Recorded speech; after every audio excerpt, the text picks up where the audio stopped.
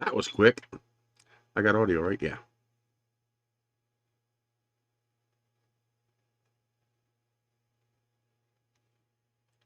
Okay. Let's pop out the chat. Put you over here. What the hell is there a lag?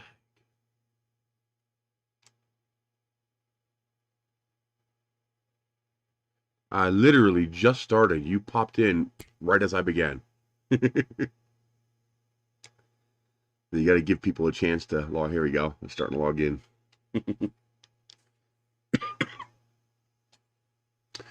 3DR CNC. Hey, we're doing a CNC today. At least I'm pretty sure that's what this is.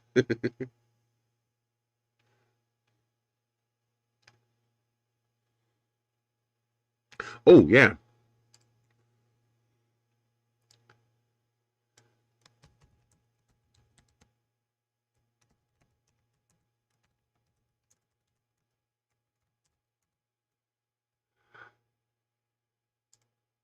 Fixed it. Good catch. See, I hate the way they do it now. They when you start a stream, it pre-fills everything with the previous stream's information. So the old way it used to do it, you had to fill it all in, when you went to do it. Now it's all pre-filled in, so I tend to forget things because it's already there. Yep, all vaccinated now, and the annoying symptoms are gone away. When we got our first shot, it was like no symptom, no reaction whatsoever. But our second shot, we got socked with a good little sucker punch. The site turned all red and got all stiff, and then we had a mild fever and a full body ache until like Saturday. But now, all gone. Doctor says that's a good sign. She says that means your body was reacting to the vaccine. It means your body was doing something. So that's a good sign. So we're good. And now I've got a. He sent me a prescription. Just waiting for the insurance to approve it for some kind of steroid inhaler thing to try to get rid of this cough I have. If I'd have known he was just going to do it over the phone, I would have done it a year ago. I avoided going to the doctor because I didn't want to, risk, catching COVID again, or worse, spreading it to somebody else. I figured, it wasn't bad, it wasn't hurting, let it go until, things settled down. Had I known they were just going to do it all over the phone, I would have done it a year ago.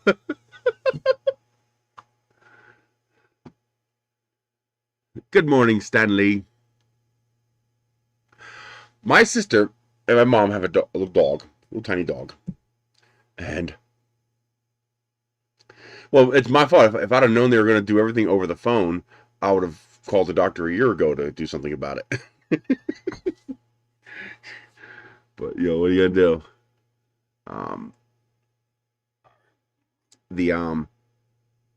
I thought the dog's name was Stanley. So when she typed to me, Stan Lee, I was like, "Oh, I think your autocorrect changed Stanley to Stan Lee." She's like, "No, his name is Stan Lee after the comic book guy Stan Lee." All this time, I thought it was Stanely, Stanley, and no, it was actually Stan Lee. Never even knew it.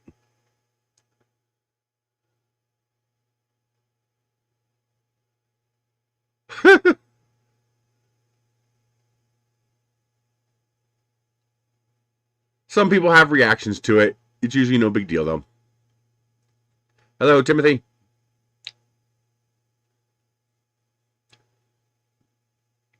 What time is it where you are, Gerald?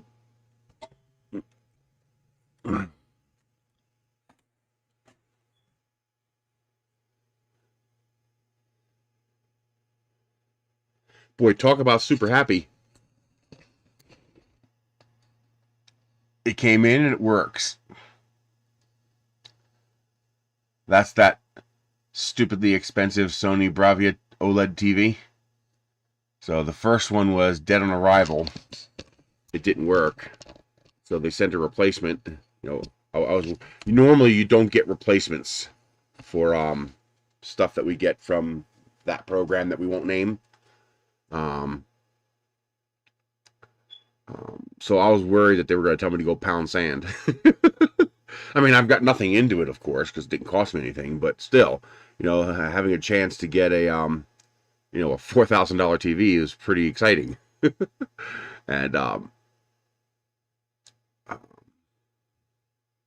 I know the blacks are amazing.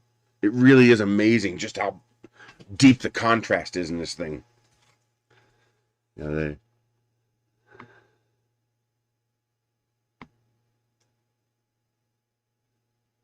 what, when you go to doctors? So I was afraid they were going to tell me, oh well, but no, Sony took care of it. They sent out a replacement, and it works great. Yes, they did. Although I kept the remote. It's a really nice Bluetooth remote, so I kept the remote.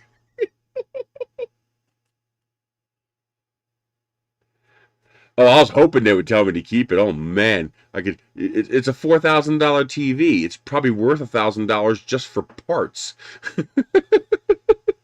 But no, I imagine they want to actually. Apparently they had a lot of failures in that first run, and nice. Wow, a 32-inch curvy for €10 or £10. Holy crap, dude! Those are like $1,000 screens. Hang on a second.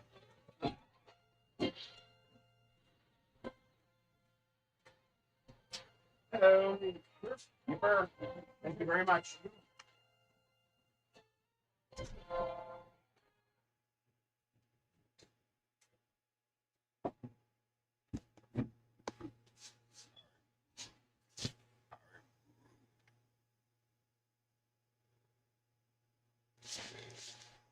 Oh, I know what this is. This is a camera. No, it has an actual crack in it. So the corner of the screen. Why can't I get to the corner? Oh, it's all the way up here. The corner of the screen right up here actually had a crack in it. We actually managed to get it to turn on long enough to see the crack.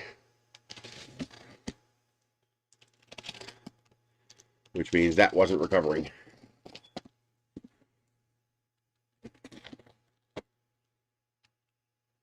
Boy, it really says something when you order two things, one from the US and one from Japan, and the item from Japan gets here first.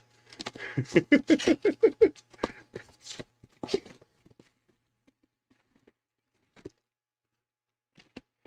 wonder if he sent both. Yeah, he probably sent both together.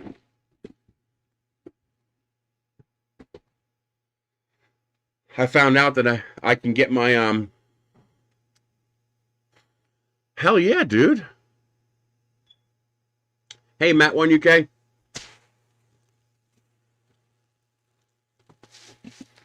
Well, this is FedEx, and they sent it, you know, fast delivery.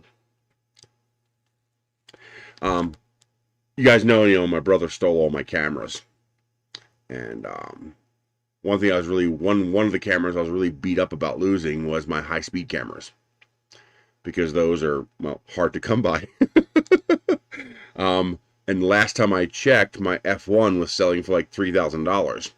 Well, apparently that fad has passed, and I can now get these cameras for stupidly cheap prices shipped from Japan.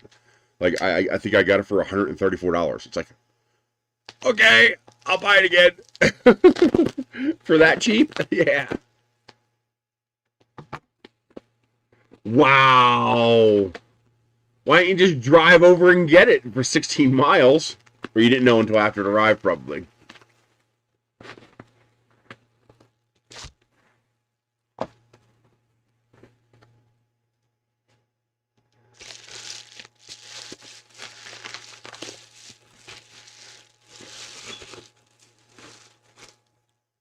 Hey, Alden. Yeah, we're doing okay. Oh my god, this thing is mint. What the? I love ordering cameras from Japan because I mean this thing's got to be 15 years old or more. I mean, it's freaking mint. Little tiny bit of wear on the pad here. Like nothing. It's like freaking mint. Wow. I mean, it's in better shape than mine was. What the heck? I didn't even hesitate. As soon as I saw that I could replace that camera for so little money, I think I paid less than $300 for both of them shipped. It's like I didn't even hesitate. Like, gimme for that price. It's an OEM battery too. Prusament's nice. You're gonna like it. They got some good colors.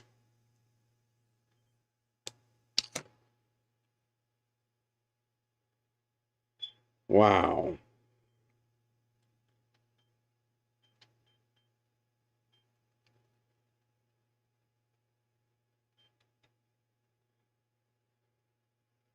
And it works fine. No SD card. No SD card. I'll have to drop an SD card now. I think I have a couple right here, actually. They're slow cards, but that's all right. I'll drop the 64 in this one.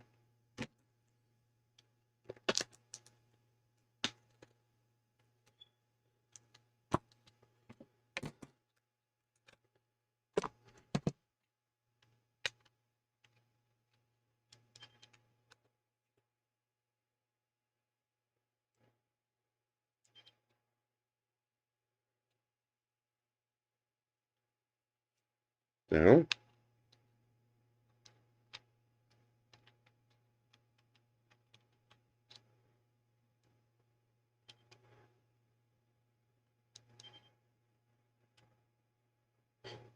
you ever have an SD card cause a camera to turn off?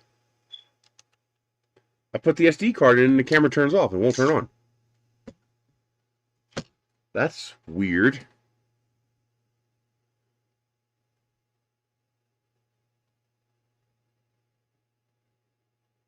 Huh. Well, when you have things that go through weird shipping destinations, that actually does make sense most of the time. Because remember, your product isn't being shipped by itself. Um, cat pics.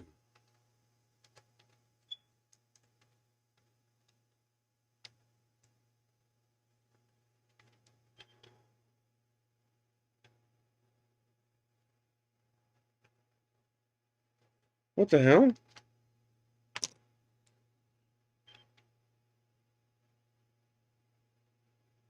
I don't get that. Are what's the probability of both of these SD cards being bad? That's got to be an extremely small probability. Hey, Mega Viking. Well, if it doesn't like the formatting of the card, it could ask to format the card. Why would the camera turn off? So what happens is your package goes through standardized routes. Oh, yeah. Well, I can't reach it.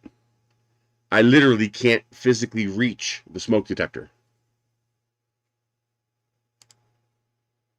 Okay, so Windows sees it. It sees it as 59.4 gigabytes, just like it should. Let's try formatting it. We don't want exFAT. Oh, it won't let me format it FAT32. That's weird.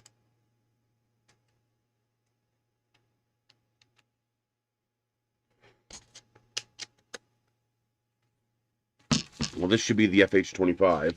We'll see if it likes that one any better. The stream is struggling.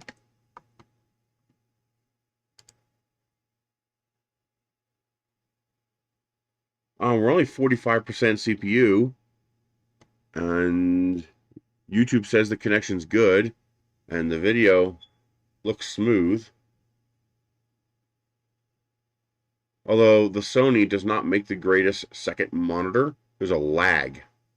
That's really annoying.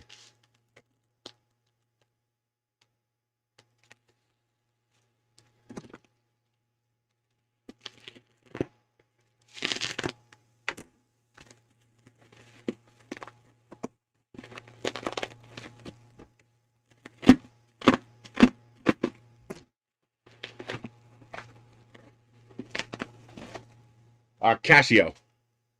The Casio EXF1 and the EXFH25.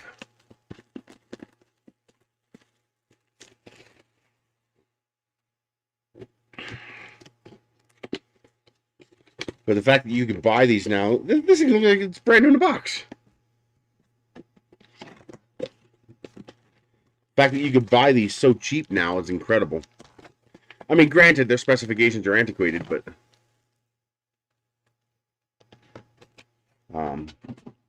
they're still unique cameras that nothing else can touch them as far as capabilities.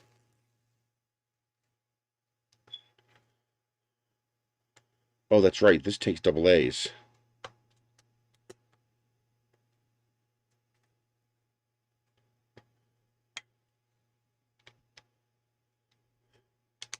Let me grab a couple AA's.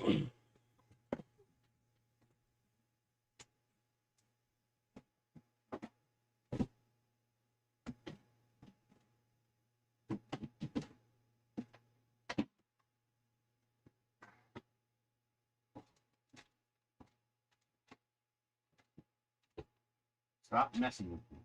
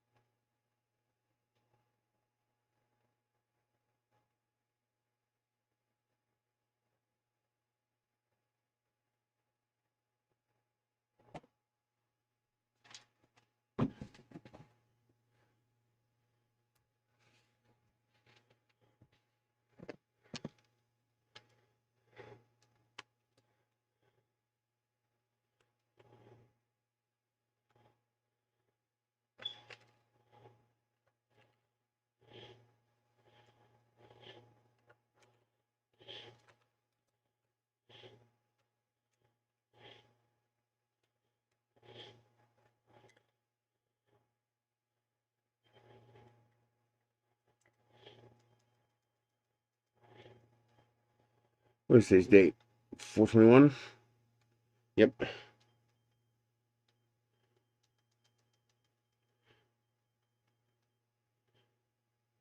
It's 11:33.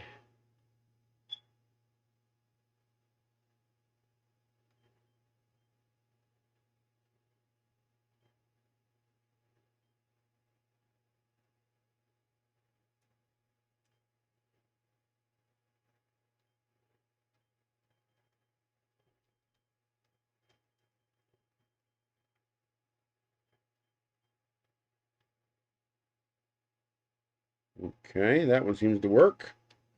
Let's put a card in. Where'd the other go? There it is.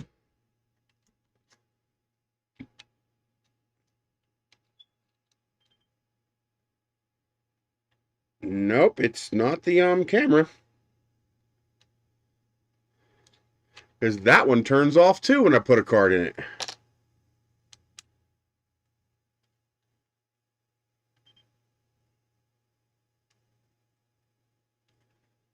So the cards are bad. Or there's something weird about the cards. Do I have anything else I can plug them into?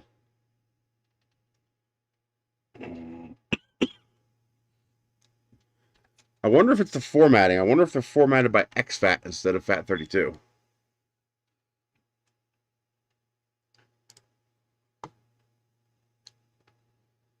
Pretty old, but these cameras are compatible with these size cards. I usually use 128 gig UH3 cards in these things.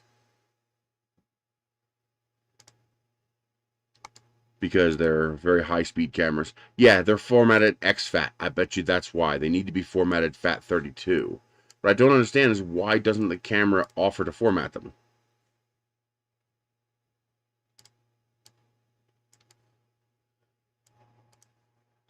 Um,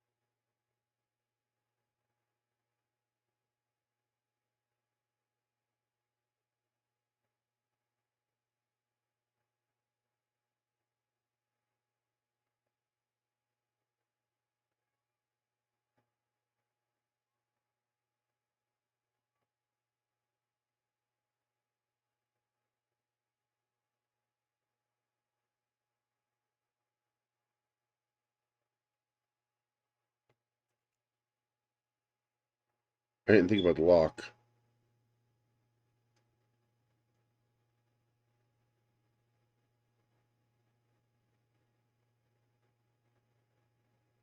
Nope, they're not locked.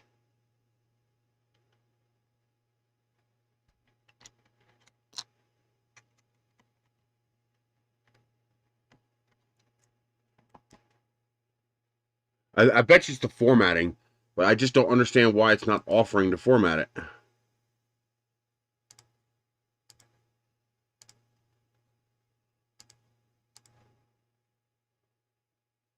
And I forget what program I used to force it to let me use FAT32 in Windows. Okay.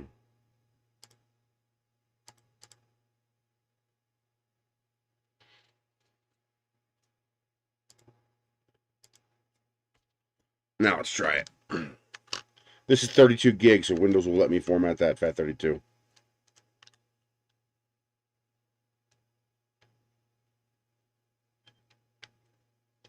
Yep, that was it. It was the formatting. Now it turns on. That's just weird. It should not do that.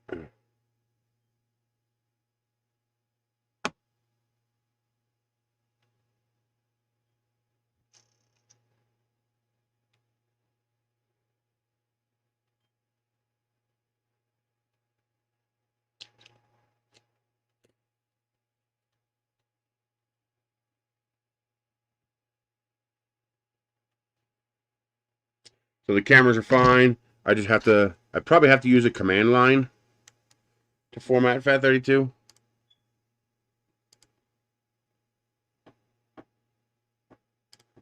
So this is G drive. CMD.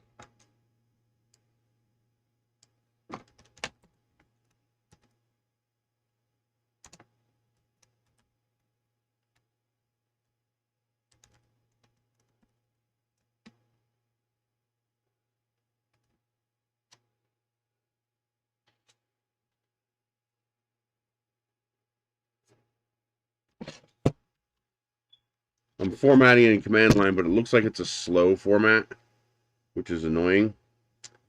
So it's doing an actual full format, maybe.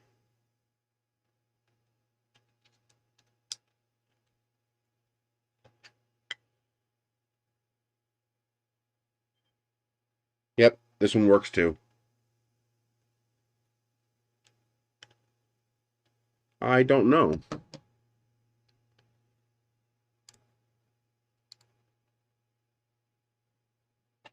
Manage.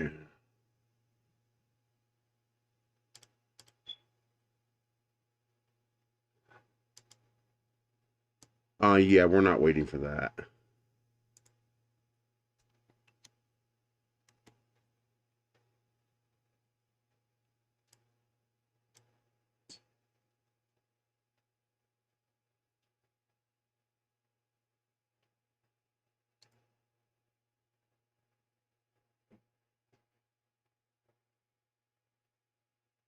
it took all that time to get to 1%.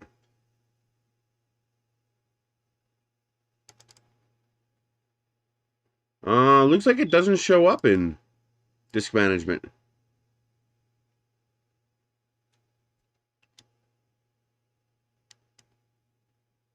Although I may have pissed it off canceling the format. Oh no, there it goes. There it popped up.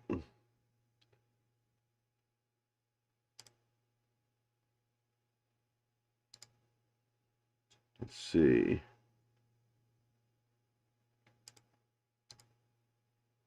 Format.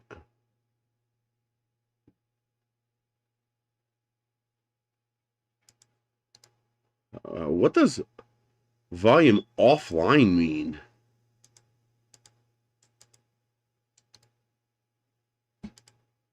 Says cannot format the volume because the volume is offline. Try to online the volume. What the hell?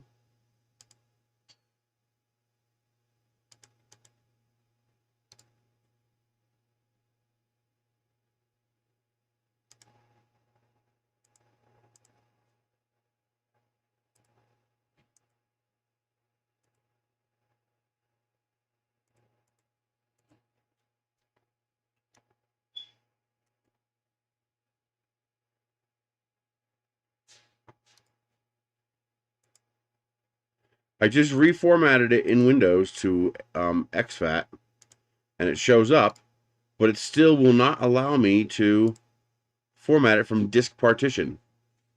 From disk partition, it says Windows cannot format the volume because the volume is offline.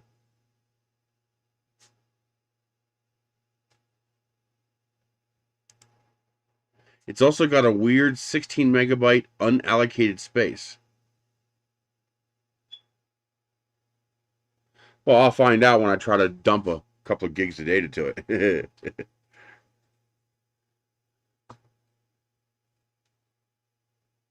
Sure looks like OEM packaging.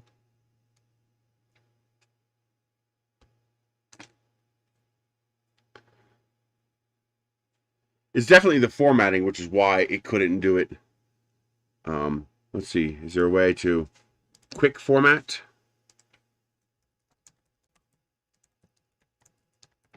From command line?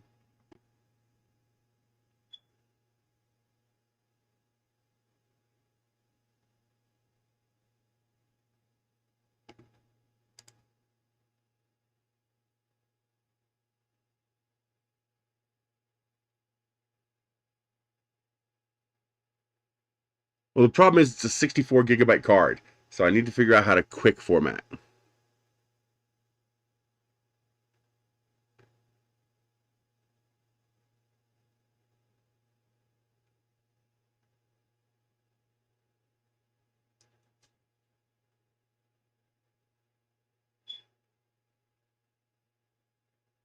Really? That's it? Just slash Q? Well, that's easy. I wasn't expecting it to be that easy. All right, it's still G drive.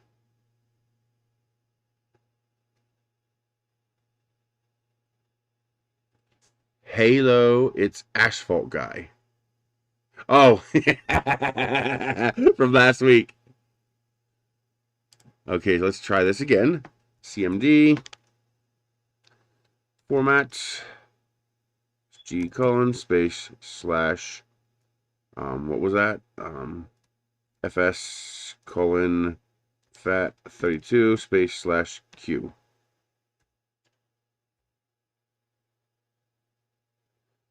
I know the volume is too big for fat 32. Do it anyway.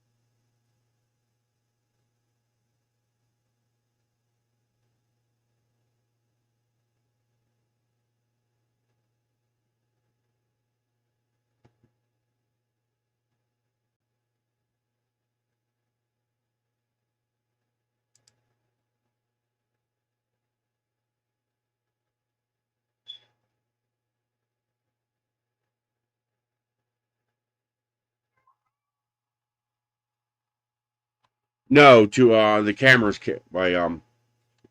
Japan cameras came in, but these cameras can't read exFAT, and for some reason, it actually shuts down the camera instead of prompting a format. Normally, the way you get around the format is you let the camera format the card, but for some reason, it crashes it.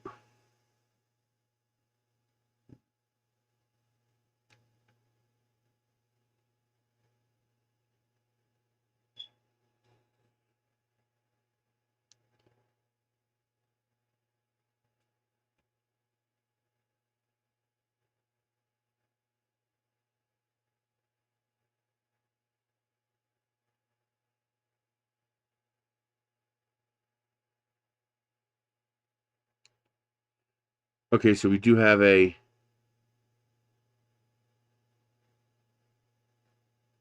utility that will let me do it. Is it free? Yes, the camera supports 128 gig cards. I've used them in the past.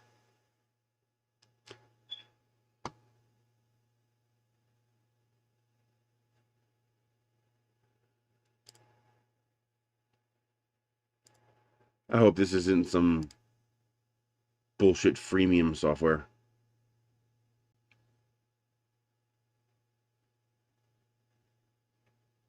Yeah, normally the camera would just pop up and say, you know, incompatible card. Would you like to format? I don't know if it allows NTFS. I doubt it.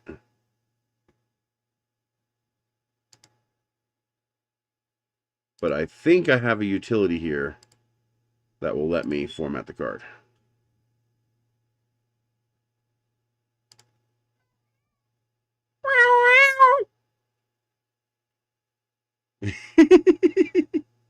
What's the matter, baby? Huh? Come here. Come here.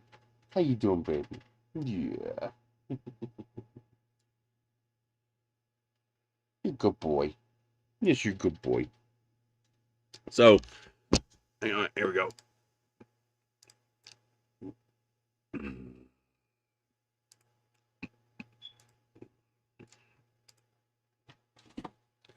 See, this is where I get annoyed when computers do things that, or won't let me do things I want to do. I mean, FAT32 supports up to 8 terabytes.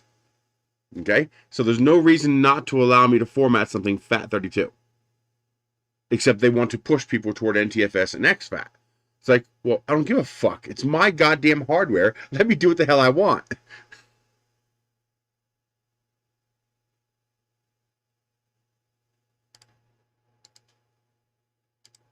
That's not what I want. Format. FAT32. Where the hell's here's FAT32? Seriously, it's only going to do a slow format because it's not giving me a quick option.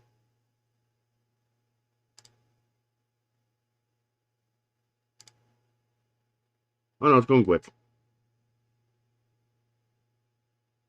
There we go. Now it should work.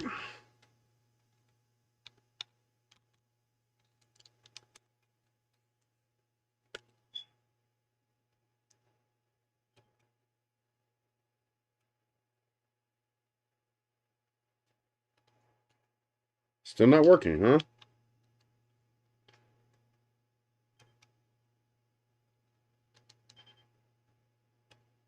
Huh. It won't work with this one. And make sure that I actually formatted it.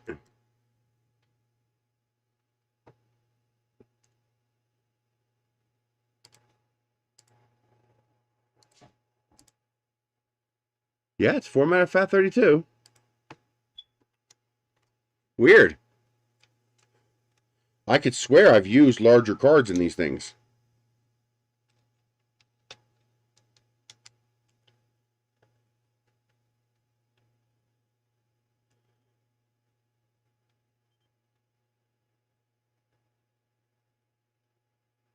Yeah, neither one will take it.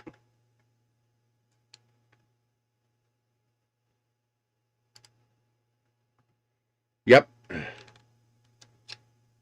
So they'll read the 32, but they won't read the 64. I could swear I've put larger cards in these cameras before.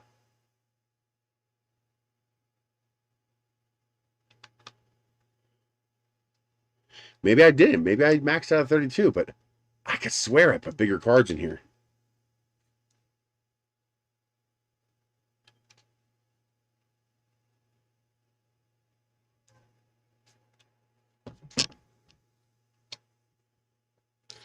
Very, very weird. But I'm super happy to be able to have these cameras again. This camera is amazing because it will record up to 1,000 frame per second video. And it'll actually record usable 600 frame per second video, you know, at a usable resolution. And this one here is not quite as fast as the F1, but it has a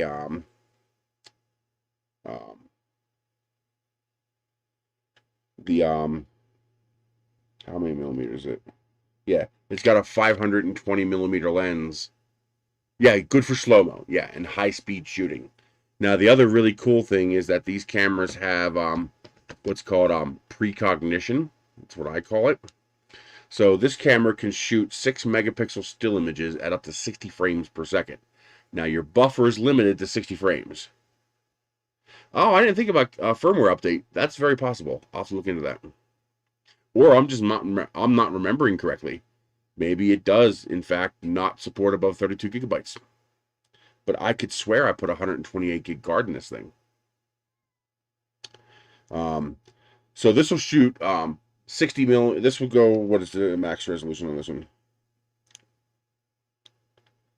So this will do, it's a 12 times optical zoom at, I don't know what the millimeters is.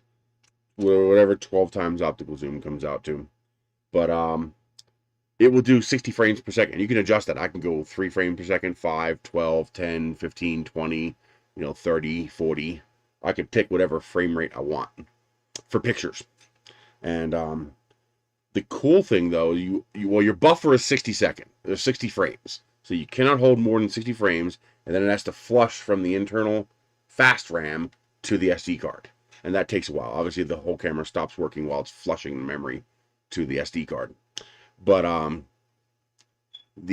I usually shoot at 20 or 30 frames per second. That's usually more than fast enough for most rockets. In fact, 15 is more than enough for the big rockets. But the cool thing is precognition. So the camera has the ability to save images before you press the button. So you know, anybody who's used a SLR style camera, you press the button halfway and it does its pre-focus and all that crap, and then you press the button all the way and it takes the picture. Well, this one has a looping buffer. I can actually even define how large that buffer is. I could say, you know, precog 5 frames, 10 frames, 15 frames. And what it'll do is when I half press, and I do my half press, it's actually beginning to take the pictures. And it cycles through that loop.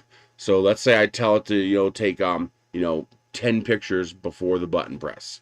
And it'll take 10 pictures and then cycle 10, 10, 10, 10, 10, 10, 10, 10, 10, 10. For as long as I stand there and hold the button until the battery dies. It'll keep sitting there going 10, 10, 10, 10, 10, 10, 10. And then when I finally actually press the button all the way, it begins recording the 60 frames, but saves the 10 that it already took before I press the button. So when you have those rockets that, you know, sit there on the pad and go, and they finally take off, and you missed a shot because you pressed the button on the first chuff and you used up your buffer, and now the rocket takes off, well, that's never an issue. Because of the precognition, I just sit there with the half press, and I wait until the rocket actually takes off, and then I press the button all the way, and it gets the pictures before I press the button. It's very, very cool. This one has a slightly bigger zoom lens. I think this is around 350 millimeters. How long before a DIY rocket can launch to space? They've already done it. They've already done it. They've already done that. This is the Casio EX-F1. Now, there are some gotchas. First of all, 6 megapixels. One of the reasons I like this is because it'll do 9 megapixels. But this is a limit of 6 megapixels. But with that zoom lens, you can get it nice and tight. The other disadvantage is that because of the way this, well, it's, if you're shooting your kids or some animals or some cars, you're never going to have this problem. It's only a problem with what I do. I shoot rockets. Rockets move fast. That rocket that's doing 700 miles an hour, it got to 700 miles an hour in 3/4 of a second. So 0 to 700 in less than a second. So what happens is this uses a CMOS sensor. Now the way sensors work, so think of this as the camera sensor. So like this square area is the camera sensor. So a CCD sensor goes snap and takes a picture. So every time you take a picture, it's picture. Now the way well, yeah, it's going to say 32 gig because that's all that was available at the time the cameras came out. Oh, I doubt either of these will work with resin laps. These are older cameras. I don't think they have a remote trigger. This one does have plugs. It's got a mic input, HDMI. I believe that's USB and DC in. Yeah, so no remote trigger. Does this one have a remote trigger? I think the resin laps thing is basically a remote trigger. Yeah, no remote trigger. Unless it can work over USB, no remote trigger. A CMOS sensor, however, works a little differently. A CMOS sensor does this. Scans the picture. So it downloads, well, actually it scans this way. So it downloads line 1, line 2, line 3, line 4, line 5, line 6, line 7, line 8, however many lines your image has. So a CMOS camera goes and grabs the whole entire frame and dumps it. The CMOS sensor scans the frame. Now, for normal pictures, again, you're shooting your kids, shooting some animals, shooting some nature, shooting some race cars, stuff like that. That scan rate is so fast, it's not a big deal. When you have an itty-bitty object with a fin this big doing 700 miles an hour, that scan rate becomes a problem. So I have taken pictures of rockets where the fin sticking out of the rocket like this is shaped like this now. Because the rocket moved as it scanned the frame. I eat FBI agents for breakfast. So the scan rate of the CMOS sensor is just slow enough that when I shoot rockets, the fin of the rocket skews and changes shape because the rocket's actually moving faster than the scan rate of the sensor. And it's weird because it even does this at high speed. Like 1,000 frames per second, it still does it. So it's kind of strange. And this camera does it even worse because this is a significantly superior camera to this one. This one's got higher resolution and stuff like that. But they put it this way, when this came out, it was like $600. When this came out, it was like $1,500. So that's the limitation. But if you're doing if you're doing anything except for like rockets and missiles and stuff like that, you're not going to have an issue. So if you want to dabble with high speed, if you want to reach out and touch someone, you want the FH25 with the 520 millimeter lens.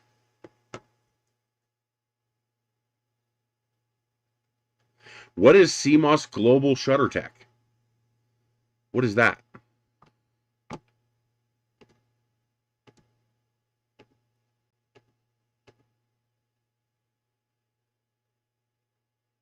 Oh, and by the way, it was the CPU was throttling on the laptop because yeah, the input for the fan was covered in cat hair.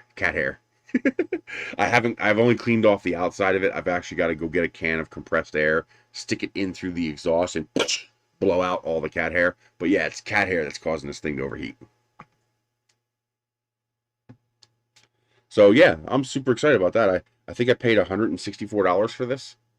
I mean, I paid $1,200 for my original one. I actually I actually got on my motorcycle. It was my first long distance trip on my Goldwing. I used to have, and I drove my Goldwing all the way up to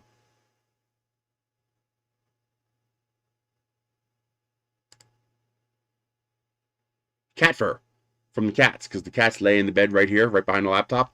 So the fan sucks in all the loose cat fur.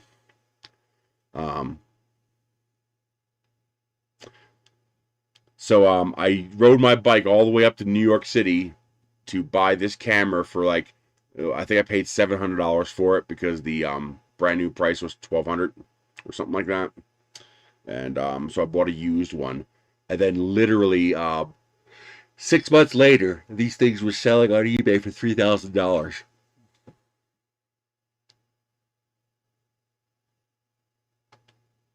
Oh, now that would be nice, because that's the advantage of a CCD sensor.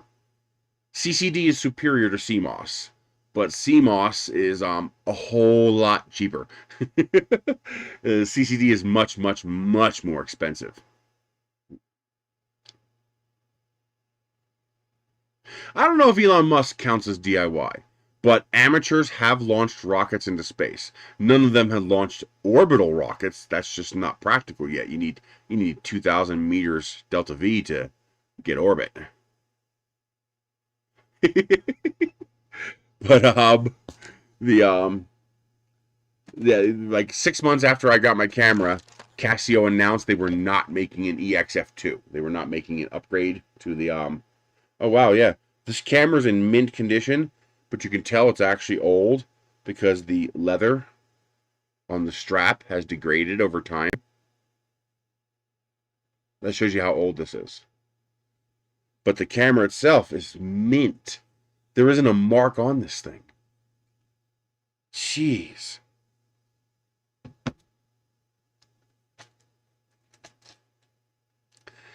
So what I would do in the past is I would actually, cameras have a hot shoe, that little part where the flash goes. Well, what I would do is I would mount this camera to the hot shoe mount of my regular SLR, because if you've ever tried to shoot a fast-moving object through an LCD screen, you know it's not fun because there's a lag, and that lag is a big problem.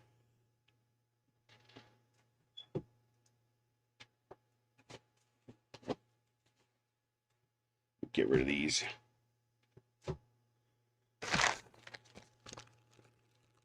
Yeah, drone shots.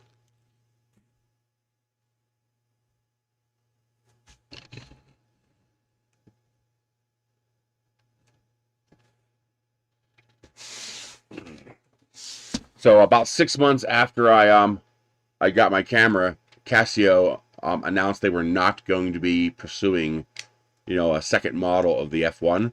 So the price on eBay went to like $3,000. Nice.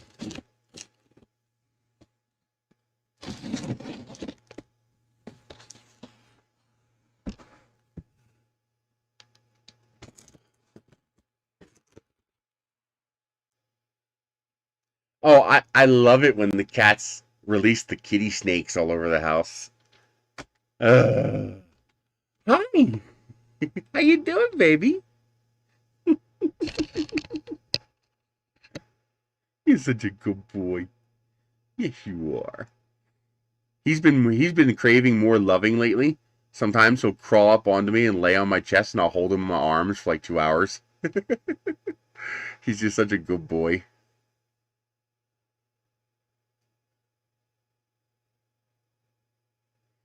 GME, I still have my 4 GME stocks. I'm pissed off about Dogecoin because I lost out on $500.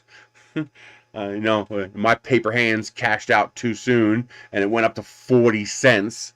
It's like, what the hell? Who could predict that? Ouch! You're lucky it only went up 300%. There are some places where lumber is up 600-700%.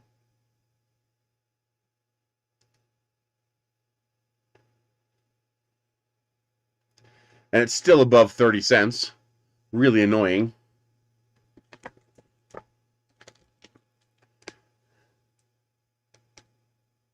Yeah, there's a pretty good reason to believe that it's intentional too. How you doing, baby?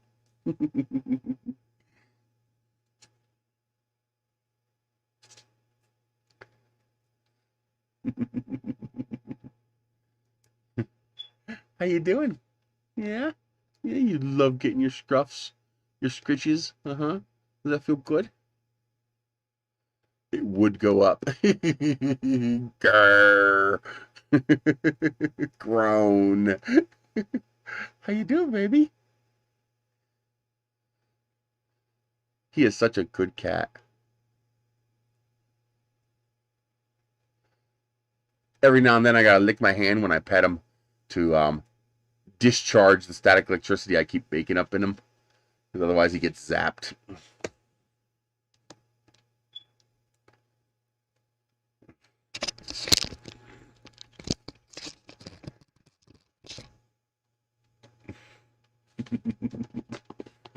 Oh, now you want to get in the box. Now you want to get in the box, huh? Yeah, he just realized the box was open. He's like, oh, I want inside. Oh, that's hilarious. As soon as he realized the box was open, he's like, oh, I need to get in here.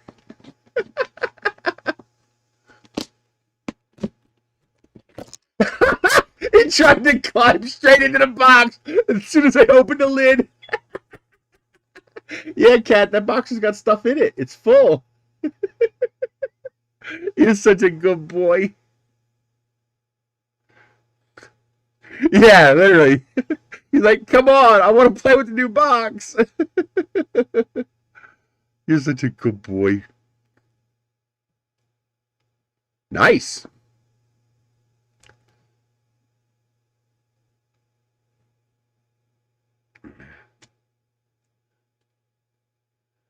Yeah, you like that, huh? Yeah, is that the spot? Yep, you like that spot. Yes, you do. You're a good boy. You're such a good cat.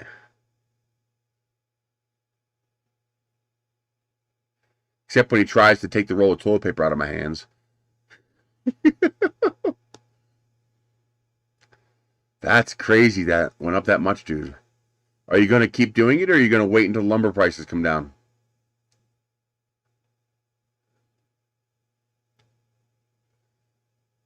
Because they're figuring that summertime the lumber prices to come back down.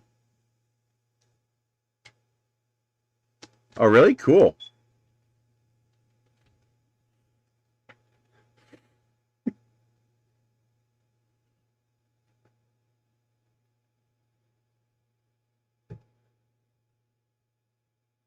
That'll make shifting it over pretty easy. Nah, cat fur.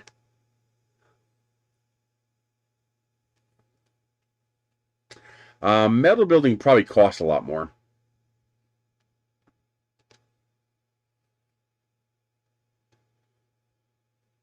Although, maybe not now. Lumber prices doing that.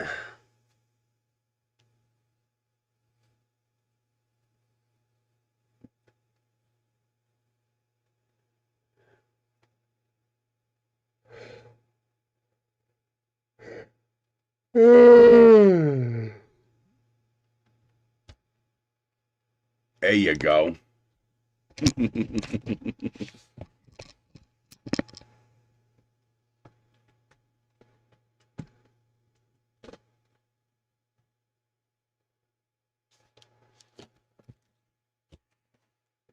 Actually, it's not labor intensive. It's they're hoarding the lumber.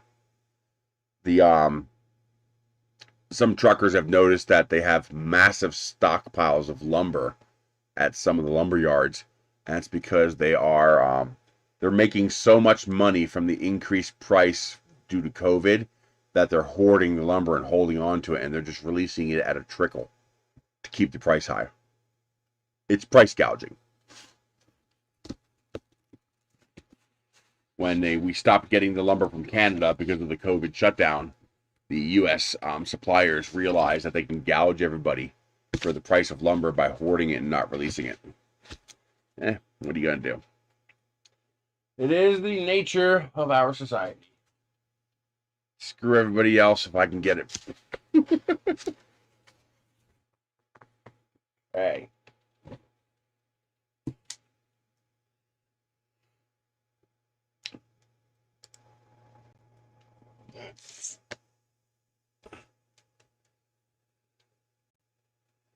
We need to change that. Properties. Configure video. Boy, this lag is really annoying. There's like a tangible lag on the Sony screen. I wonder if there's a setting I could change to fix that.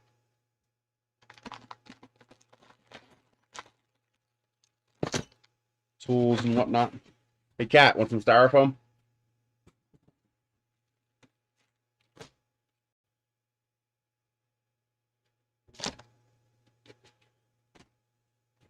Here's some more styrofoam for you. Ah, the other one's coming over.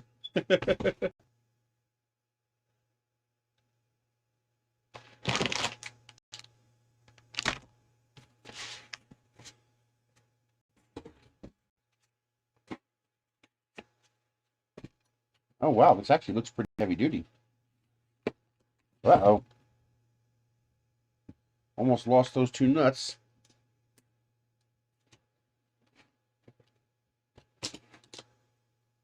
Where'd those nuts go to? They were just sitting there. It does look pretty sturdy, actually. I was kind of worried about that, but that actually looks pretty beefy. Oh, wow. Here you go, cats. Oh, wait a minute. There's something else in there.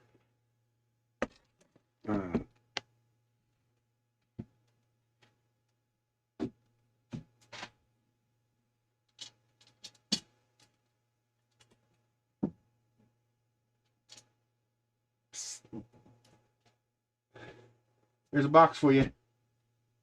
Oh, yeah. He wasted no time getting in that. Okay, this goes to this.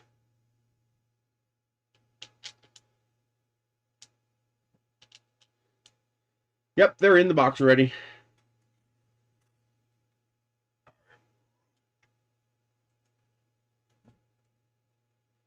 Well, I'm putting these nuts back on just so I don't lose them.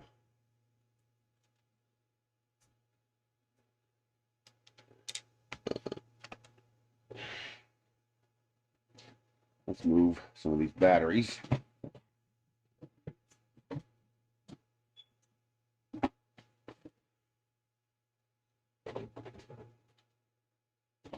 So I have a little more space here.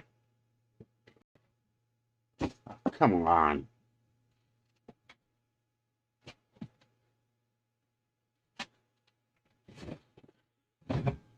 Okay. Wow. That looks pretty substantial.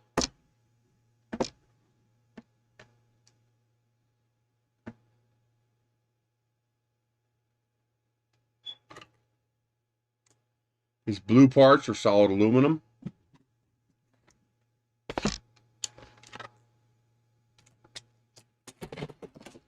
You bastard. Did not give you permission to do that.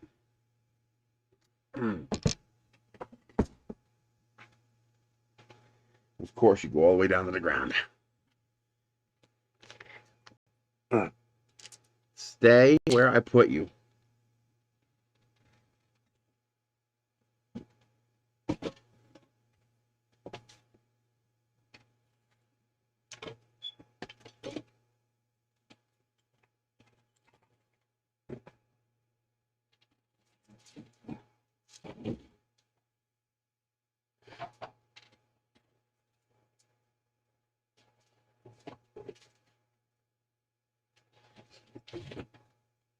You want to talk about badass?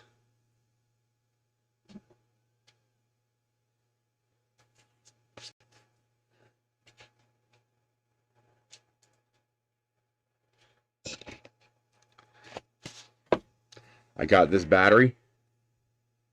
Who makes this? Apollo Max by Enerjet. Electjet. This thing is capable of charging at 100 watts. This is a 10,000 milliamp battery, and it will charge from 0 to finished in 23 minutes. And it doesn't get hot. Incredible. You can actually watch the percentage go up on the screen. It goes up 1% every 15 seconds. It's ridiculous. It's so fast. It's a graphene-based battery, so it's able to be that efficient and dissipate that heat. Incredible battery. Okay, so we have a little baggie of bolts here. Yeah, there's an actual lag time. Is there anything I can do about that? Picture mode. Gaming. I bet you that'll do it.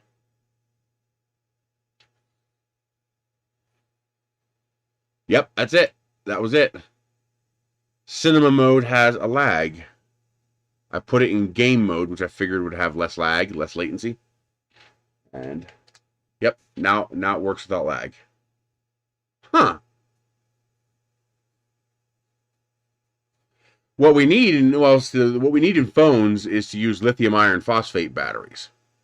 Forget graphene. Lithium iron phosphate's where it's at. The problem is, okay, so this phone has a 4,500 milliamp battery in it. This phone has a 5,000 milliamp battery in it. The problem is you'd lose 20% of that by going to lithium iron phosphate. Yes, that's correct. LiFePO4. The problem is the phone would become larger and the battery would become lower capacity. But the battery would last for 10 goddamn years. Instead of the freaking, 2 years we get on batteries now. Now, this Sony's pretty neat because it actually has built in the function. You can't see it when it's not charging. But it has built-in functionality that stops charging the phone at 80%. So I never charge this phone past 80%. And that will greatly increase the battery life. But if they could just go to lithium iron phosphate in the phones, problem solved. Like I won't even buy the well, I don't buy, I get them for free. But I won't even yeah.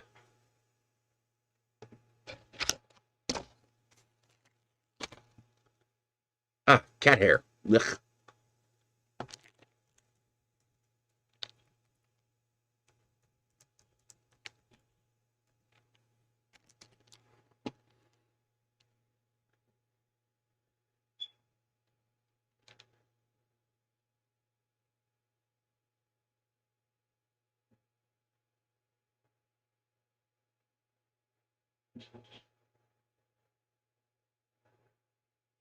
Why isn't this coming up?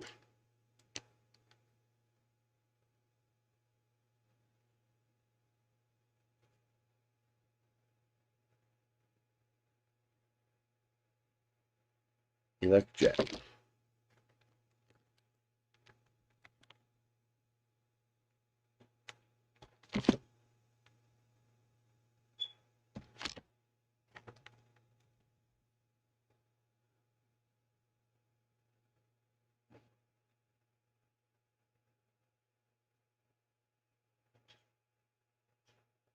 Is it not available yet?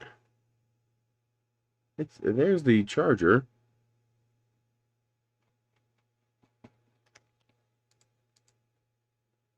Is it in my order history?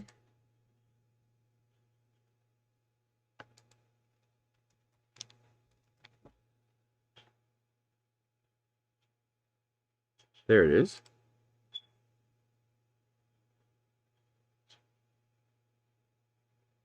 It's currently unavailable. Why is it currently unavailable? That's weird. Because that was actually a pretty good deal. It was like 110 bucks, but it came with the 100 watt charger, which is worth, 40, 50 bucks by itself. Huh. 100 watt PD.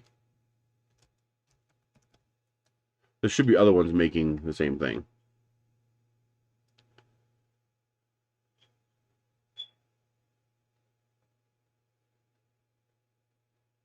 Yeah, it might not be available yet. Well, no, in that program I'm in, you sometimes get things early.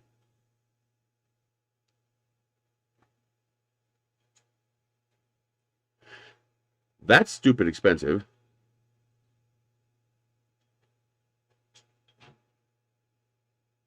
But it's 64,000 milliamps at 100 watt PD.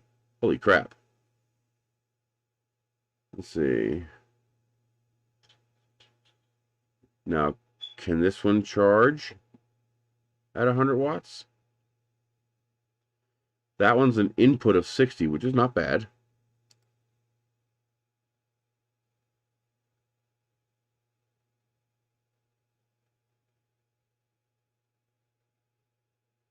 $90 minutes to charge 30,000 milliamps? That ain't bad.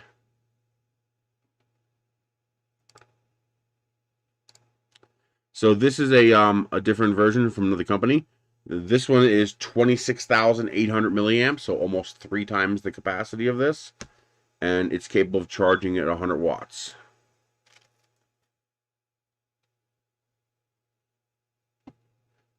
Marty McFly. Yeah, input 100 watts. So that's a 26,800 milliamp battery pack that will recharge in 90 minutes. About the same as this, but it's 3 times the size, so it takes 3 times as long. And it's capable of outputting at 60 watts.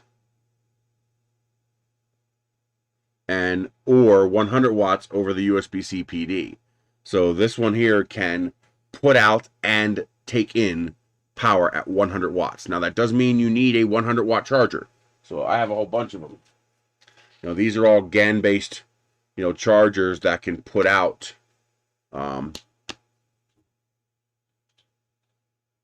no, you can buy them. They're like $300 or less. They're not that expensive. What you want is, where's my battery?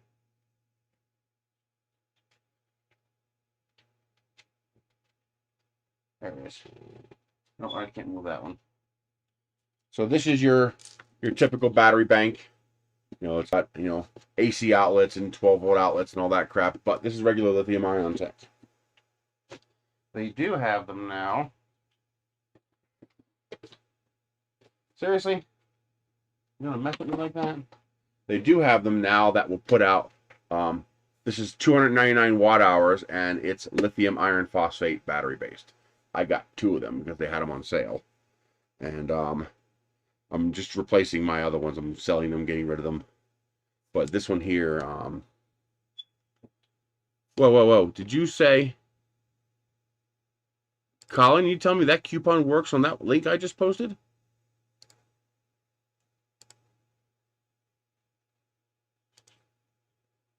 Oh, wow, yeah. Used ones are available for $82. Holy crap. Yeah. Nice. Oh, no, I'm thinking this for $89. No, that's not going to work. Never mind. Yeah, that will do. It's got a 60 watt output as well as a bidirectional 100 watt output. And then, of course, the USB ports will put out 15 watts and 18 watts. Yeah, these things are nice. I wish the AC ports had a little more power. They're only 300 watts total combined. But this does have 60 watt input and 60 watt output over USB-C and 10 amps over the 12 volts.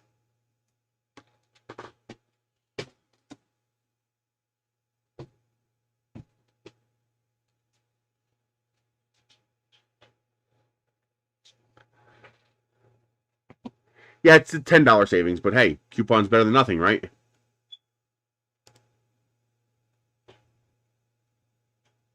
Just don't forget you're going to need a you can get these as low as $30. I've seen these as low as $30. But you're going to need a 100 watt.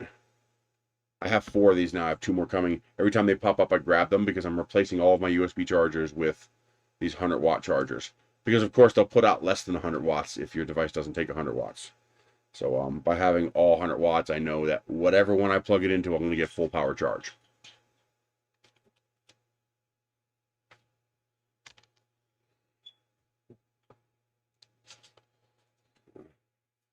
let's see what we got here. Is that a laser head? Oh, it looks like this comes with a laser head as well.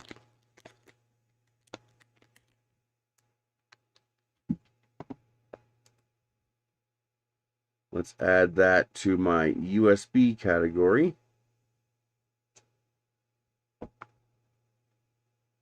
UPS portable power. Okay.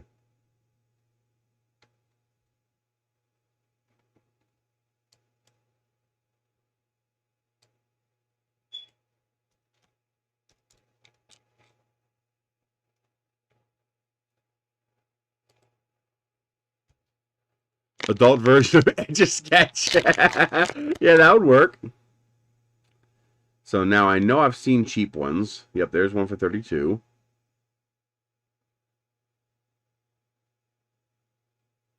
And I know I saw one for $29.99.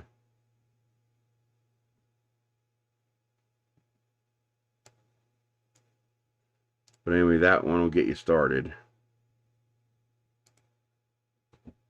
Now you also have to be careful with you're going to want to replace all your USB cables, because most USB cables cannot handle the 3 amps and 5 amps these things are capable of putting out.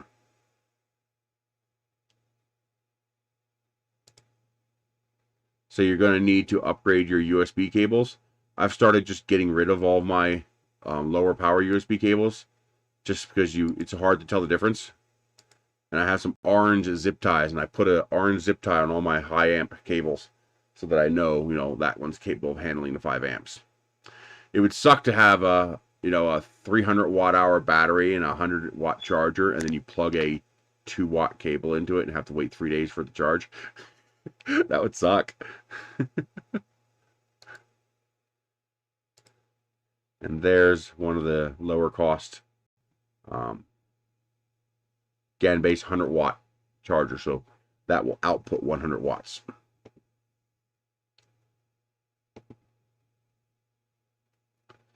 Now this one's interesting. Now, can this accept a charge via the USB-C PD?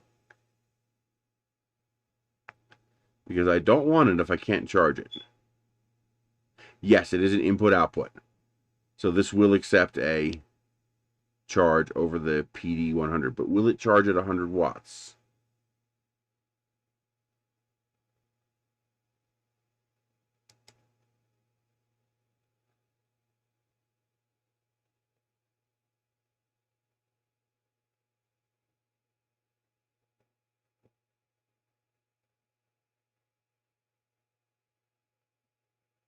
I don't know. Let's see here.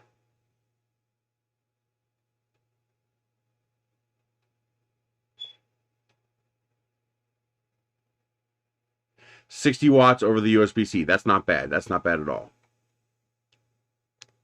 No problem, Andrew. Thank you for joining in.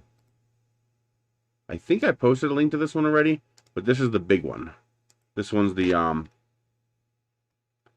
$300 one that is 64,000 milliamps. So that will put out 100 watts. It'll take in 60 watts. And of course you have your two USB ports, QC 3.0 ports, and also DC out ports, which is pretty cool. Hi, baby. How you doing?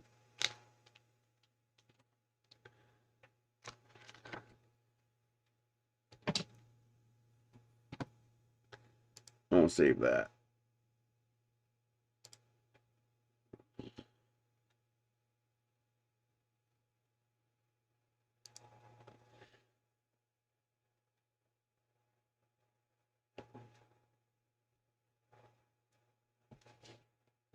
You like your little bed, huh? Yeah, you good boy.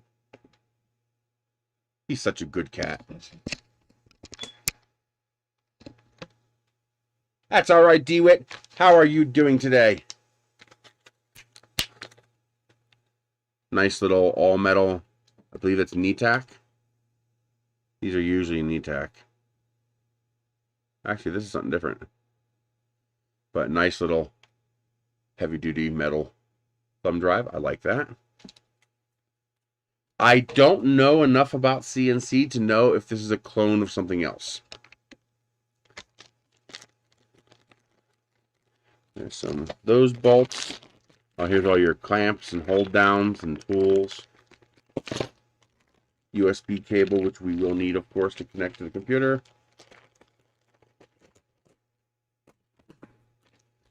Here, want that plastic bag? You'll get it. Probably power supply. Yep.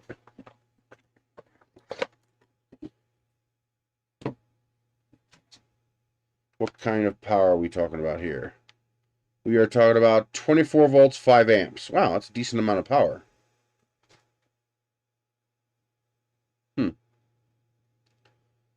So that's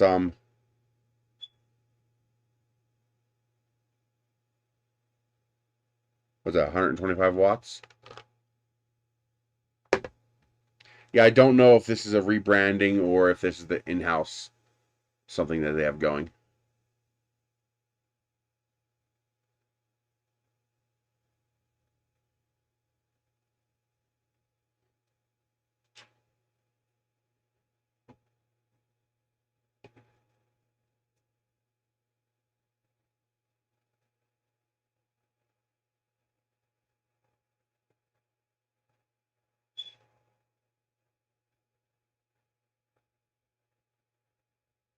Boy, that's taking a long time.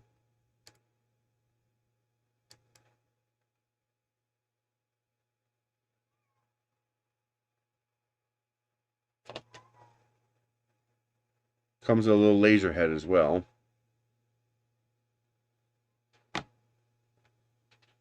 What's the matter, baby?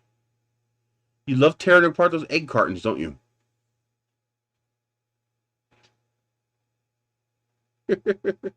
I ought to kick your ass.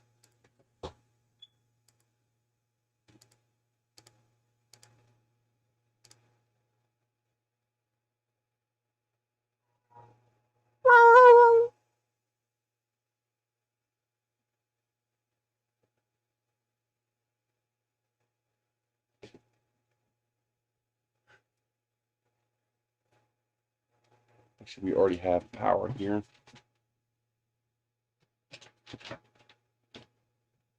Oh.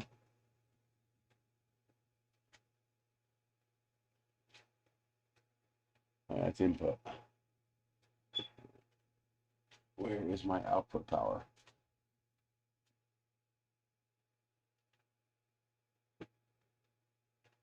Where's the output power that I had plugged in? Oh, I got another one here.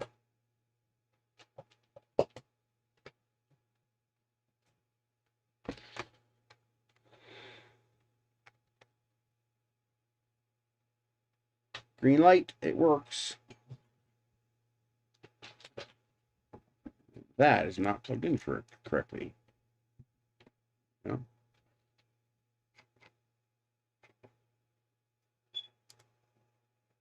Yeah, it's a little one. It's not big at all. 12 off, 445 nanometer. Doesn't say what the output is, but whatever it is, it's not very powerful because it's small and light.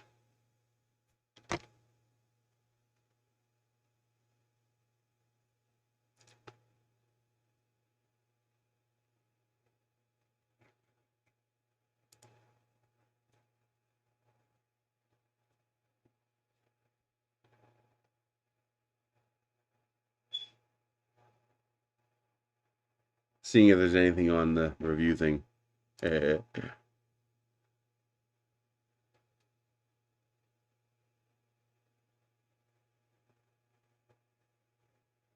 Nope, nothing new.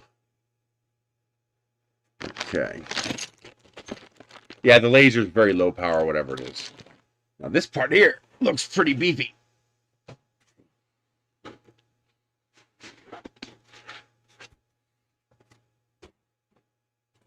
I mean, that looks pretty beefy. This is the tool head. There's something in here. This is 3D printed. There's a cooling fan in here, some electronics in here. Okay.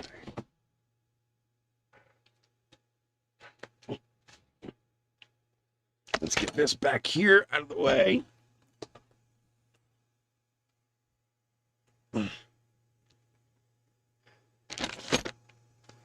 Nice manual.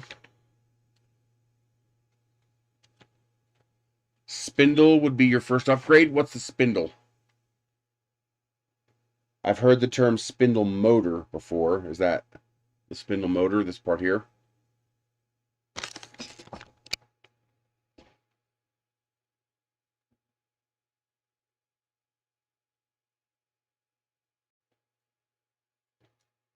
So that's what you got on the front there.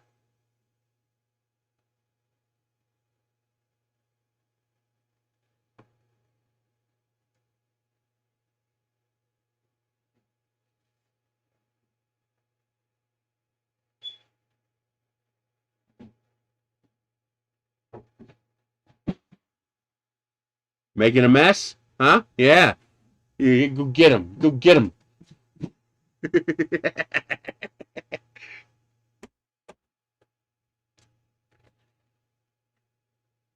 Oh, it attaches to this. Okay.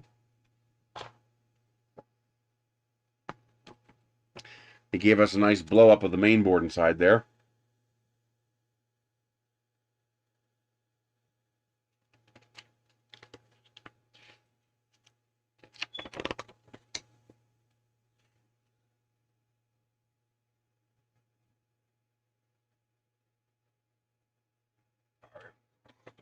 Is it lagging again?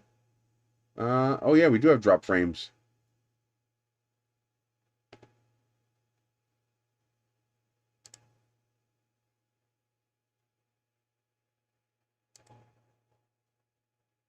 Let's close out some of these windows. Am I blocking the... Nope, not blocking anything.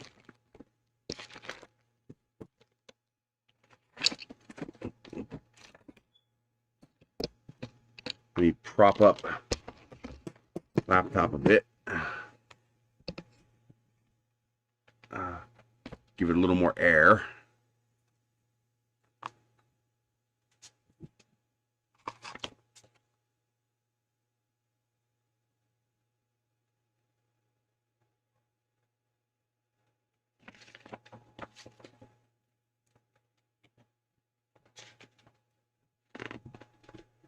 Okay, well, there's not much in the way of installation.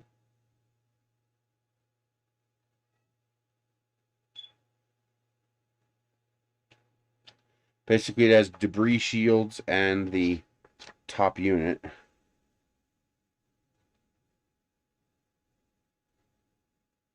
Looks like the milling area is 300 by 180 by 45 millimeters.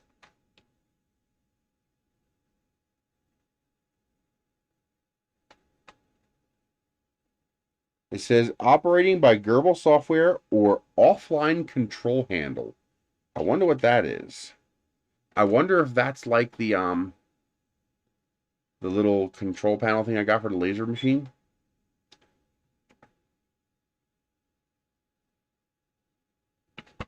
Okay. So most likely this is just for holding down projects.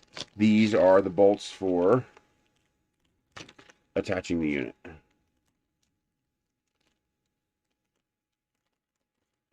Yeah, it stopped dropping frames. Had too many windows open. Yeah, I hate when I smell my own farts because, man, I got nasty farts. Not all the time. Sometimes they don't smell like anything, but man, when they stink, whoa, yeah. Clear out our room. Probably depends on what I eat. Oh, he's not a troll. Welfare God's fine. He's our resident pet troll. We like him.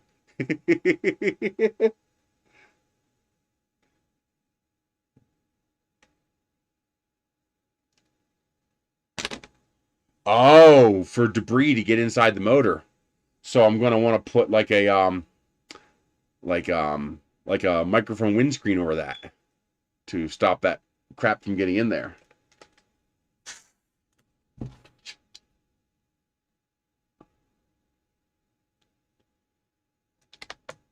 We're all about the TMI here.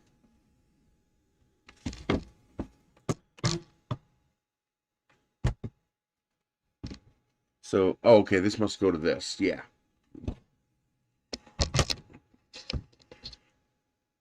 Oh, interesting. Oh, it's got an emergency stop button. And that's for manually moving the head. Okay. Huh.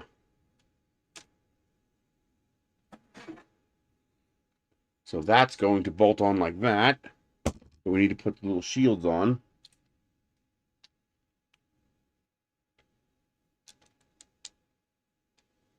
So they're just using the bolts as T-nuts.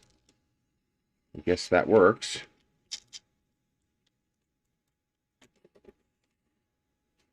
So these are little dust shields. Keep the dust and debris from exiting the machine.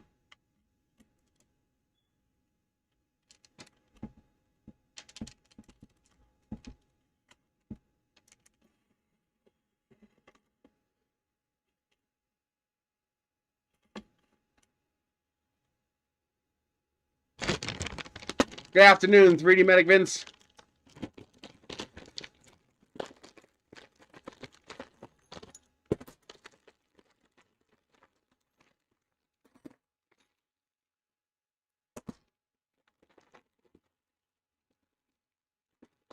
I think I see how those work. Okay.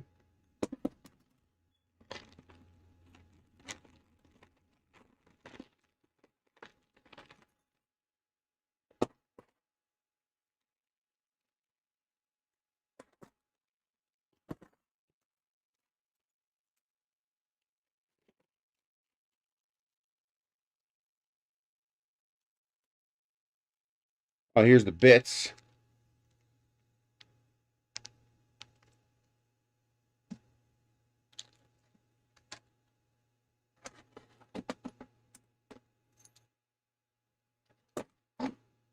I don't know what these little ones are for.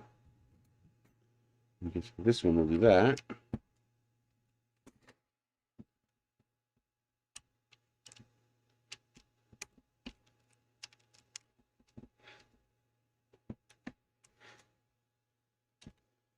Hey, Michelle. Kitties are hungry. Well, just, remember, I can always activate instant kill mode. And then the kitties will come after you. Huh? You might be getting sick? Yep.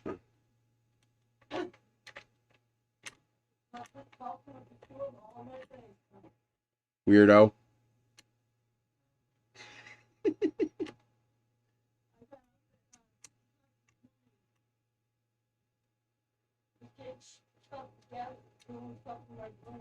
Okay.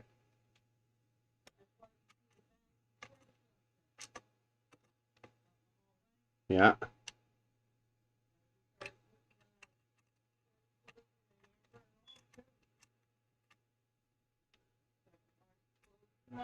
Yeah.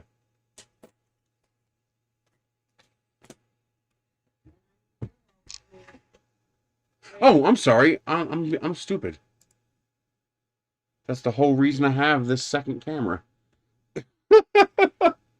I'm sorry. I was kind of daydreaming Never Never Land.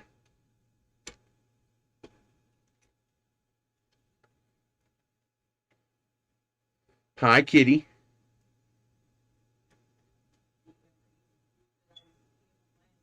I don't know.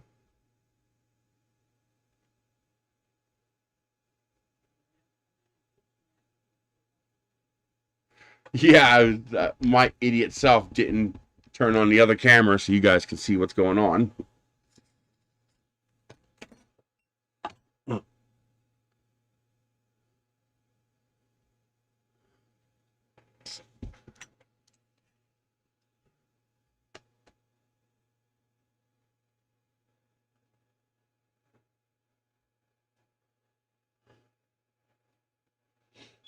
Probably the size of the stock, and for shipping sizes,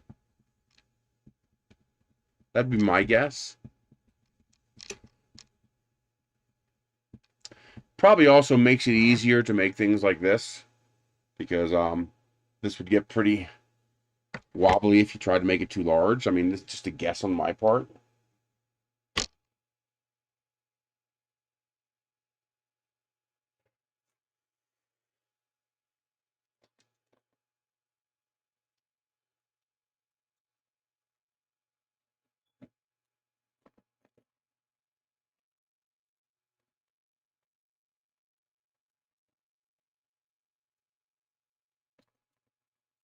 The machining and threading are very good. And these bolts are going right in by hand, which is always a good sign. That means they did a halfway decent job machining it.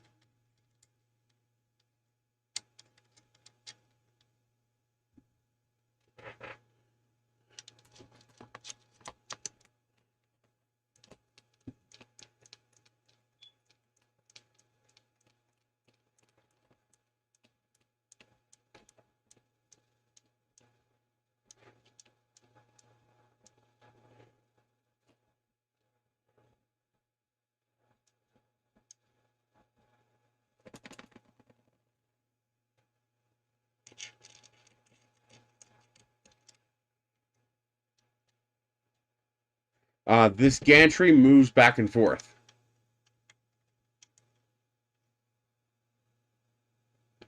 So when this here moves, the gantry moves. And then this head, of course, moves back and forth as well.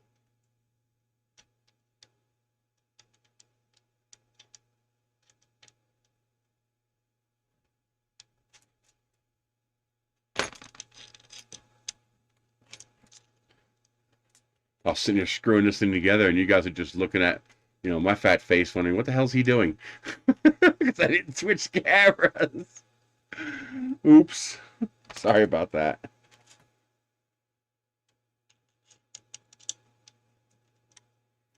I don't got the overhead camera set up yet because I had to take that down when I got the screen installed. So I got to get the overhead camera installed again.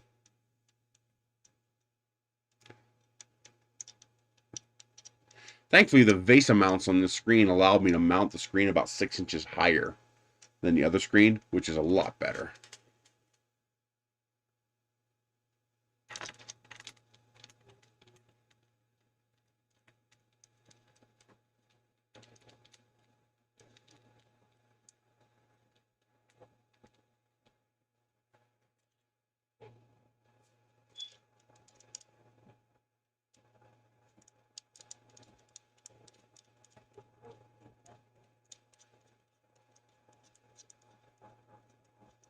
Okay. That's probably going to be this wrench right here.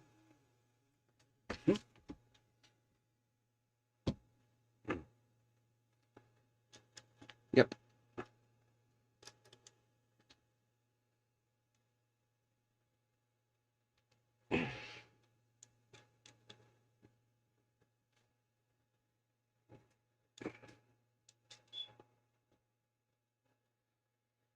We're going to see, I got tickets to the next 7 drive-in movies. Because the local town, Tijeras, set up a little drive-in movie theater, which is freaking awesome. I'm now hunting for a pair of, oversized, like, lazy boy chairs. Because what I'm going to do is I'm going to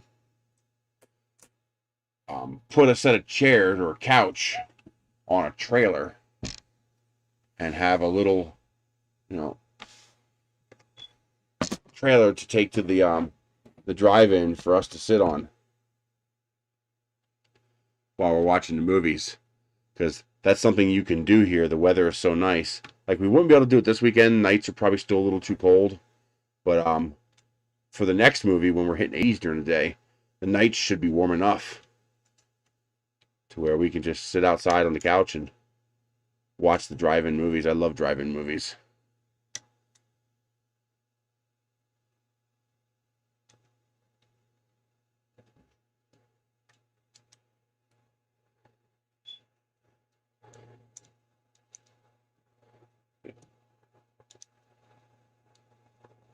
There we go.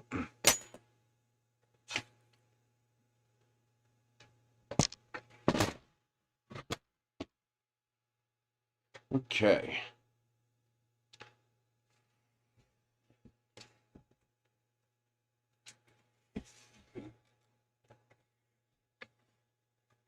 So where does this go?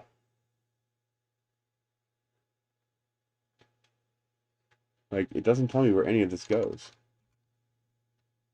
I mean, that goes to the head.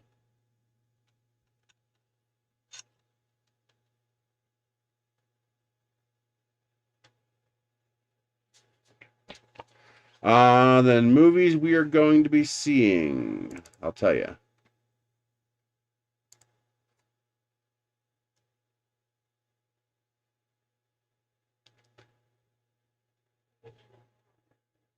I know. So, this Saturday, we are seeing Hidden Figures. That's actually a movie I haven't seen yet, and I'm really looking forward to seeing that. That's about the women and whatnot who were involved in the Moon Project, the space program. So we're seeing Hidden Figures this Saturday, and then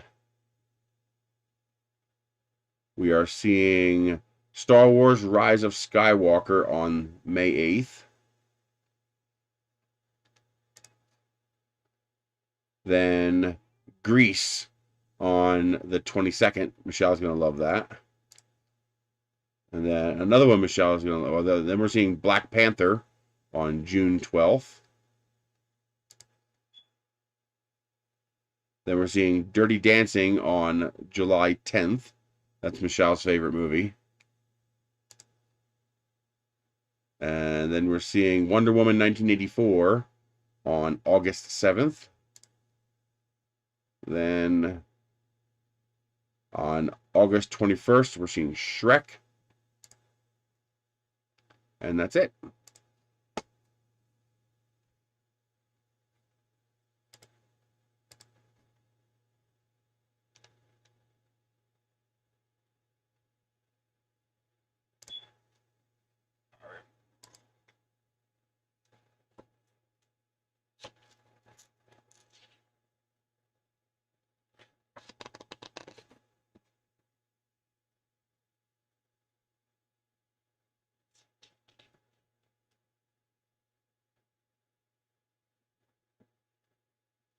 So there's no instructions on how to wire this up. Maybe it's on the thumb drive. There's a thumb drive.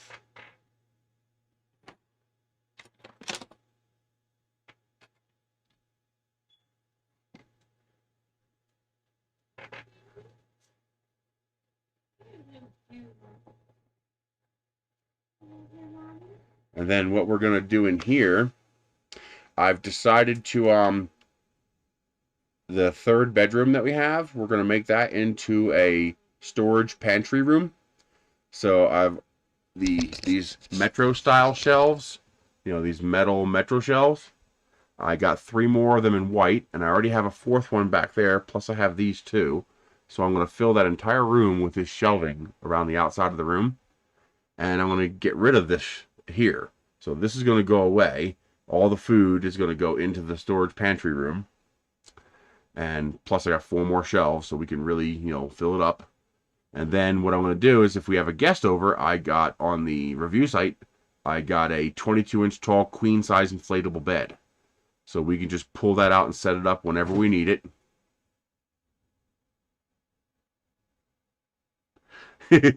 Hey, I'll take whatever I can get as far as movies. Now, early on when we got here, I got real lucky. I scored some real nice Natuzzi leather chairs. $220 for both of them. Really good deal. Right now they're covered. Mine is covered in blankets and clothing, and Michelle's is in the third bedroom, also covered, because we don't want the cats scratching them. Since they're they're $1,200 chairs each. So they make like 600 denier nylon canvas covers for outdoor furniture. So on the review site again, I got a pair of covers which should be big enough. I measured it. They're 40 by 38, which should be big enough. No, I do not build my own rocket motors. Not yet. I do want to try my hand at building some sugar motors, though.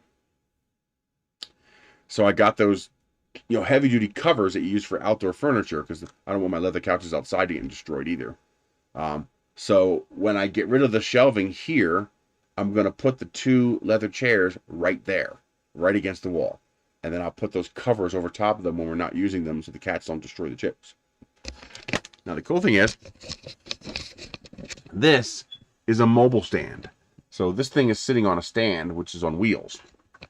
So all I gotta do is take this screen and rotate it 90 degrees, and then we can sit right here against the wall in our leather chairs and watch whatever movie we want on this amazing screen. So we'll have our own little inside theater here. And when we want the big screen treatment, I got a little projector outside with a 150-inch screen.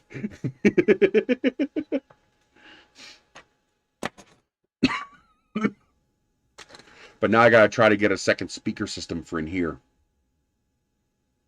I have a real nice Logitech Z system out back, which is just incredible sound. It's like $500 speaker system. I got a used one for $200, so now I gotta keep scalping the used Amazon warehouse to try to get another pair, because I can't afford full price.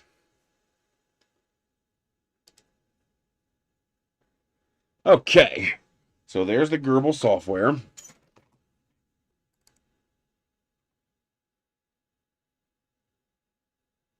So let's install that. Okay, so that's just Laser Gerbil. We're going to call this one Laser Gerbil CNC.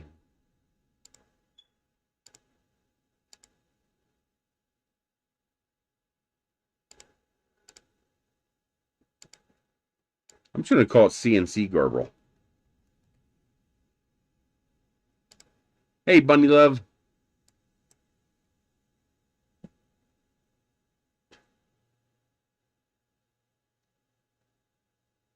I don't want to put a new version on yet.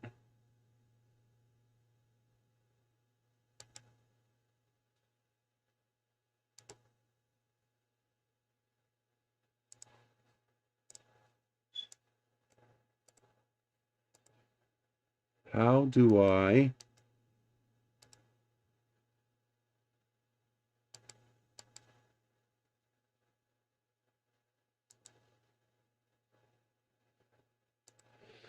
How do I append or add the buttons?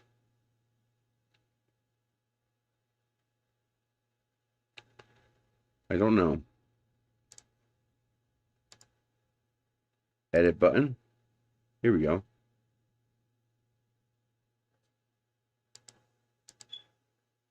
How do I import new buttons?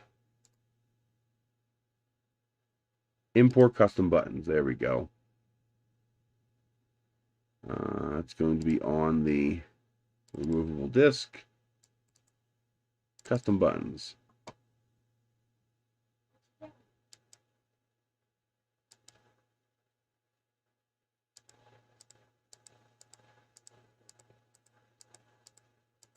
Really? You're going to make me hit yes to every single one?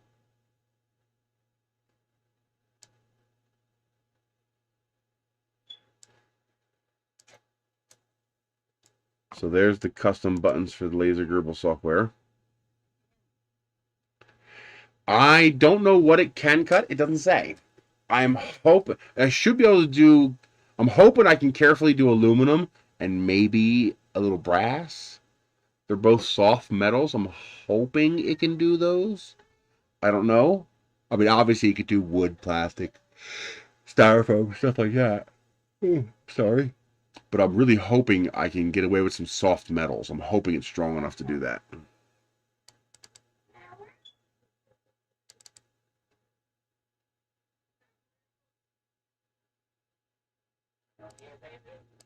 Okay. Now let's go into the user manual. Let's see. Monitor. I hope this is not just a duplicate of the other manual, because I don't know what to connect to. Yeah, this is just a duplicate of the other manual. That's not very useful. I need to know how to put this together. PCB code design software.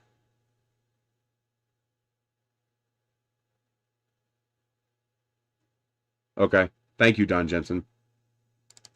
Software. Driver and Gerbil control. Why does it have a separate version of Gerbil control? This one's called Candle.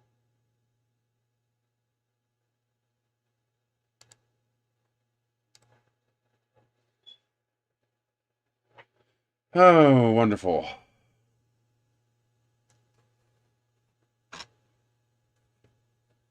So these are all just sitting here.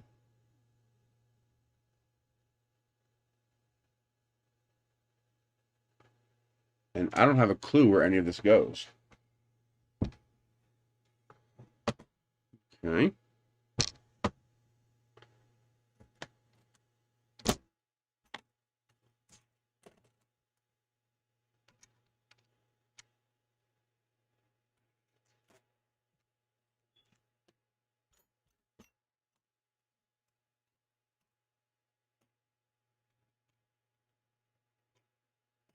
Something in between.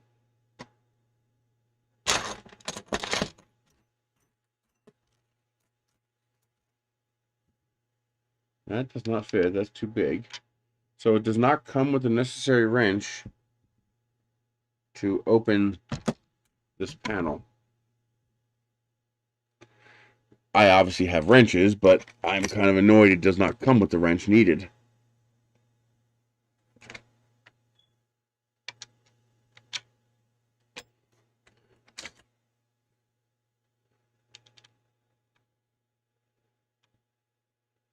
Yes, this is pre-release. I don't even see it on their site. So they were basically looking for feedback. I explained to them that I have no CNC experience, but they still wanted some feedback. So I was like, okay, I can help you with that. Okay, so this is nut and bolt holding this on. It's not simply threaded in.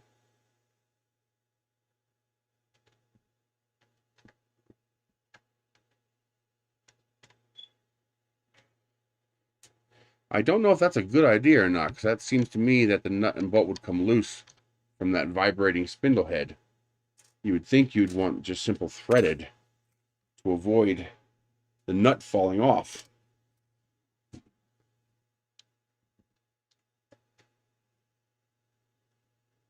It might be. Do you have a link to that? We can see if it's the same thing or not.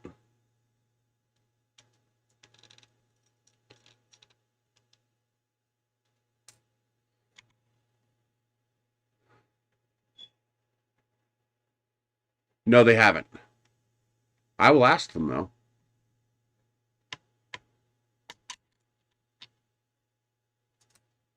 They did send me an email with maybe it has some updated instructions.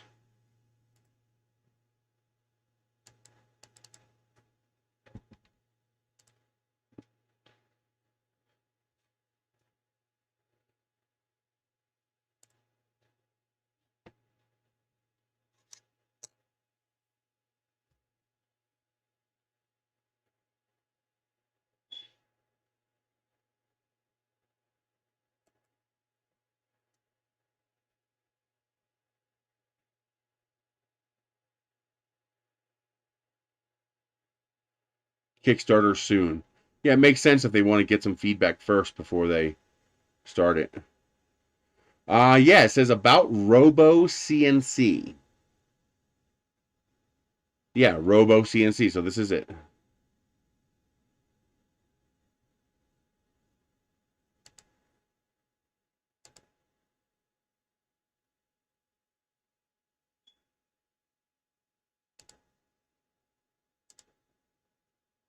Okay, here we go. CNC guide. So there's some videos available.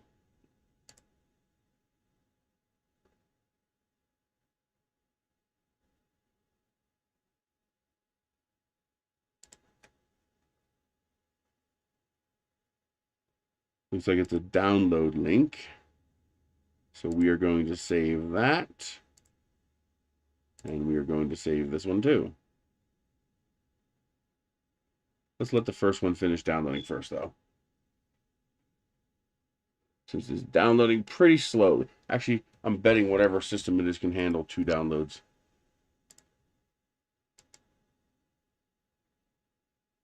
Yep, no problem. We'll let that download while we're finishing taking it apart. I'm surprised. For such a polished user manual, I'm surprised it does not have any instructions on what to do with any of this.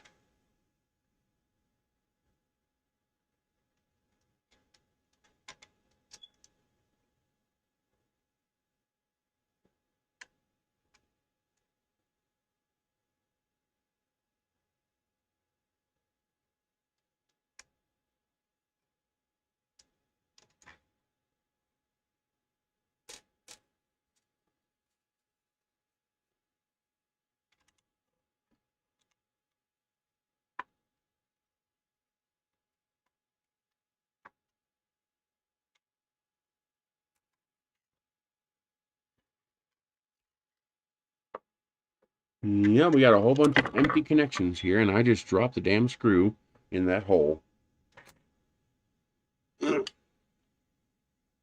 Come here. Gotcha. So here we have... Oh.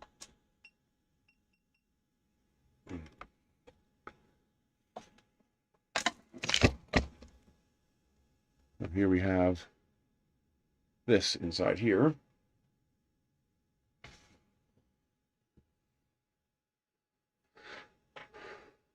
Let me get this around here so you guys can see what I am seeing.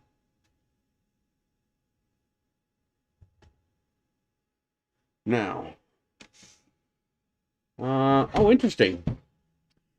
These companies are all related because Creality asked me if I wanted to look at this. Comgrow sent it, and this board says Sovol 3D.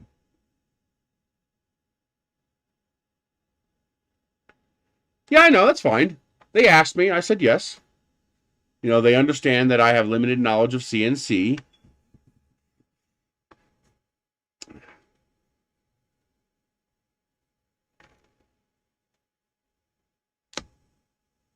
Okay. So now the question is, where do I plug everything in?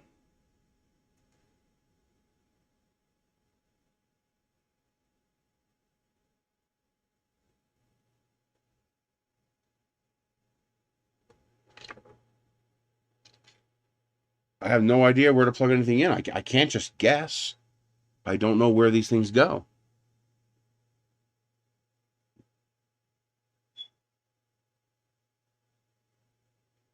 Well, I'm pretty sure I can see where that one goes, because that one says Y, and this obviously goes to the Y-axis stepper down here.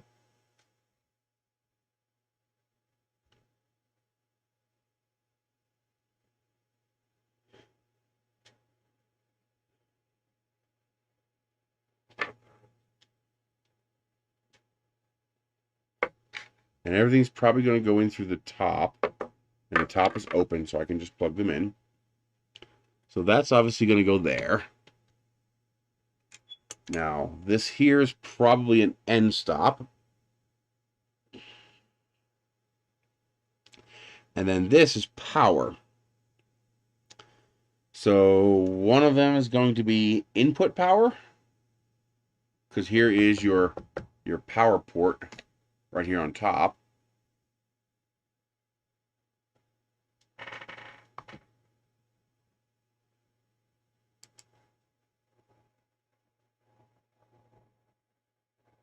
And the videos are still downloading.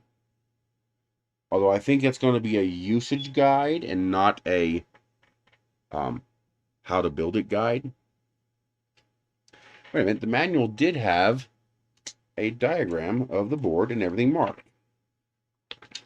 Here we go. So that does have everything labeled.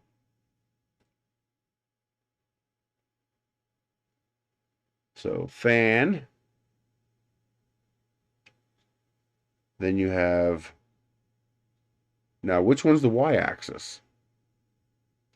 I'm gonna assume normal 3D printer architecture. Yes, the cutting area is 300 by 180 by 45. So that's 12 inches by 6 inches by 2.5, almost 2 inches. Yeah. So 12 inches by 6 inches by almost 2 inches. 300 by 180 by 45 millimeters. Hey. They were playing with the new box. Yeah, they pulled a box out here. Okay. To trick us. You know what I mean? Yeah, it's a pretty decent build volume area. Okay. So nothing is plugged in at all. Okay.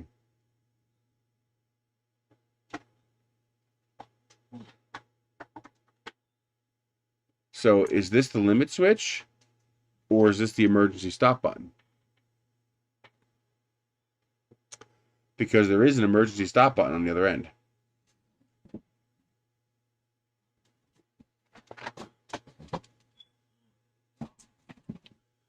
Let's look and see where the wire goes. Okay, that is the emergency stop button, I think.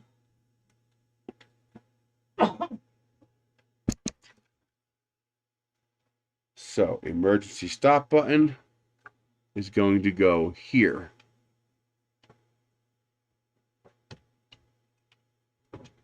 Okay. Okay, then we have another problem. There are two power connections here, both using the same size wire. One of them is going to be power supply. And then the second connection here is spindle moss tube power supply.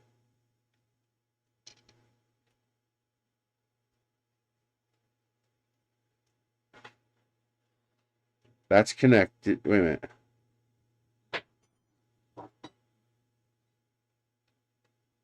What?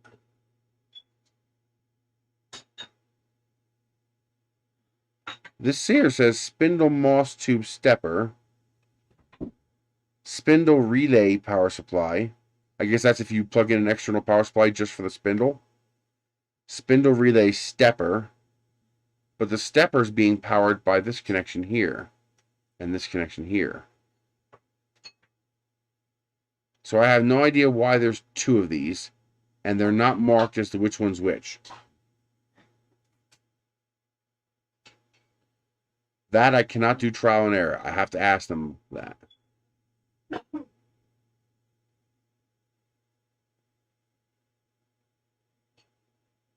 I can do better. I can provide you a download.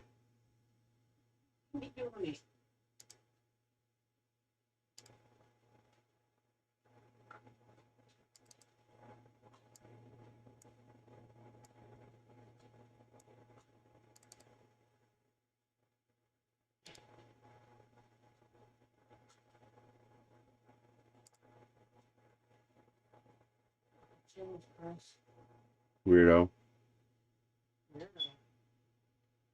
I'm guessing it goes in the top two, but I don't know which one's which. One says power supply, 24 volt, obviously makes sense. And one says spindle moss tube power supply. And then there's one already plugged into the one that says spindle moss tube stepper. And then there's nothing plugged into spindle relay power and spindle relay stepper.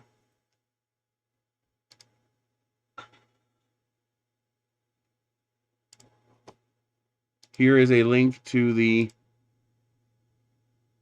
user manual. That's the same thing as this right here.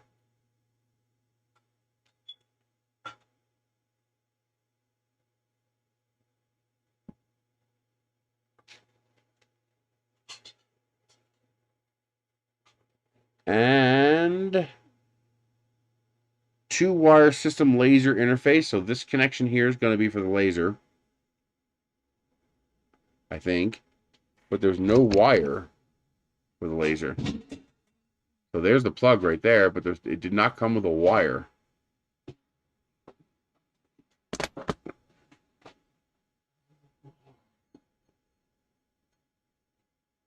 Offline hand control port. I believe this is that little Gerbil control panel thing that I got for 20 bucks off Amazon. I believe that would plug into here, which means I could put code onto a SD card and run it off of here, I believe. Laser spindle switch. Get here. And then this says functional module. No idea what those two do. It says preview pour. I'm guessing that means preview port. This one's not labeled.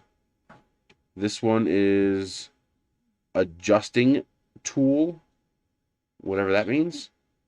Emergency stop. Z limit, Y limit, X limit, fans. These are unmarked. This is the 3 steppers. They're already plugged in. And we just plugged in the Y stepper.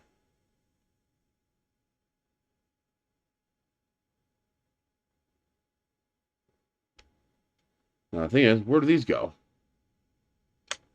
Like is one of these for the laser. That says PWM signal interface and PWM power supply.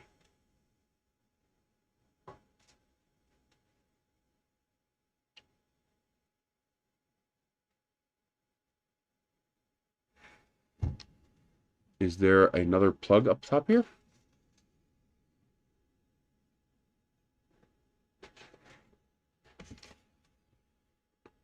I do not see any interface plugs for these plugs here. So I'm guessing this is for the laser. Yeah, that's got to be the laser, yeah. See how you got 2 connections here? And the laser is PWM controlled. So this would be for your laser. They are not marked, however, so I have no idea which one goes to where. But basically, this is your laser head control here. So that would be for your laser head. So that, we're going to have to just secure that with a zip tie to make sure it doesn't dangle in the way. But that is our laser head control.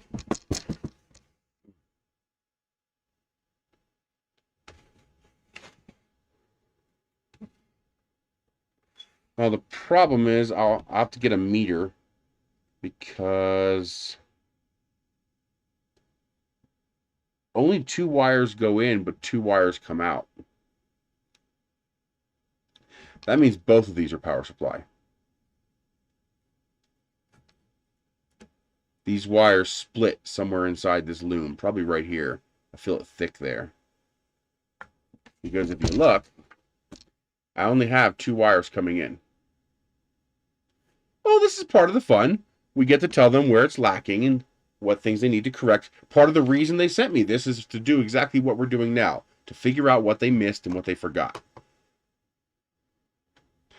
So, there's only 2 wires coming in. Here's the power supply connection right here. This is just your on-off switch. So power supply, your power comes in. It's only 1 wire coming in.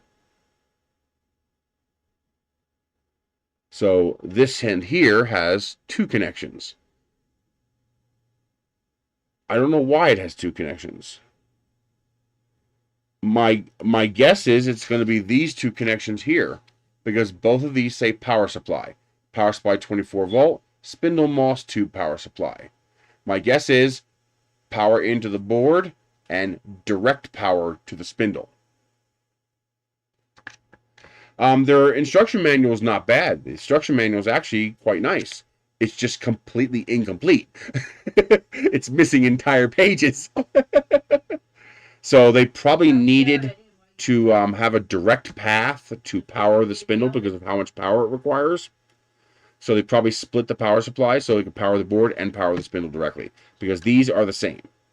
There's only one set of black and red wire here coming out from the power supply, and it goes into here. So somewhere in here, probably right here maybe, I feel something thick here. They split this wire here, and so they're probably going to both go here.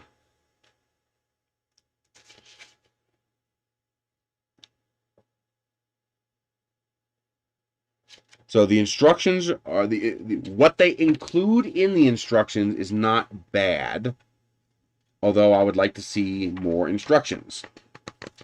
So for example here, they kind of hint at what you need to do here, but they don't actually tell you. See how they kind of hint that this goes on here and screws in, that these go on here, but this needs instructions. So for example, you got to make sure these are tight. You're going to want to make sure you put these on. Well, actually, you can put these on afterwards. I was thinking put these on first, but it doesn't really matter. It's also a different design. So this one here has 1, 2, 3 bolts, while the new one, the one I have, has 2 bolts here and 2 bolts here. You can see that here. See? 2 and 2.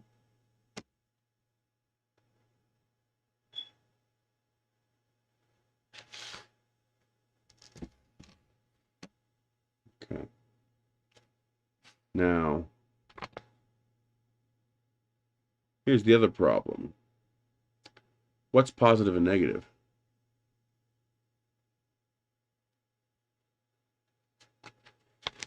Well, then this is important. They need to add this to the instructions. Otherwise, how is your average Joe person going to figure this out? I mean, we have enough experience with this stuff to figure this out. I also wonder what that means. 8CX. That was on this module right here. Like, it's a relay. At least it looks like a relay to me. Yes, they're going to need to label these wires. So, well, if these both go here, then it doesn't matter. This needs to be labeled as laser, and they need to either color one of these yellow or mark one of these with a little yellow tag, so you know which one goes to the yellow port and which one goes to the white port. So I have no idea which one of these go to. Also, they need to include a tie down for this, a way of storing this. So, probably best bet would be to have a little oh wow, this is not a very good. It's an okay print. A little zip tie hold down right here with a piece of Velcro, so that you can secure these wires when they're not in use. Otherwise, this wire is going to wrap itself around that spindle at some point. So they need to be labeled. This doesn't actually need to be labeled, even though it should be. See, like for example, this one here is labeled. This one has a little tag on it, and that little tag says Z, which is correct. That goes to the spindle. That's your Z. This one here is not labeled, but it is labeled on this end. So this here says X. Is it labeled on this end? No, it is not. It is not labeled on that end. So, I mean, it's a process of elimination. It's the only port left it can fit in, but I would like to see that marked. The other issue I have is cutting. There's a cut risk with this. Now, which way do these go?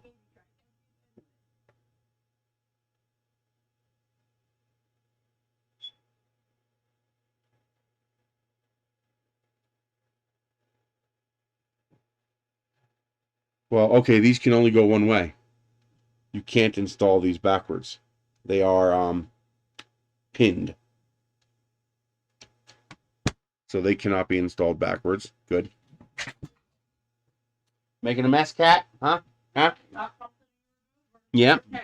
Making a mess again, huh? I'll get you, kitty. I'll get you. Nobody's eating, so it's not him. Yeah, it's always his fault. No, It's always his fault. but you blame his mother. I just blame the cat, period. It was Ender. I watched him do it. Because he jumped back there, he did it there. Now, I wonder, should that wire come out the front? Or should that wire go out the back? The top. I am thinking it goes out the front. But again, no instructions. Let me see if that video downloaded. Yes, it did. Okay, so the video is more complete. You guys are going to want to watch this.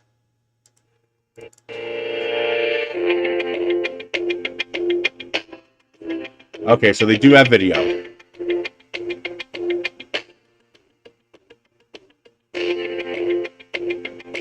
And that is not how this goes together. So this has completely changed in how it goes together. So this video needs to be updated since this bolts in from the bottom, not from the side.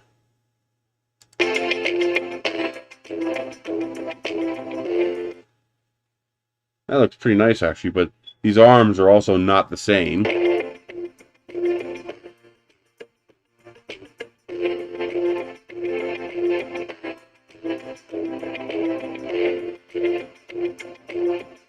Alright, this is updated, so this is showing the new version that I have with the 2 bolts on each end.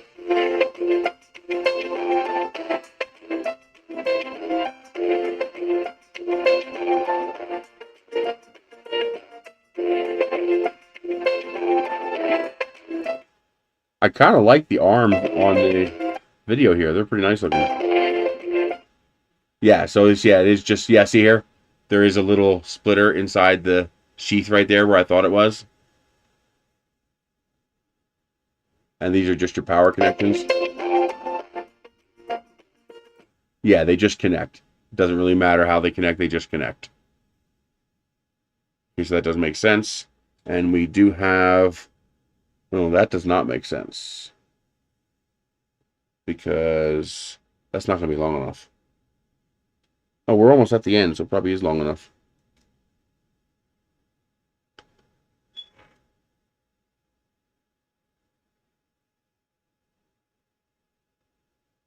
Yeah, and that goes to the spindle motor. Okay. Threshold up, threshold down. Okay, so I think this is a translation error here. I think they're telling you these switches need to be in the up position. Both of mine came in the down position. But I believe this is instructions that... I think this is just a bad translation. I believe they're telling you they want them up.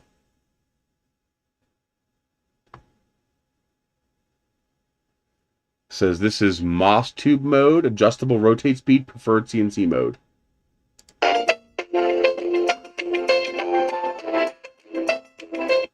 Oh, wait a minute. Okay, so this is showing you different modes. CNC mode 2, this one up, this one down, non-adjustable rotate speed. I'm guessing whatever Chinese word they use to say set this switch or whatever just converts into English threshold. Because a switching point is a threshold. So that kind of makes sense as a translation error. And then this is laser engraving mode. So this is already plugged in, but again, these are unmarked. If you accidentally unplug these, that's going to be an issue. So it looks like this one down, this one up for laser mode. Okay, this is a suggestion I'm going to make to them. To put a label on here where these switches are, wherever those switches are. Yeah, so put a label on here that shows you the different modes you want and the position of those switches. So I'm going to suggest they do that.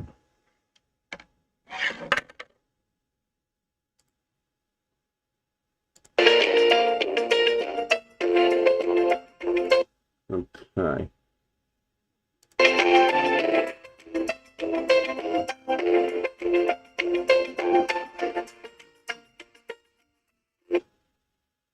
And I did put that in the correct spot.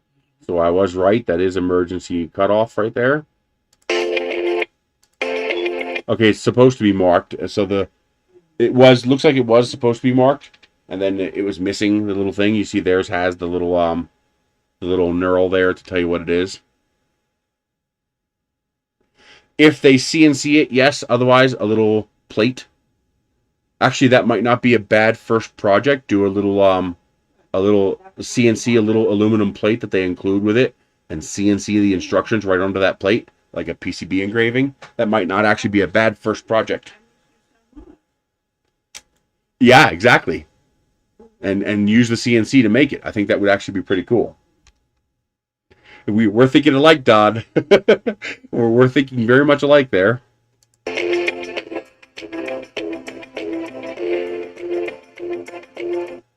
Okay, these were already plugged in on ours.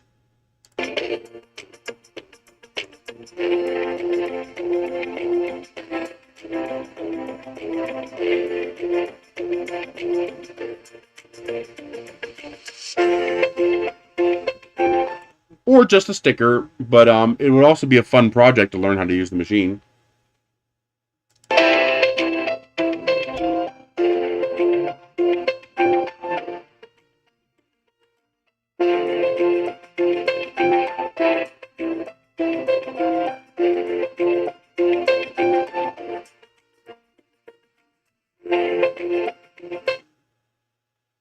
All right, that's it. So that's all for instructions. So that video does clarify a lot. And so here they're going to give instructions for dicking around with this spindle. Let me turn down this music.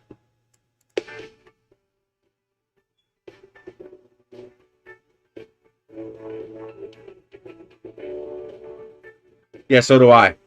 I think that would be a worthy project they should include. Okay, so here's showing how to install the hold downs. Oh, okay, I see how that works.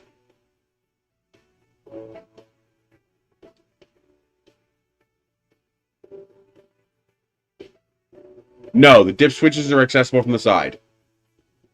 You do not need to remove the cover.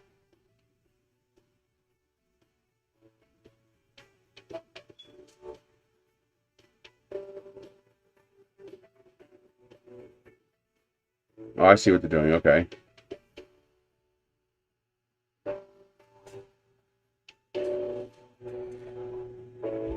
You leave my screws alone. Yeah, I heard you messing with that stuff. Kick your butt, cat. Dude, don't be. Yeah. He was going after the little screws.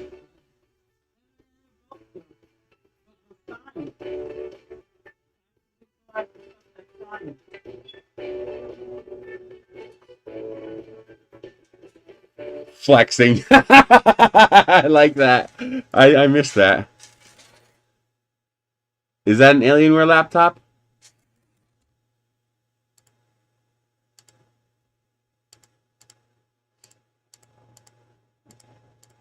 I can't tell. I'll take your word for it. Okay.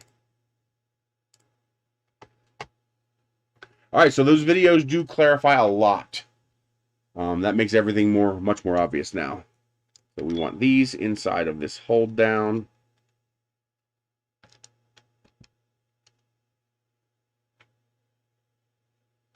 Although I think the hold down is broken. Yeah, this hold down is broken. That no longer latches. Unless I'm doing it wrong. I don't think I'm doing it wrong. Yeah, I am doing it wrong. Okay. Where's that little screwdriver? There's no way I'm getting that out with my fingers.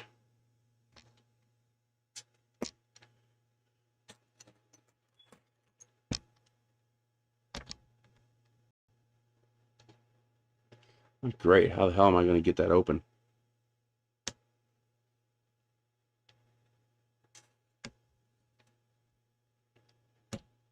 There we go.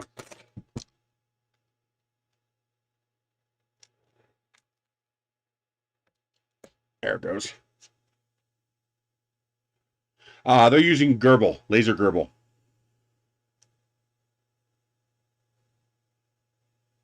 No price point yet, but I'll ask them.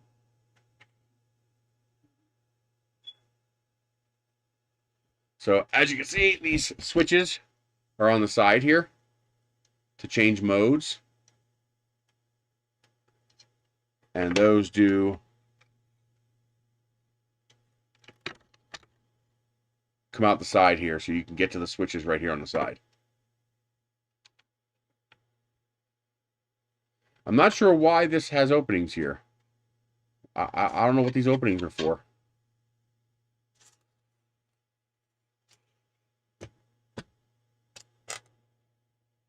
The cat is playing with every single screw on the table. The cat's like, I'm going to play with all the things. Oh, no. Yeah. He's a good boy. They both can. They're good cats. So you mess with their. That's a 3D printed cover. What you're seeing is the pattern that is on the print bed of whatever printer they were using to make this. What they should do is hit that with a heat gun, like a torch. Just take a propane torch and just go, and all that white mark should go away. Ventilation doesn't really make sense. It's got holes here, here, here. I mean, there's plenty of ventilation going on, and here's your cooling fan. So there's plenty of ventilation going on there.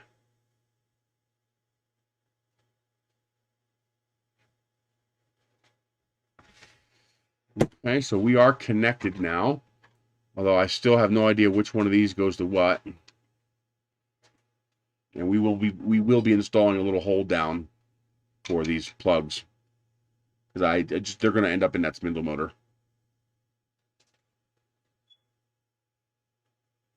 Yeah, I would imagine they'll injection mold that.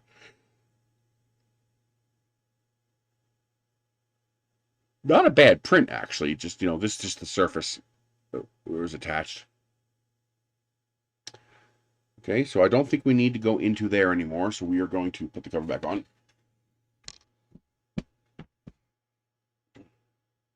The wire for the laser is already routed. So here's your laser wires. They're sitting right here. They come out the top. So that is your laser wire. Now, anybody here have CNC experience? Is using a nut and bolt to hold this on a good idea?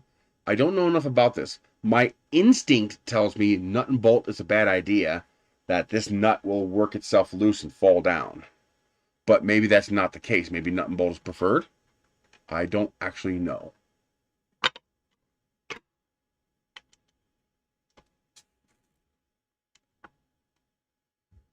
No, there's 2 wires.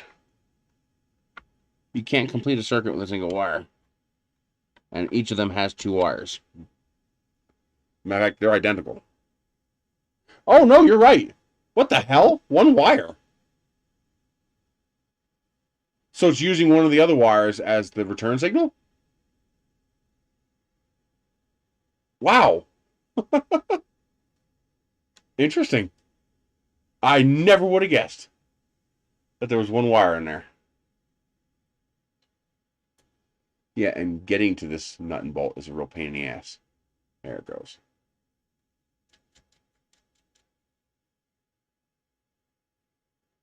Well, I don't know if I should be concerned. Is that something where I should be concerned, or is it a non-issue?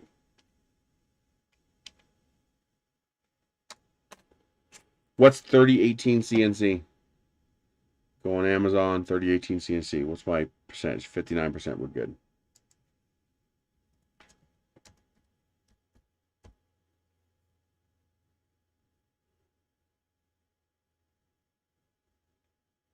Yeah, see, this is the one I'm used to seeing. Where this here is across here and the whole bed moves. This one here, the gantry moves instead. So this is not the same as these. Yeah, see, all of these, they move the bed.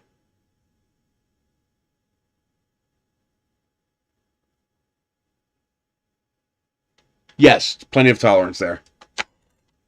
Oop, you can't see that yet. So all of these use the bed moves instead of the head moving.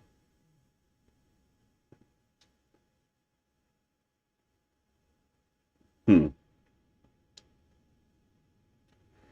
fact, I don't see anywhere the gantry moves. This one here, the gantry moves.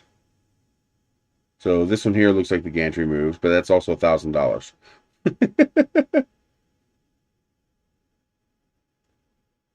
Yeah, and all of these, they move the bed. Oh, same cut area? That's probably why they chose it then. If that's a common dimension for build volume, that's probably why they chose it. Wow, this one's only $139. Yeah, but it's partially made of acrylic. I would not consider that to be a very good thing. This looks like acrylic. Yeah, that's acrylic. That crosses me as a bad idea. Yeah, 300, 180, 45.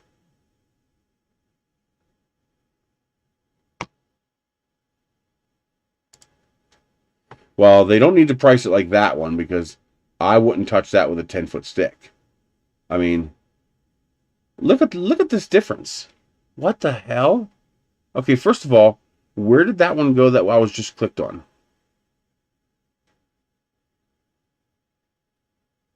What the hell? Where's this machine?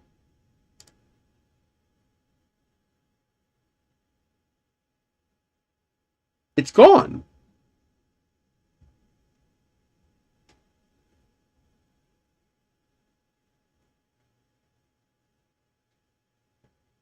Okay, I'm not crazy. It was there because here it is in my browser history. This was right there a second ago.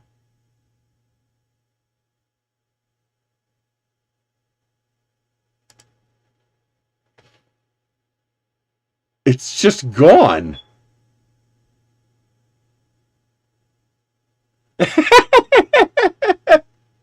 But it's like literally just gone. Yeah, see all these machines that have these machines, even this $250 machine, this is the same machine. That looks like the same machine. You know, the acrylic panels, acrylic front, and that's $250. So I think if they can come in at, you know, under $300, I think they might have a chance.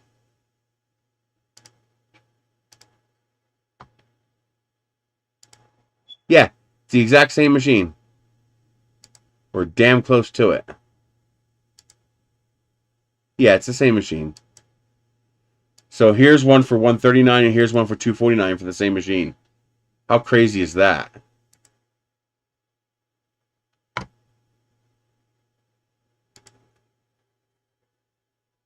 Yeah, I think 300 would be a sweet spot. Now this one here is all metal and that's 170, although it's brackets.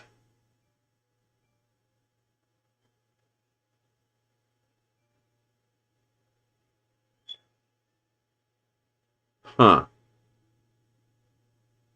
That is so freaky that it went away. That disappeared.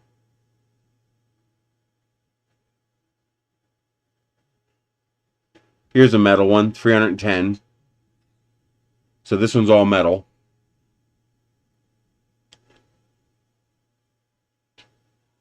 I don't think spindle speed is relevant here. I'm betting these are all the same. Here's, yeah, so that is what that control panel's for. I have one of these.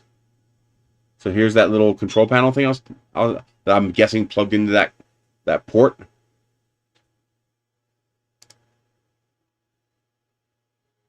Yeah, so 300 probably wouldn't be a bad place to price this. But then again, here's an all metal one for 310.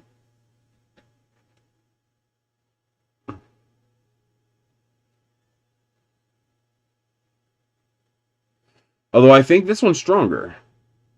This one looks built better. This does not look as well built.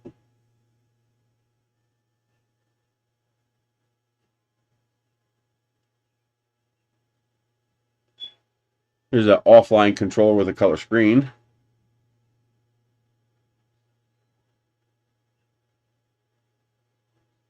That still freaks me out that that thing disappeared. So here's the motor. This is probably the same motor they're all using. Says it's 20,000 RPM, 24 volt.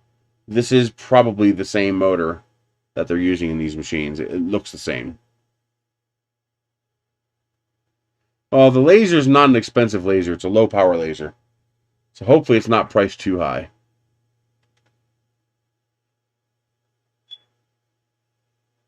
But yeah, the 3 to 350 mark would be a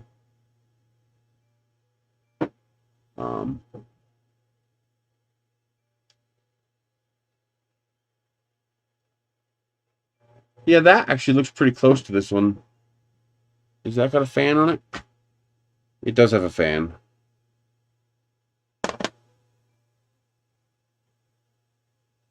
Interesting. Okay.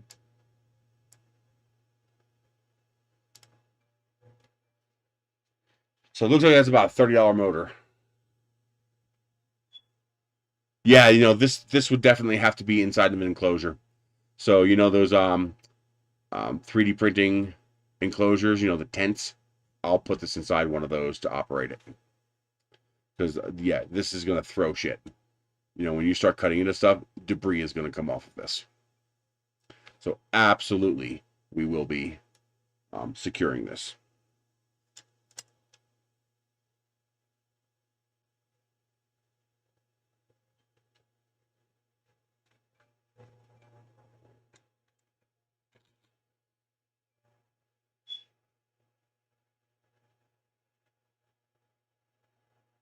I've had debris in my eye before. That sucks.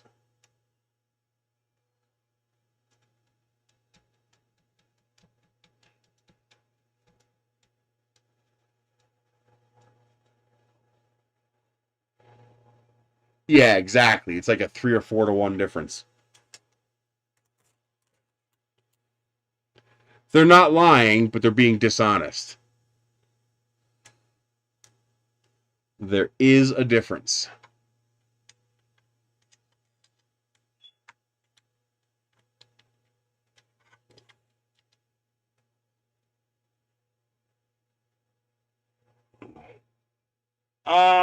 Well, I already have a way of protecting myself from the laser, so I'm not too worried about the laser.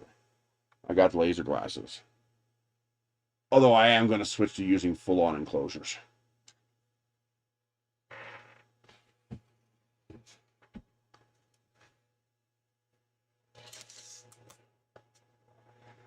Well, actually, that's why I want to do the enclosure. For the cats.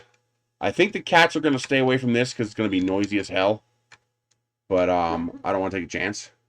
And yes, for the lasers as well. But that's why I want to do... that's why I want to do enclosures. Because then they're totally safe, you know. As long as I put a piece of laser glass in the opening, then the cats and us will be safe.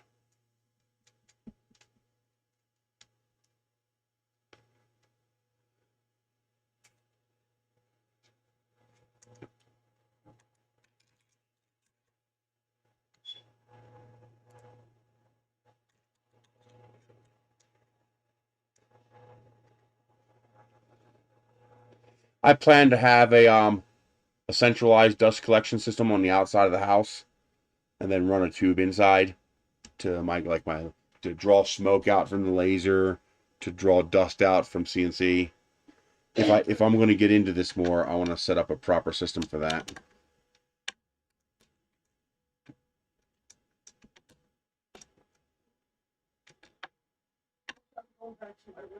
Okay. Never, ever, ever walk away from a laser. Ever. I mean, they literally work by... they literally function by starting things on fire. Never, ever leave a laser unattended. Never, ever, ever, ever, ever. Not even to go to the bathroom. You just never leave a laser unattended. That is screaming. You might as well put up a neon sign that says, "Please burn down my house."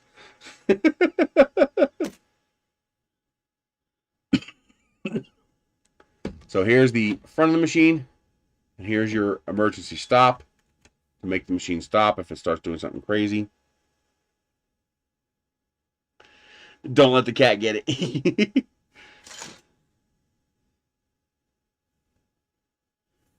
It's got like... I like these manual knobs. I wonder, can we buy these? Are these available for purchase? These little knobs, because these would be great on a 3D printer as well.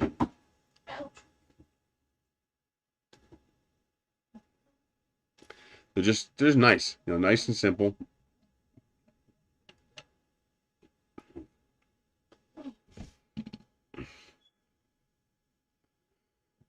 Well, actually, yes, you can. You could make them, but it'd be for something like that. You just buy it. It's not going to be cheap. It's not going to be expensive. Although I do have a tap and die set, so I would be able to tap the holes and thread them.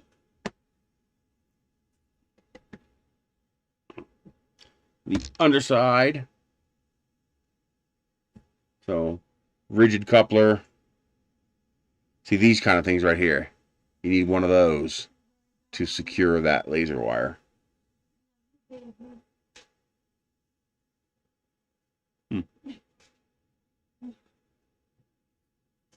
Want some first? No, thank you, Michelle. Strawberry grape.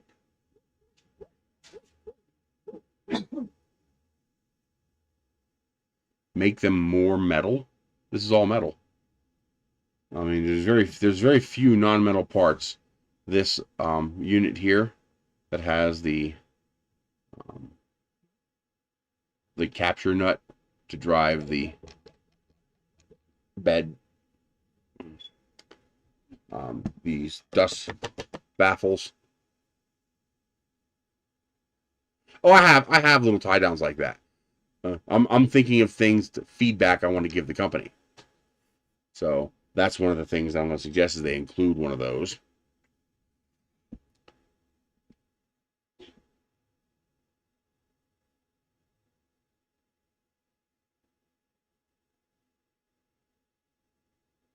Oh, okay, I see what you mean. Add some pizzazz to it.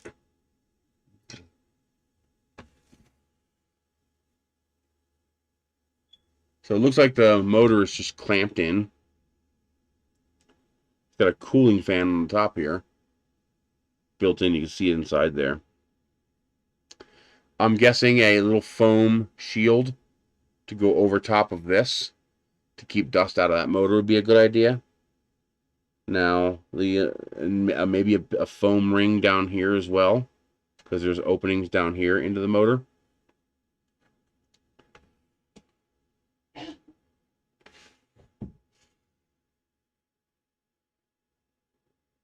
I mean, it feels very solid, but I don't know how solid it should feel.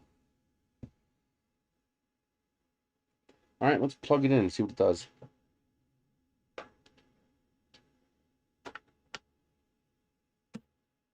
It turned on. I see a blue light inside there. Now, this is something that bothers me a little bit. This here bothers me because this is sharp. I could cut myself on this if I tried. I mean, I can do this and it's not going to cut me, but I can see that, you know, being sharp enough to cut this over time. As this gets pulled back and forth, you see that little sawing motion you're going to get there. That's going to cut that. Now maybe put it under here. I hear a fan turn on. So have this under here with a little trim piece right here.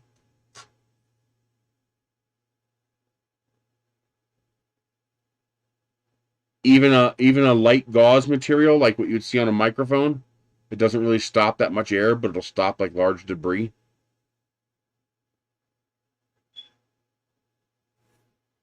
Now the other issue I noticed was this here. This here is very loose. As you can see, that wants to turn sideways. And that's partially because this is a little too short. I would move this down so it goes straight into here. No foam, a bad idea? Okay. So how do you shield the motor from debris? You just don't?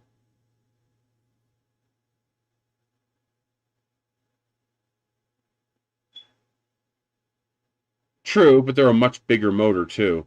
But then again, I guess the actual blowing action of the motor will blow the debris away from the motor as well.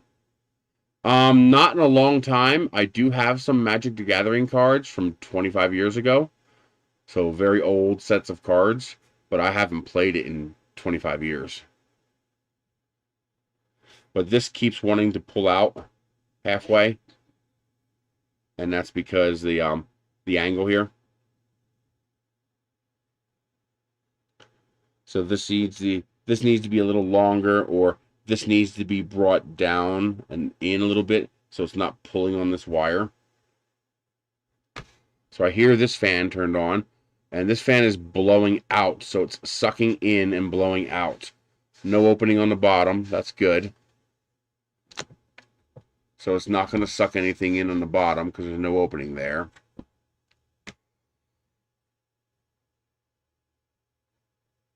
Yeah, a little dab of hot glue would fix that as well. Probably not a bad idea for something that's going to be vibrating.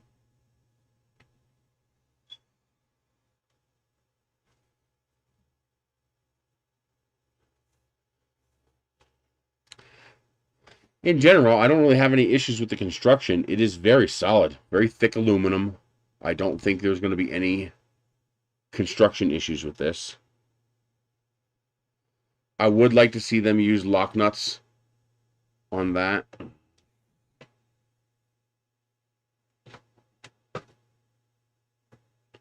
Because my concern is if one of these nuts comes off and the spindle hits it, it's going to fling that nut like a bullet.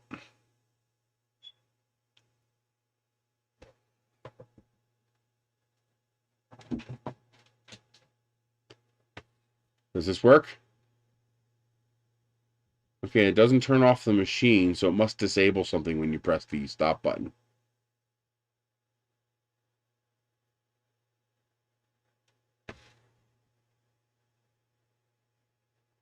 Okay, where is my USB port connection?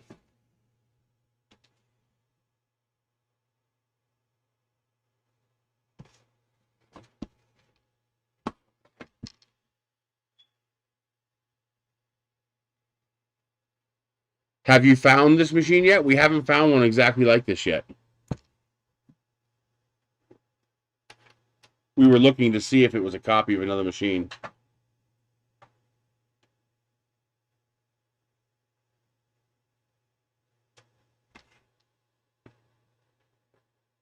Yeah, good point. But if they just use lock nuts, then that problem goes away completely.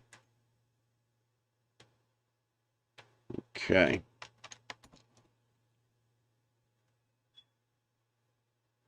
Installing drivers. I should already have that type of driver installed.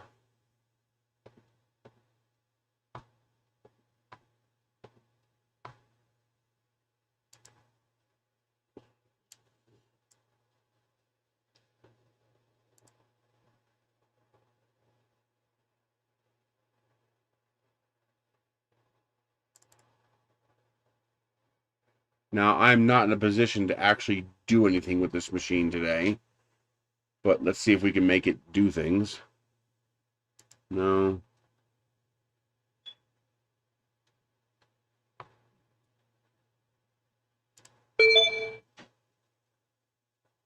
Are we connected?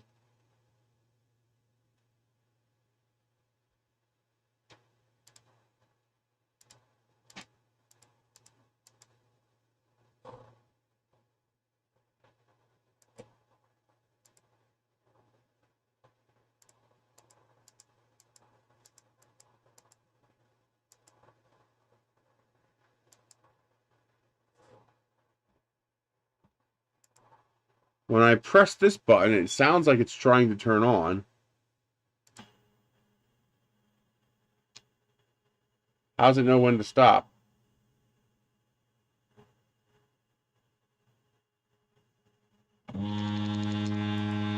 It doesn't.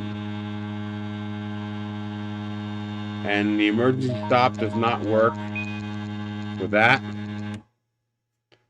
So I could tell it to move to the limit, and it does not stop. So how does it know when to stop?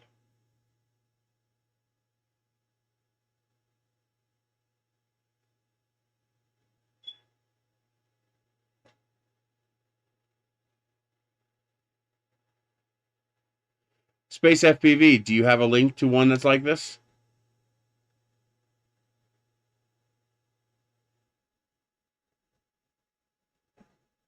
Because we were looking, we couldn't find this kind of machine. I mean, it's a 3018 style. Somebody told me to look up 3018. It's that style. So the question is, how does this know when to stop? Also, the emergency stop should stop all the motors, not just the spindle.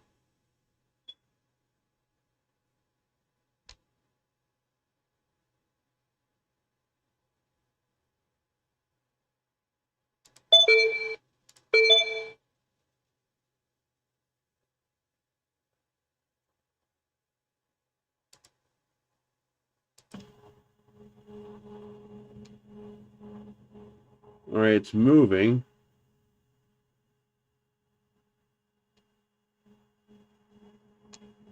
How do I make it stop? I don't see a way of making it stop in the software.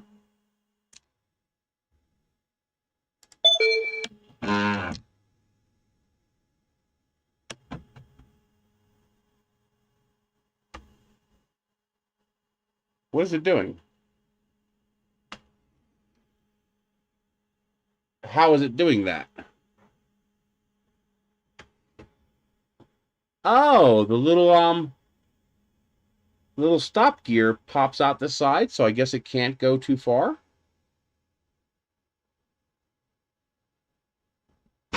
Oh, well, that's not good. Well, that's not good at all. It popped right off.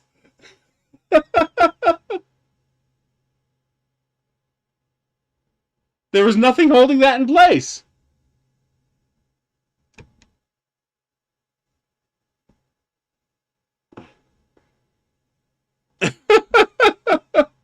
I just pushed it right off of whatever this is.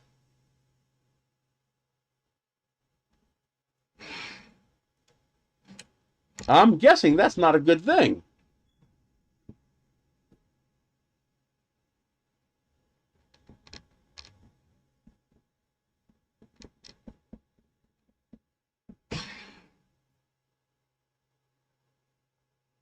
And I think this is jammed because it kept trying to turn.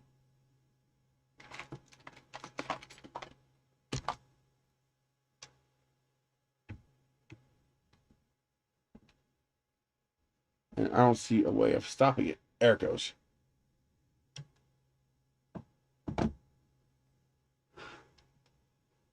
So what holds that in? Does that just sit in there with nothing to hold it? That doesn't seem right. Yeah, I mean, I used a single finger and pushed it right off.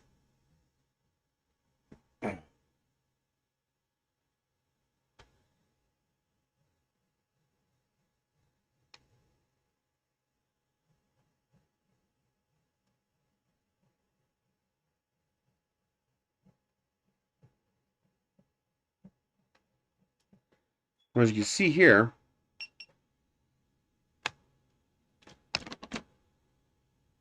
see how that fits in between here?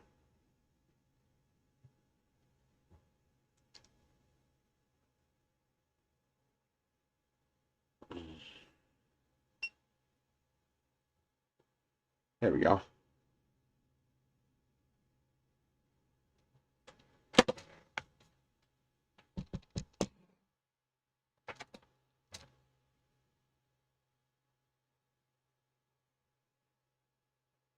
So these two brass pieces are threaded. That looks like a just tape. Yeah, that's tape. Is that just tape?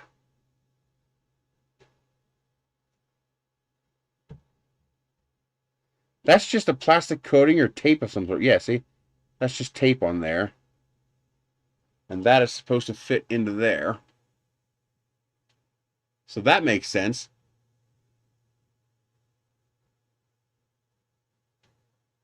No. I don't think that's plastic feathery stuff. I think that's literally electrical tape.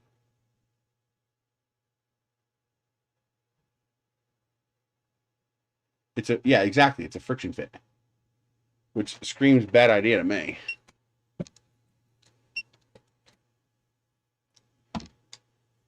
I think this is literally just tape.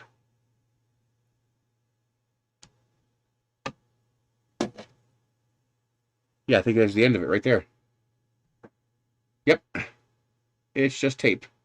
See? Yeah, it's just electrical tape. That's just PVC tape. That's nothing broke. That's just literally just taped on there. Yeah, see? So that's just a piece of electrical tape. to increase the friction fit when these come together. Yeah, see? See, now it goes all the way in.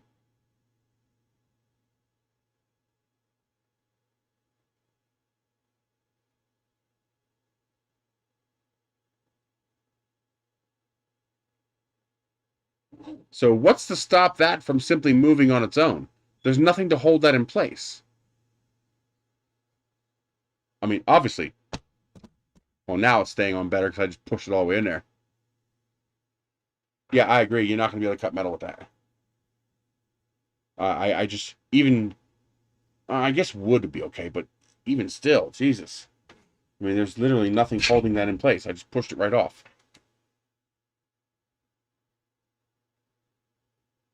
What do you mean, does it thrust in both directions?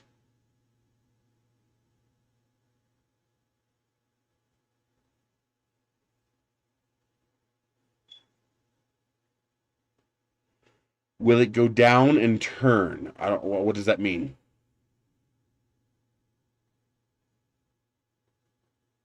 There doesn't appear to be an end stop. Now this is threaded. Yeah, that's just threaded on there. That's just threaded on there. And you got the spring. I'm not sure what the spring is for. What's the purpose of the spring? Yeah, that's what I'm thinking. As soon as this thing starts going that way, this is just going to pop out. Yeah, no, I'm sorry. When this goes this way, it's going to pop out of this.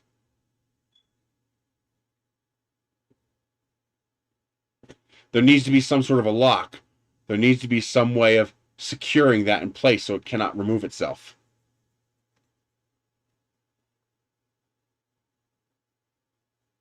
Yeah, but shouldn't this be rigid? Why would this be loose enough to have any backlash?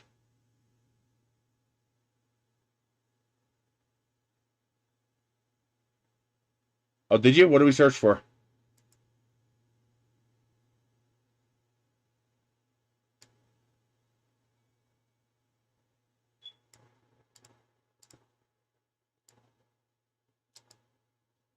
Damn it, stop turning.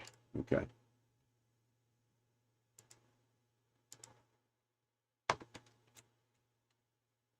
Do I have a spare 3D printer you could have? Actually, I probably do, but it would cost a fortune to ship it anywhere. Yeah, this seems to be an issue.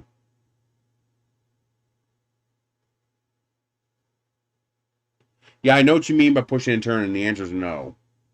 Here you can see inside there. There's no place for it to push and turn. See, there's no slot. There's nothing to make that do that.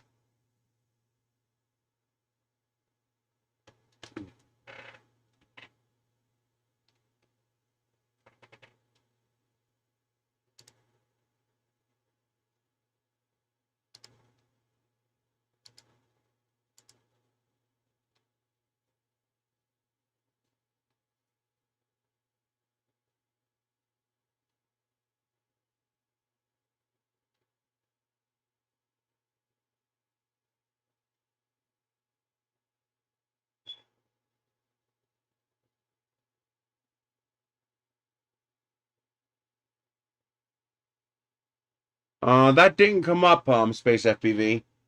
Can you grab the Esun number?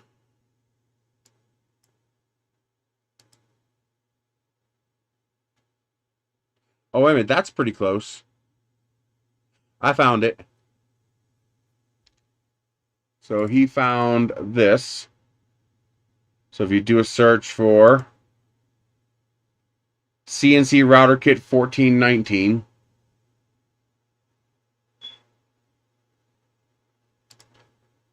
And that gets you this. Here is your Esun number.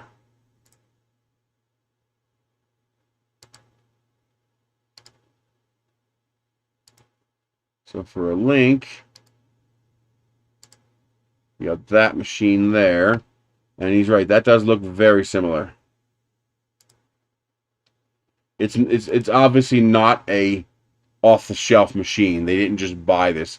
They're clearly making these machines, but they clearly use this as a guide to do it. Because that looks very similar.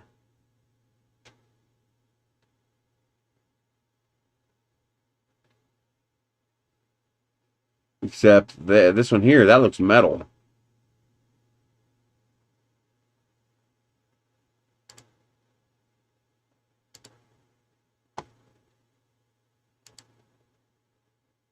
Yeah, that's all metal. That looks much nicer.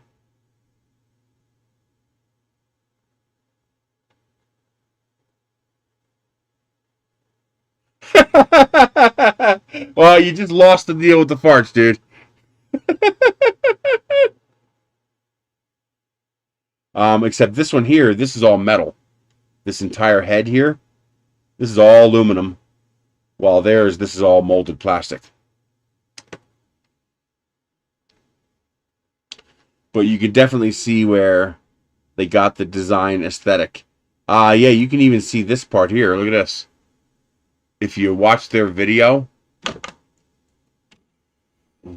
keep in mind, guys, there's nothing wrong with this. With, duplicating, an open source machine that somebody else is making. There's nothing wrong with that. But you can definitely see where they got it. Remember in the video where the bolts were in the side instead of the bottom?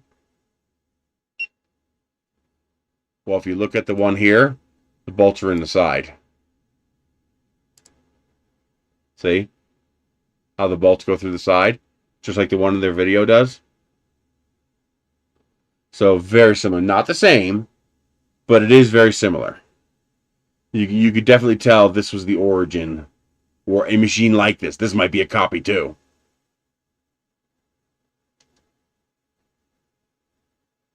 I like this all metal head though, a lot better than this plastic. Because on theirs here, this is all plastic.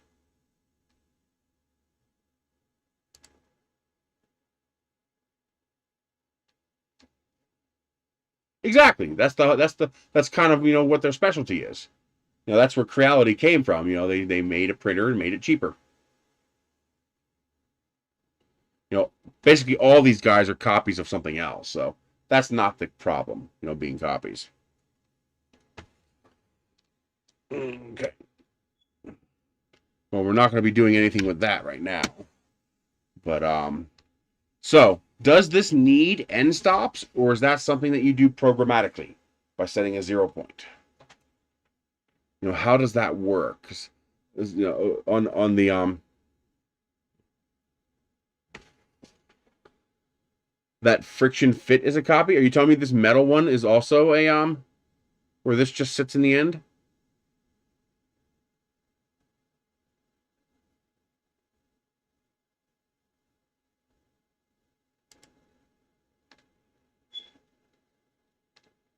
So that's normal then.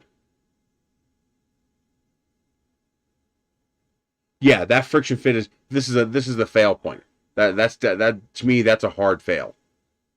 I mean, I don't know anything about CNC, but even I can tell that's a bad idea. That's a really, really bad idea. Let's see, what do the other ones use? Okay, this one is not using a friction fit. And they're also using, I believe, they're also using a friction fit down here. That looks like exactly the same setup. In fact, it looks like it's already pushing out. It's not wide enough for me to check that.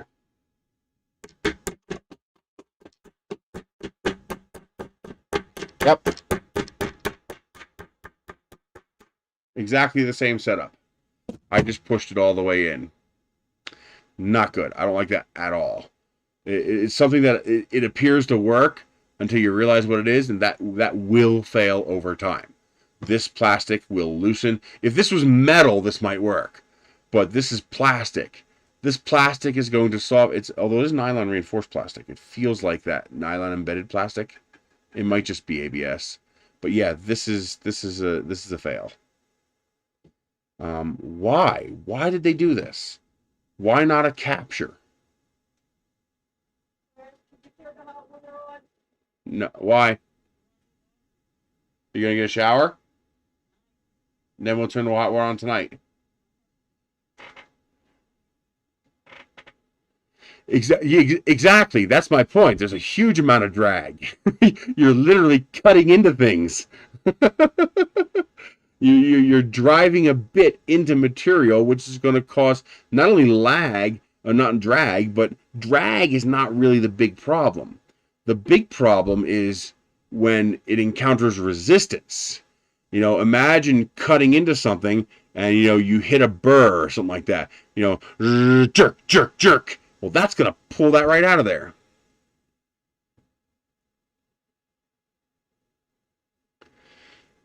I mean, I don't get it. All they had to do was make this longer and have a capture bolt go through here. So you'd have a nut and bolt go through here on the other side of this wing to capture it. So this should be metal. It should be beefier. It should be extended. And then there should be a bolt that would go through just like this. A bolt that would go through here. And it would capture this and keep that from moving. But it needs to capture it tightly. It can't just sit over here like this. It needs to sit right up against this, or you're going to lose your resolution as this moves back and forth. If that moves back and forth 0.2 millimeters, well, assuming a normal resolution of 0.1, you now have a 0.3 variance. And worse, it's going to jump 0.2 back and forth as this moves back and forth. So not only does it need to be captured, it needs to be captured tightly. I mean, I see what they did and why. I mean, I get it. But I don't like it. You could also do it over here. You could keep this existing design and have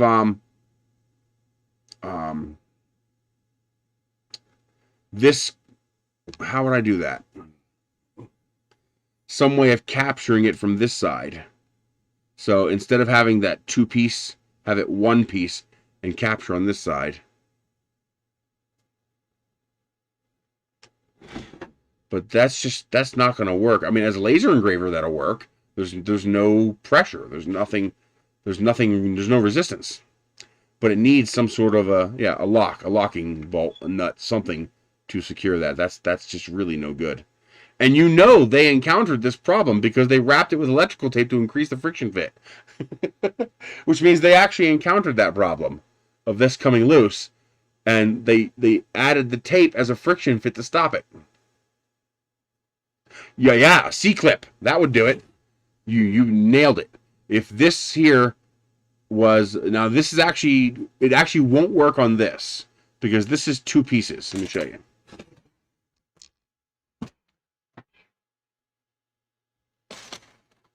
This is two pieces.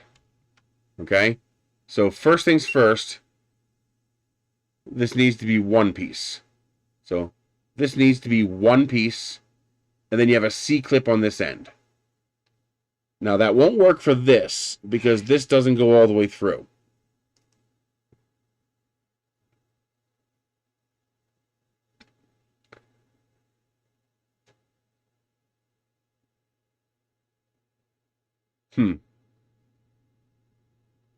So is there anything I can do with the existing design? Why two pieces here too? That's annoying. So what can I do with this existing design?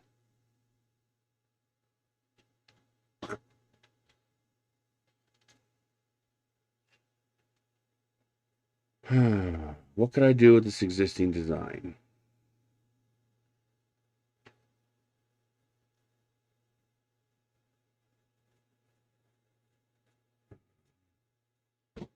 What's on the other side of this? It passes straight through. You can see here on the inside there, it passes straight through. Like you can see my fingers over here.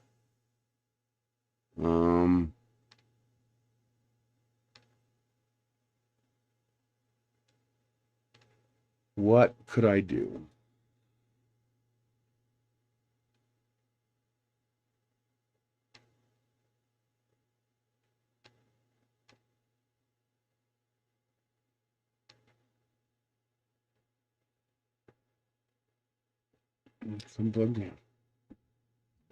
What's the matter?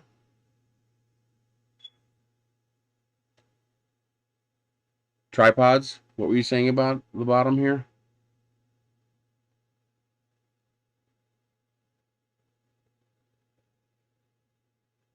Well, remember, you got to remember, this is beta hardware. This is not available yet. And the whole point of sending this to me is to brainstorm exactly what we're doing right now, is to be able to give them feedback. Now, what's barely holding it on? What are you talking about as far as barely holding it on?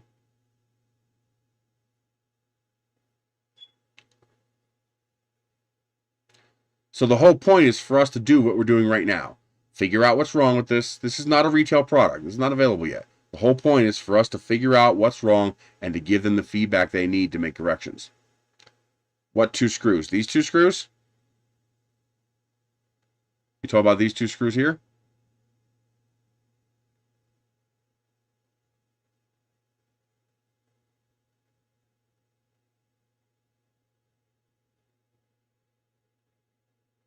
That's fine. That's not. This is a very thick metal plate. That's a 1/2 inch thick metal plate. That's more than enough. That's holding on just fine. I don't anticipate this being a problem. Yeah, but even cutting wood, these are going to pop out. I mean, this was already popped part way out. I mean,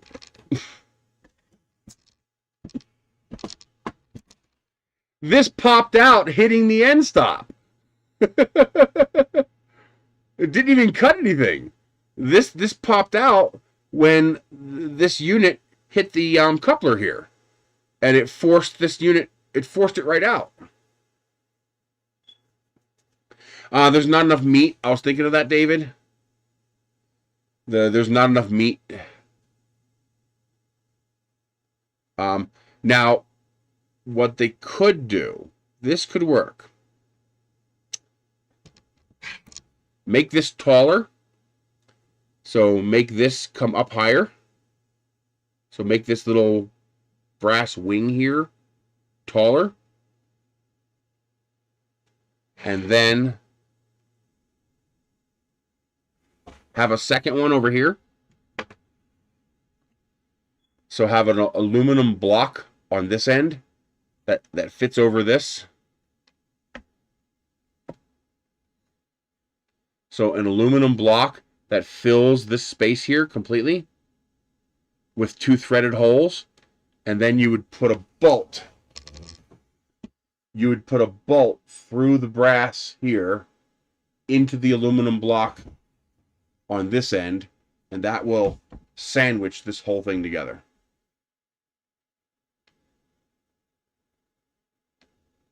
Well, no, I think they are machining some of these parts, because in the video you can see where these parts have changed.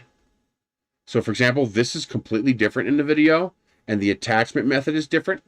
Like at some point they figured out they didn't like bolting in through the side, and they decided to change it to bolting in through the bottom. So they are making this.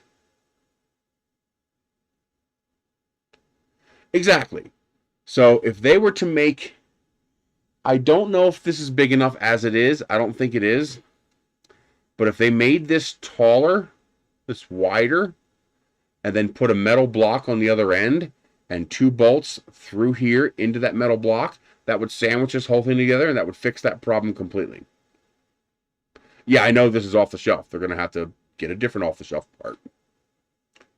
You could also make a cover plate that they could add. So an aluminum cover plate that would go over this, and another one on the other side, and sandwich this whole thing together. Now, fixing this, one of you guys said it best. This is an easy fix with a little bit of machining.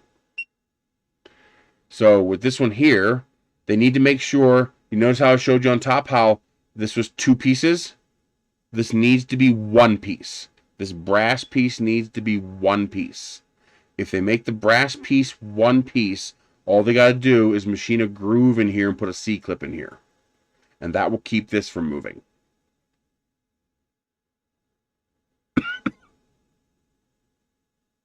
Will the blue thing a collier? I don't know what that means, Drone Shots.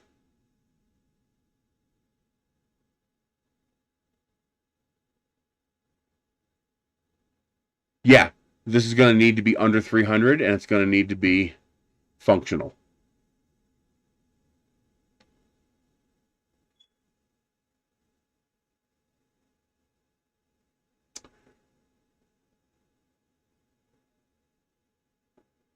But these things here are attached to the lead screw. How would that help with backlash?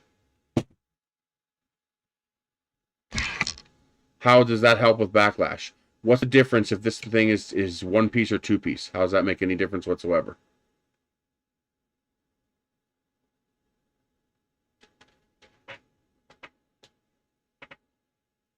I mean, if these are both friction fit inside of that, oh, you can't even see what I'm talking about.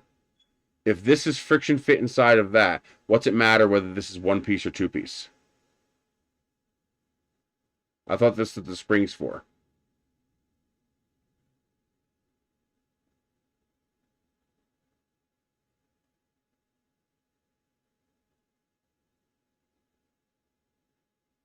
You mean doing that?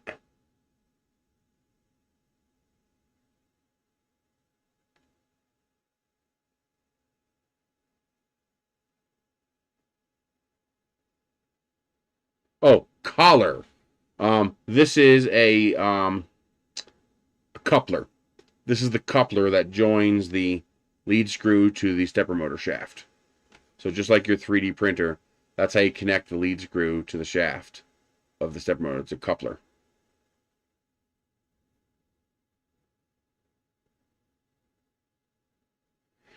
This is two machined parts on a shaft. That's not going to apply pressure to anything. I mean, this is doing nothing but making this longer. At least I can't see it doing anything. Unless someone can explain that to me. I mean, this is just, I mean, this could be a solid brass piece. There's no reason for this to be two pieces that I can think of. And I can't think of how this will do anything at all.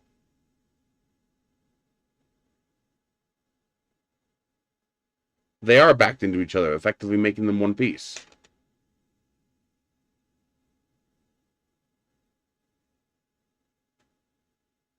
Yeah, I know I can't even see the spring doing anything.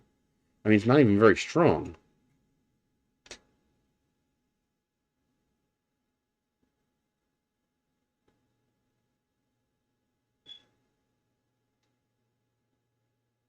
Oh, so you're saying these are actually not supposed to be together.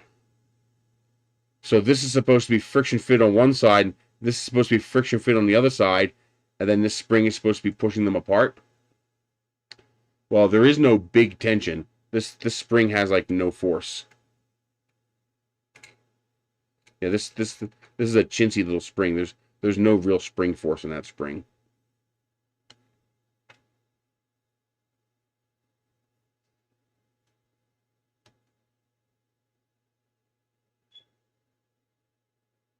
Huh.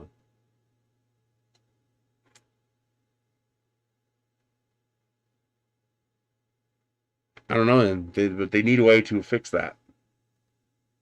I mean, that's never going to work, being able to pop out like that.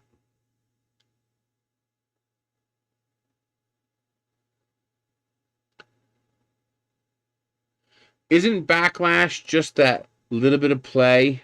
See how this can move? So isn't that backlash?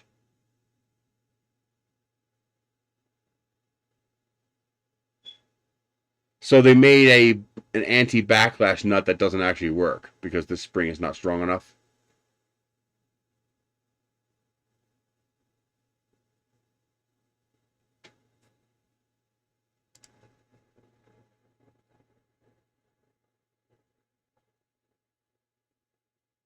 So is this right here, this little bit of play, is that the backlash we're removing? Is this what we're is this what this is supposed to deal with? Where did you send the link?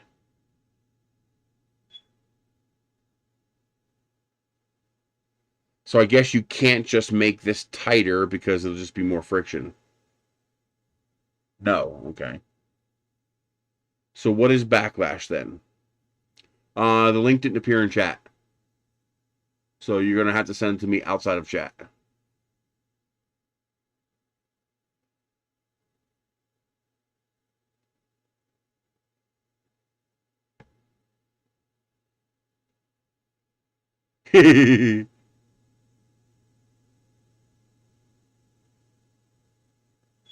Well, this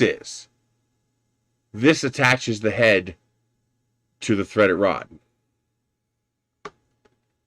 So you can see here, this friction fits inside of this slot. And once this is friction fitted in here, then this drives back and forth. So this is being driven back and forth by the lead screw, and this is friction fit in here, so that when this moves, that moves. No, it did not. YouTube is funny about that. I don't even get an option to hide it or anything. No end stops. It has the provision for end stops, but it does not have any. No more parts except for the hold downs.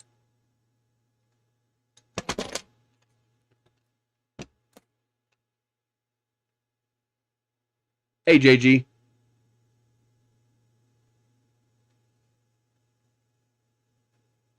So yeah, what made that, just this hitting the limit over here was enough to push it out of that plastic.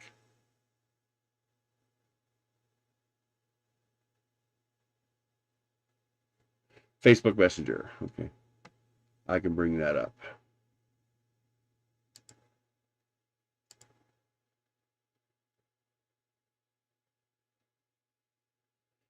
Yeah, it looks like this spring is pushing against this plastic housing. So there's a cup in here. See? See how there's a cup inside of here? The spring goes inside of that cup. See? See how it goes inside there? So it's pushing against this.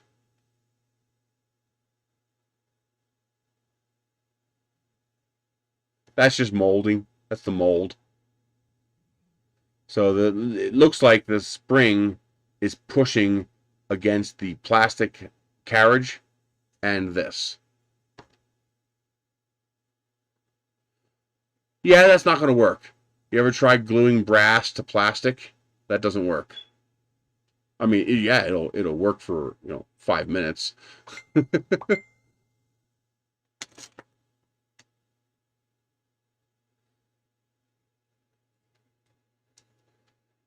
Somebody sent me something on here. Yes.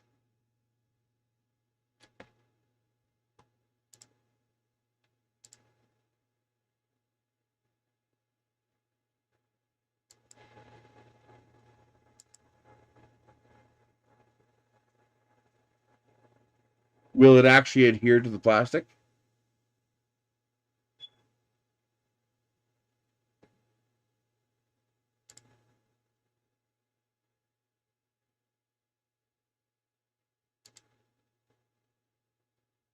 Yeah, I got that link.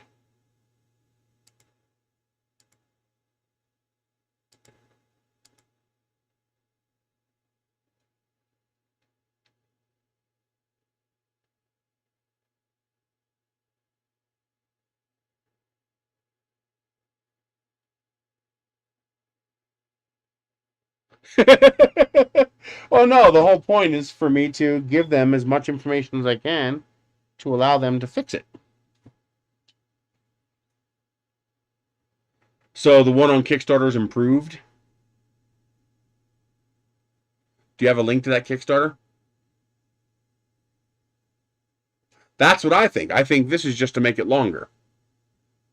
I don't think these two are pushing against each other. I think that spring is pushing against this housing.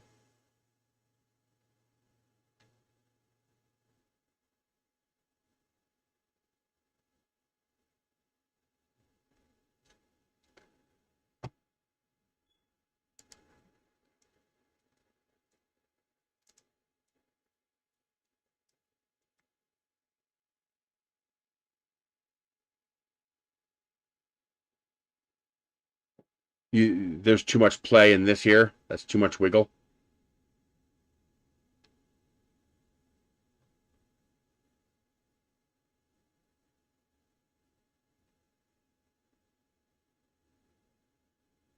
No problem. Thank you, Don.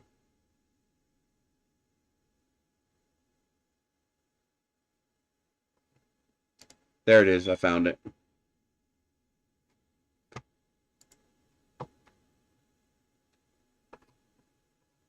Looks like they canceled it.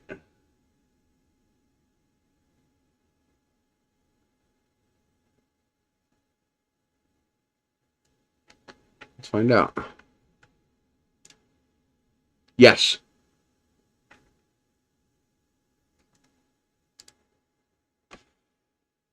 That wiggles just as much.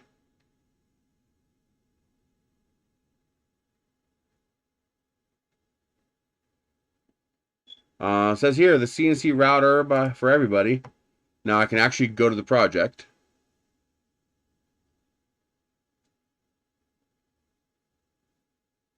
And it says canceled.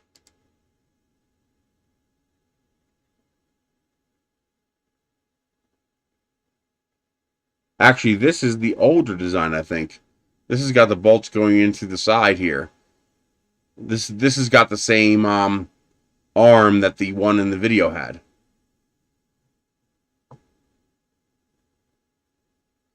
Well, it's good. Well, if they canceled it to make improvements and then come back, that's a good thing. That means they recognize they got more work to do, and they're going to work on it. So that's actually a good thing on their part. They could have just kept it going, and people probably would have supported it. Look at the stepper driver mounts. Hang on. Let me see if there's some pictures here.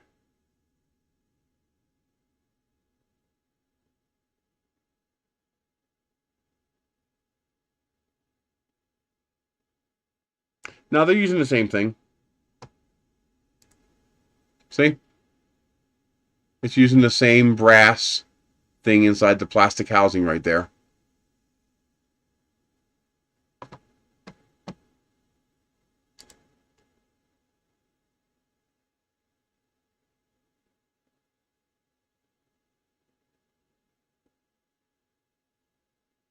The remote's cute.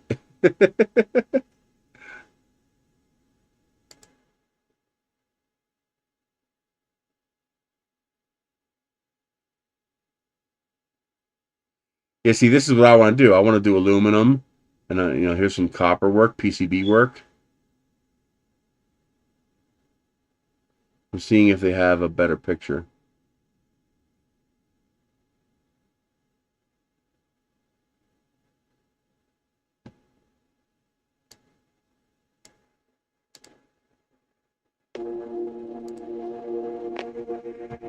Have you ever thought about a tool can easily turn your idea into reality and do not limit it by Thank you, time and machine board. space? Thank you very much for that. Yes. This is the Comgrow Robo desktop CNC. Thank you, machine board. I appreciate that.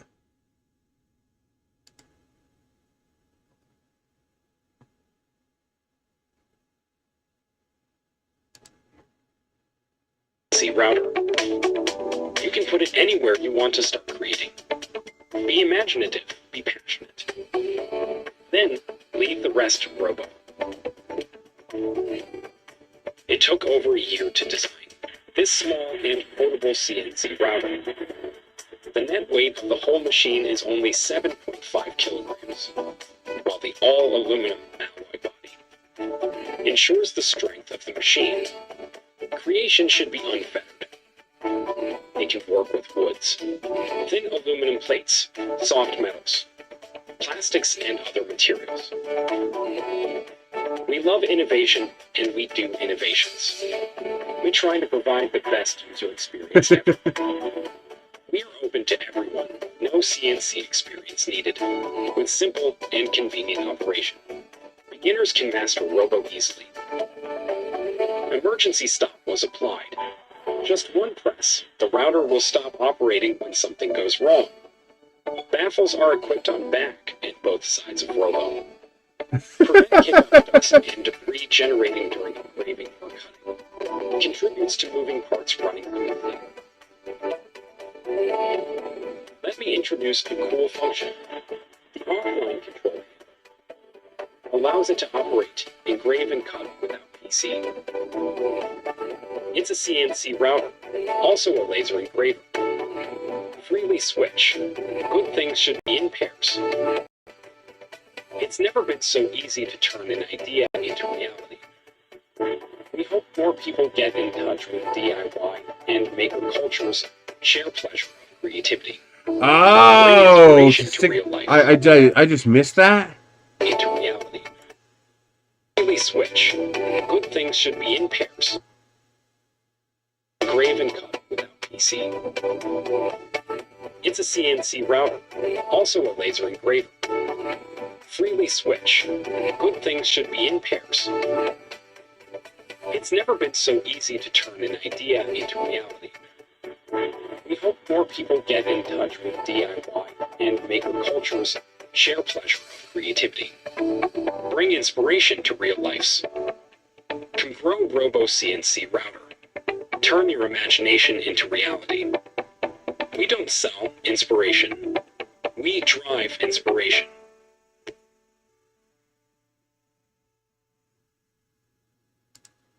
Where did you see the remote hanging?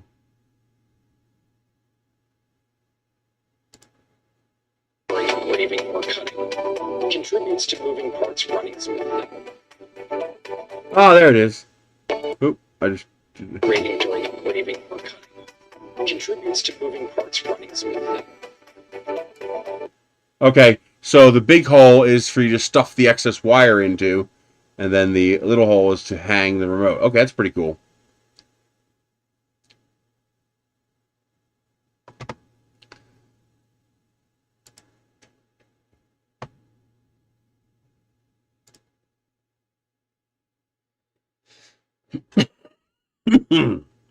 Now, I don't know if it was because I wasn't running code, because I'd given the unit a command. It is, the case is 3D printed. I don't know if it was because I gave the unit a command in Gerbil, but this did not stop it from moving. When I told it to move the axis, and I pressed this, it did not stop. So that's something I'm going to want to look at, do as well. Actually, the Kickstarter video was pretty damn good. Although I'd go away from the game controller aspect and just make it a square like it should be. Don't try to make it cute as a game controller. That's just silly. Although, being 3D printed, they could release the STL files and we could make our own covers. That'd be pretty cool. It'd be really cool if you could machine your own cover. That'd be even better. Yeah, but it didn't. When I pressed this, it didn't cut power. It kept moving the head. So from what I understand, this kind of a switch, well, obviously this is just a switch. Oh wow. Oh, interesting. It was already in. Maybe that's why it didn't stop. It was already pressed in.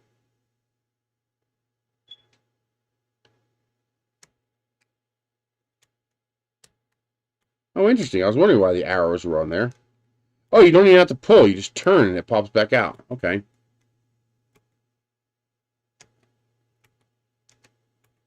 Interesting. Okay. Yeah, we showed the guts earlier.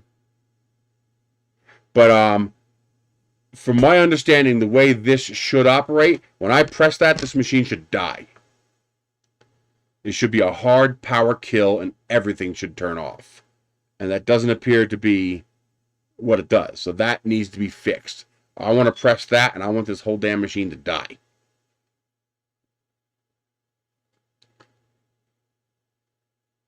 Yeah, good point. It shouldn't have run at all. I just didn't even think of that. Let's see what happens. That's a good point. It shouldn't have even started up. Let's get that back in there.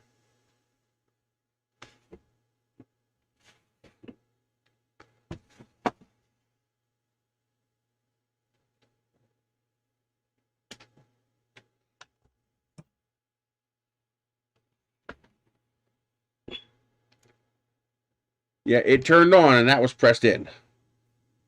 Let's see what it does.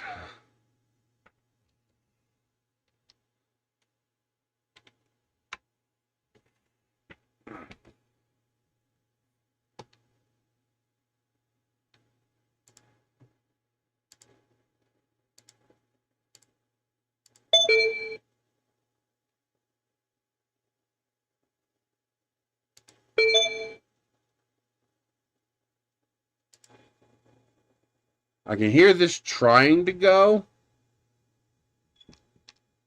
but not enough power, I guess. Oh, there it goes. Okay, it did stop the spindle motor.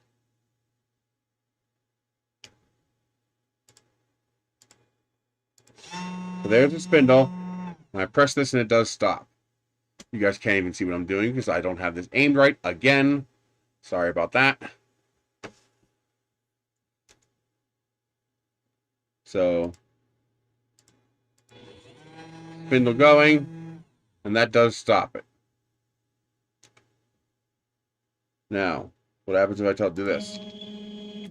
Okay, it does work. But here's the thing, though. Why did it work when that was out? This just wasn't set right. That may have just been because it was, you know, messed with. And it actually disconnects it. Because I no longer have a connection.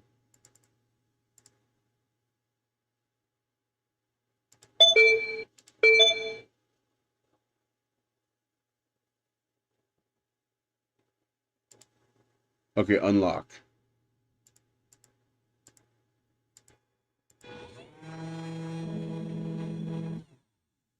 And it does kill both steppers and spindle.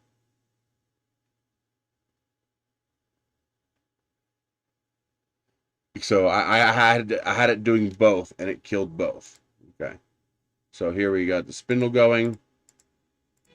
And now we tell it to move. I hit this, and everything stops. Yeah, it should. This should kill everything. The machine should come to a total stop when you hit that. That's kind of the point.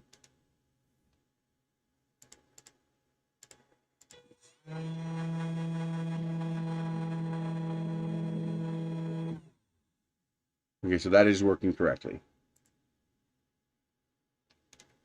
Noisy little bugger. Okay. Now, okay, so that's just move to end stop. So there's no way to jog it. There's no way to just tell it move a little. Oh, here it is. Yeah, okay. There it is. I was using the wrong controls.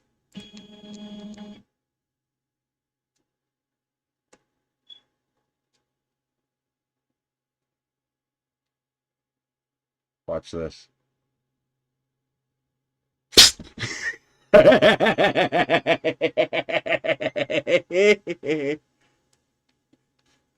Did I scare you?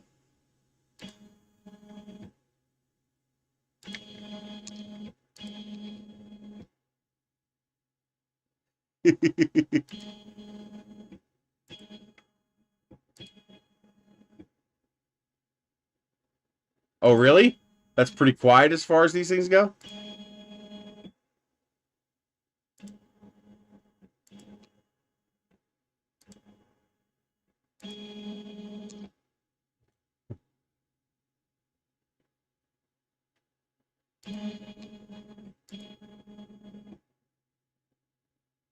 Well, you guys are hearing it through the noise suppression of a recording, too.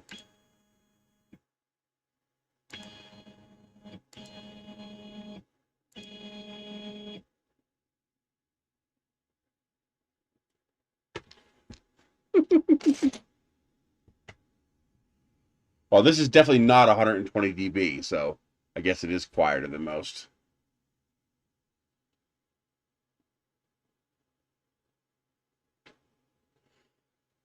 Yeah, how to fix that?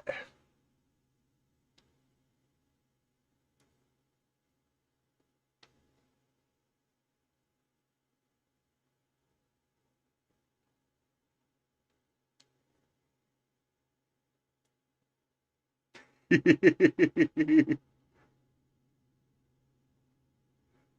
like, ooh, cable. He loves cables. He always goes after cables.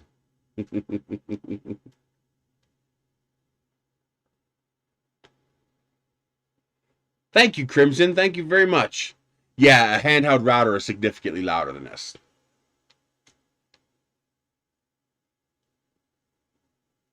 Are you curious, kitty? Remember, curiosity killed the cat. So be careful, cat.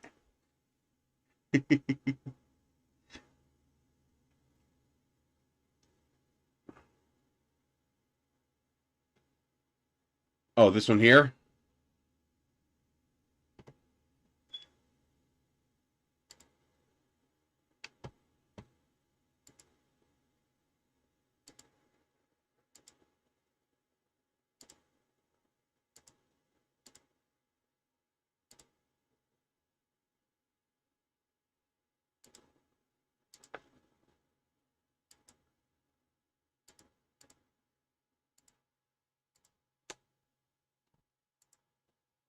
Oh, yeah. Oh, wow. Yeah, you're talking about here.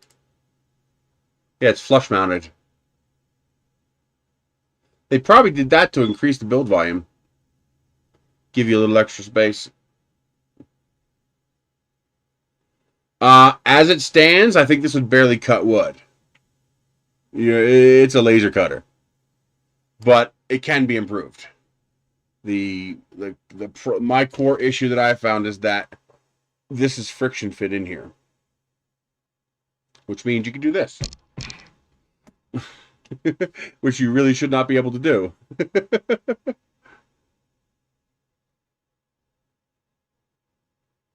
So you think this is earlier than what's in the video?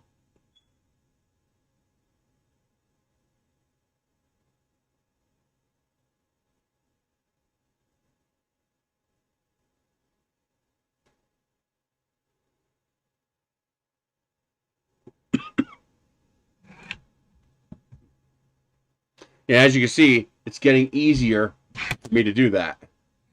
Push it back on. And that's what's going to happen. It's going to get easier and easier for that to pop out because this is plastic.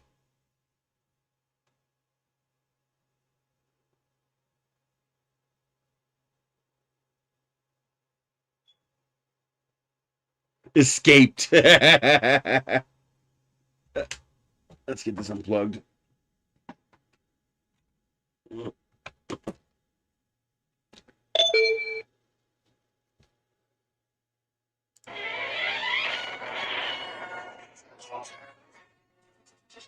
That looks like a scam call. Hello?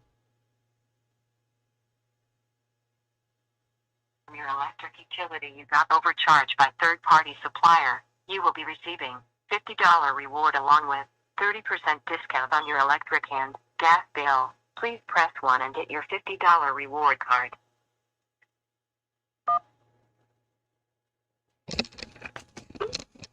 Hello. Hi.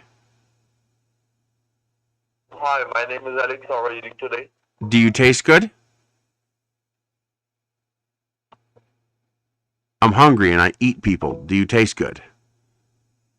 Oh, he didn't even reply. Come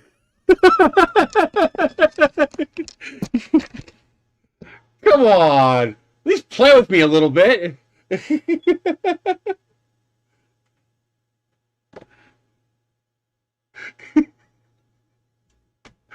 It's one of those utility company scammers.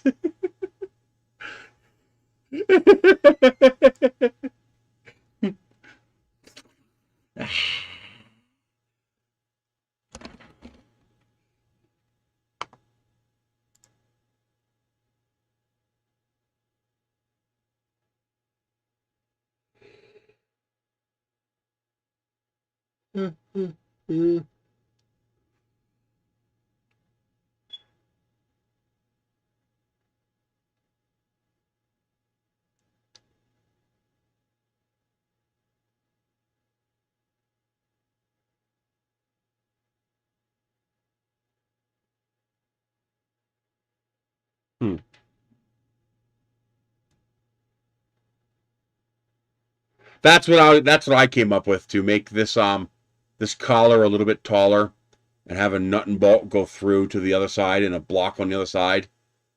I was trying to figure out a way to use the existing parts. I don't think glue is going to cut it. I think glue is going to come loose. I mean, something like JB Weld might work if this was all metal, but this is brass on plastic, and that's a very hard joint to do chemically. Well, of course it's a scam. I don't even live in Pennsylvania anymore. So they're calling from a see they called from a They copy your own phone number, so you tend to trust it.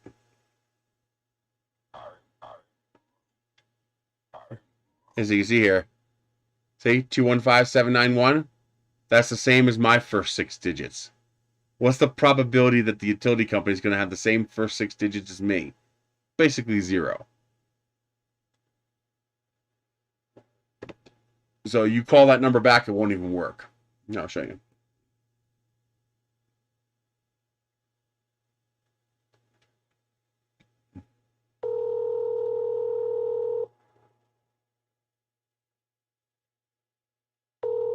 It's ringing. I wasn't expecting it to ring.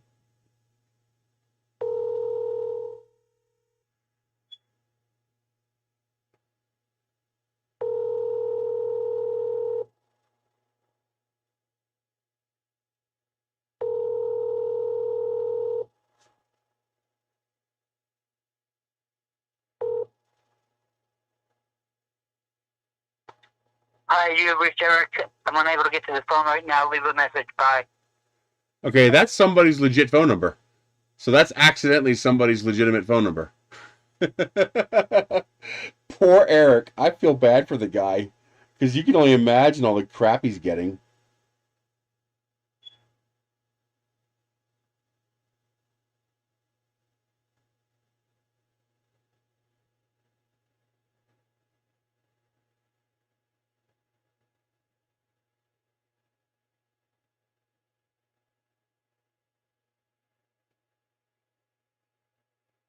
Well, no, you don't understand. They are spoofing the number. That's not even up for debate. That's exactly what they're doing. That number is not their valid phone number.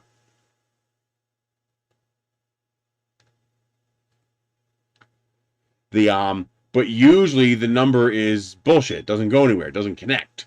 Like you'll call it back and you'll get a this number is no longer in service. You know, that one just happened to connect to an actual valid phone number. There you go. You only have 9,999 tries. My phone number's public anyway. But okay. So the emergency stop does work. That's good. I'd like to see some wire management improvements.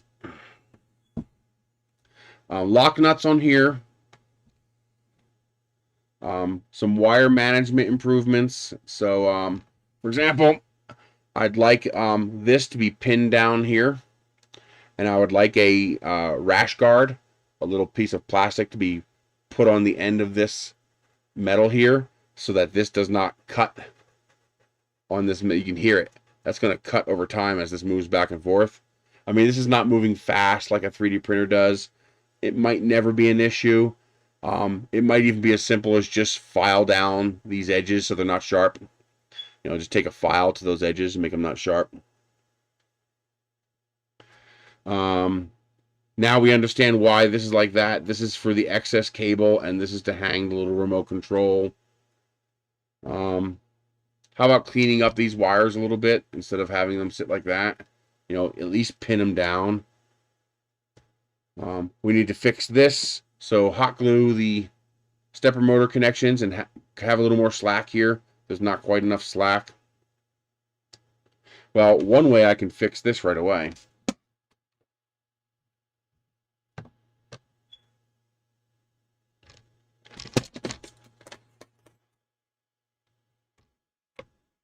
is to simply change this from that to this.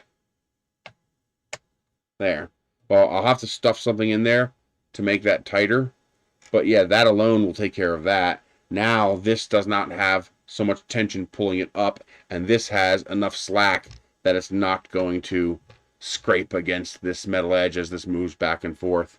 So that's a pretty easy fix. Just let it come out the side like that. And also move this clip to the edge. If you move this clip to the edge, then this can't scrape against the edge because the edge will be right next to this. So that fixes that. You need a place to tie down these laser wires. You can't just have them floating. these wires need a place to go. So I'm thinking, well, actually, you could just stuff them in here. Just like they're doing with the remote wires. Ah, it came out the top. But a more elegant solution would be nice. A couple of hold downs and a little Velcro tie down where I can just coil this wire up and then have a little Velcro tie down, hold it. You know, the little zip ties that are actually made of Velcro. You see them on the ends of cables and stuff like that.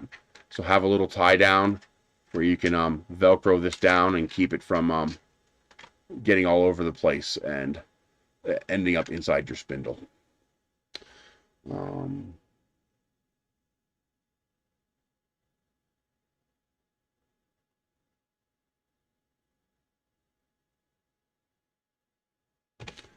What else?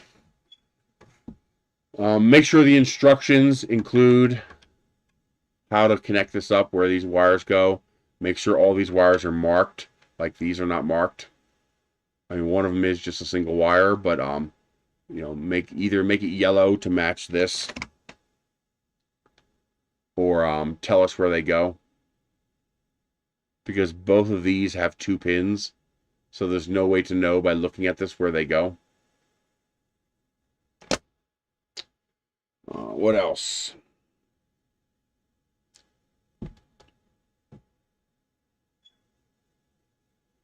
Think of anything else offhand? I mean, the core issue is the coupler is just not usable. This interface is not usable. But besides that, is there anything else that screams, let's fix this? Can't really think of anything. I do like the shroud that they have around this in the video. It's nice. Nice. Okay. I think that's a little expensive, since you can buy similar machines that are all metal. I think that's a little high. I'd like to see it at the $299, $349 range. Although if it comes with the remote and all that stuff, that's not so bad. I'm guessing that remote is an add-on. Like you have to pay extra to add that remote.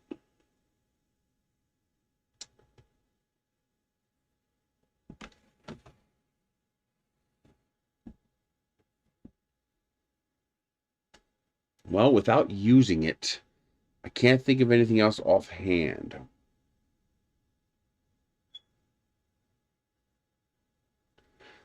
I am curious why they went with the bolts through the bottom instead of bolts through the side. I mean, my instincts tell me that this structure, the way this structure is going to want to move is this way.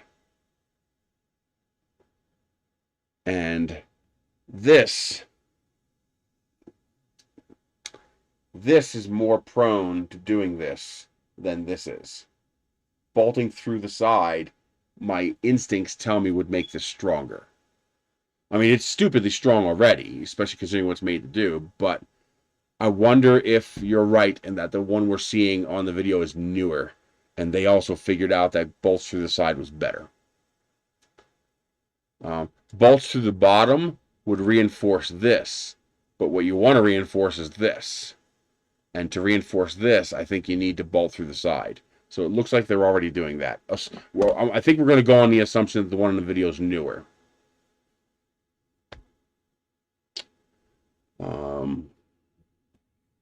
The bearing blocks are fine. I don't see a problem with that. These bearing blocks are fine. I don't see a problem with that. Again, I'm not CNC experienced, but it seems like that should be okay.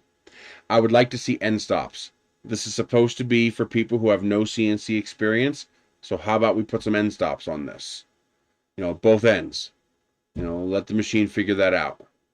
Or put an end stop on there and then firmware encode the limit like a 3D printer does it. Yes, 300, 180, 45.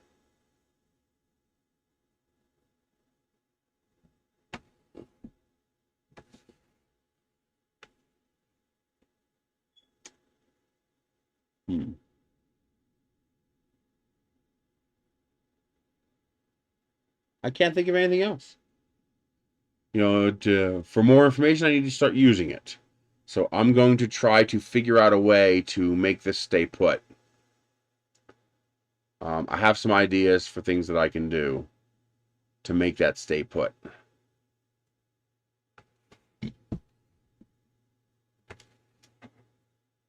I mean, that brass does go high enough for me to put a hole in it. It would have to be a really thin hole, but it is high enough for me to do that. So I think I'm going to do exactly what I thought, is I'm going to put a metal plate in here, and then drill a hole through the brass and run a nut and bolt straight through it to hold this in place.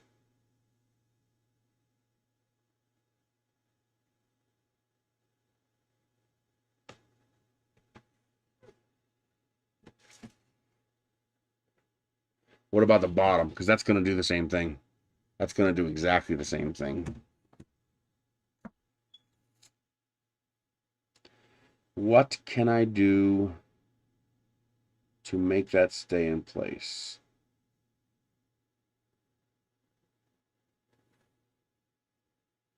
The brass doesn't really stick up high enough to put a nut and bolt through it.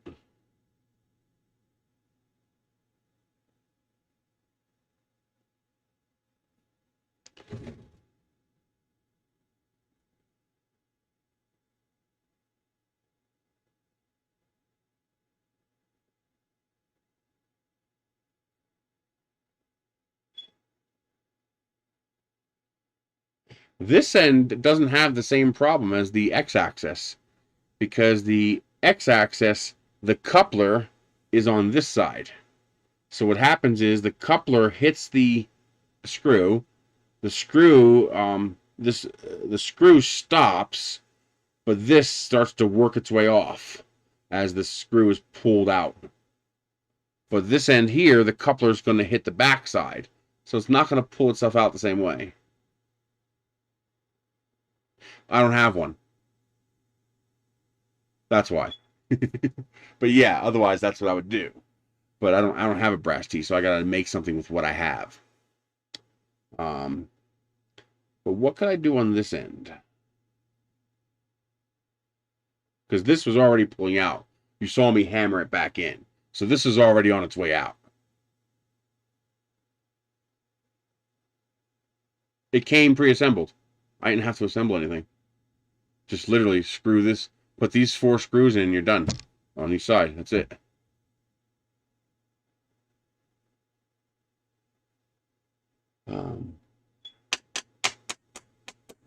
So what could I do to make that stay put?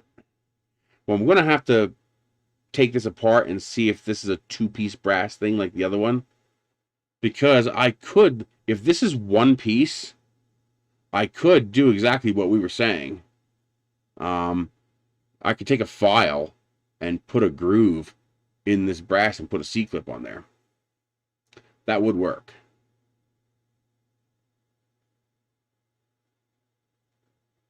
I could also drill a hole through it and do a set screw, but I think the set screw would eventually come loose, and I think this is too thin. I don't think there's enough meat for the set screw to really grab.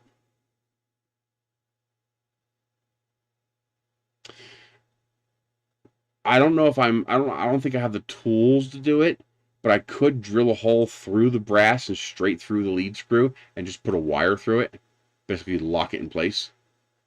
The issue is this, Lightspeed. All right, head not attached anymore.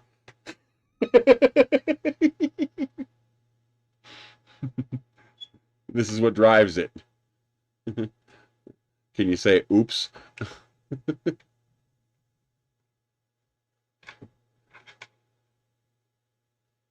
Why is this so tight now?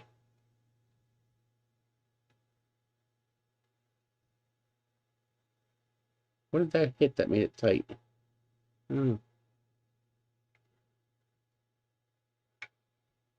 Oh, just because it's sloppy. It's just so poorly machined there. So yeah, the actual drive, this is what drives the unit back and forth. and it's literally just a friction fit in the end of the machine.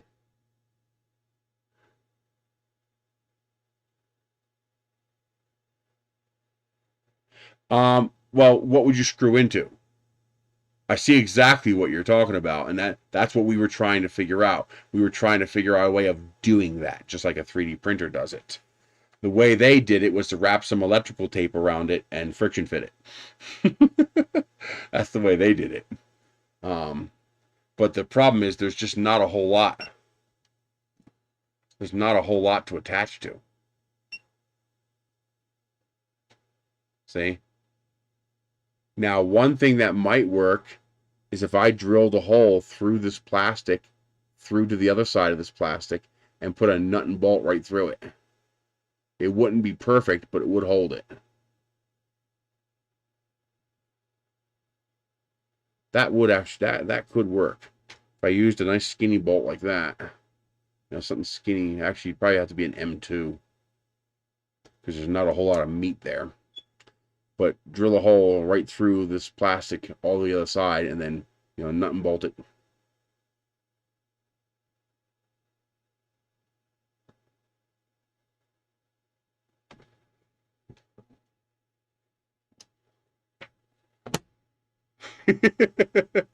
Well, it's a matter of lack of knowledge. They just don't understand.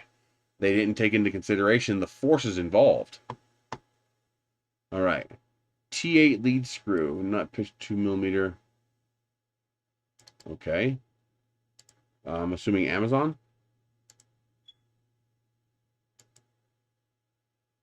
I don't think epoxy would hold over the long term,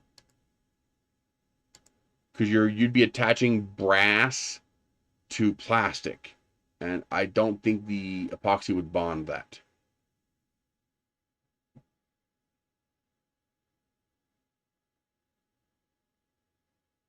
Now that actually just gave me no, see, the problem is the JB Weld is not going to adhere to the plastic. It's going to adhere to the brass, but it's not going to adhere to the plastic, because that's actually a good idea. He showed me this. And if I were to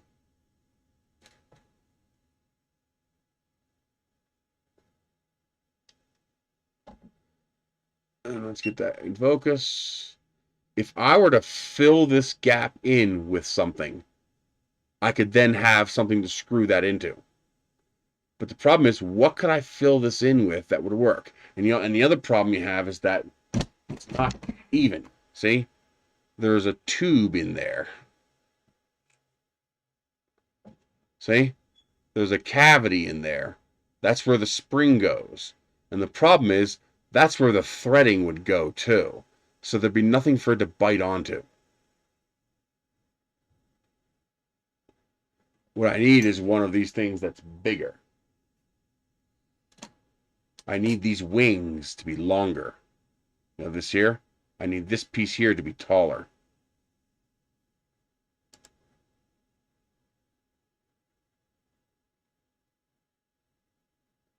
And I don't see any that are taller. They all look like they're about the same size.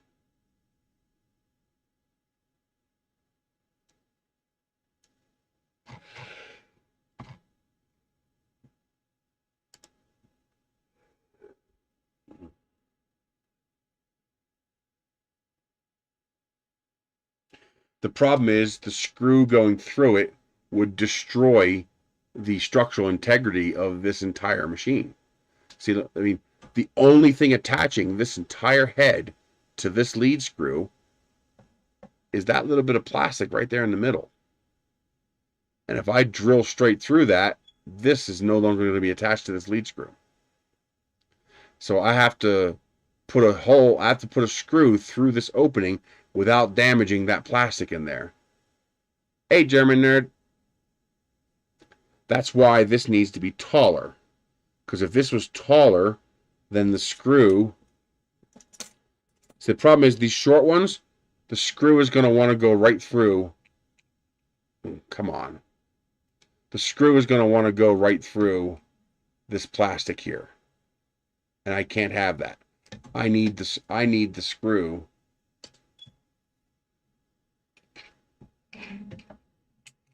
I need the screw to be up here. See? I need the screw to be up here so it doesn't damage that plastic.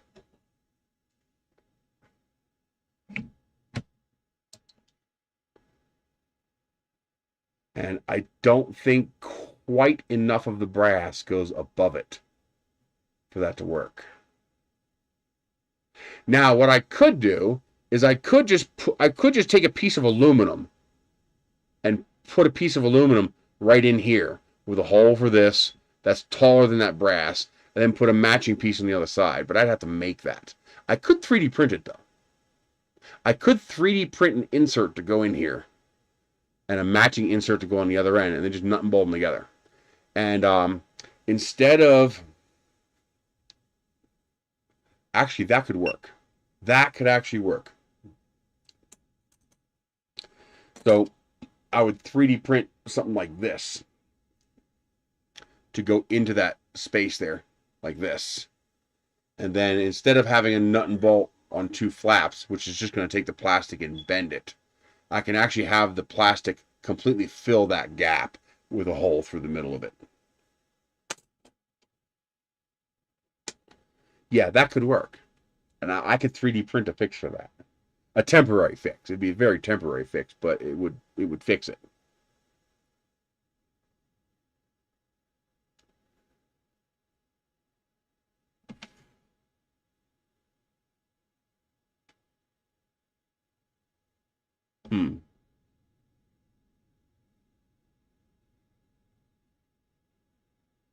I can't see the problem is you're talking about these.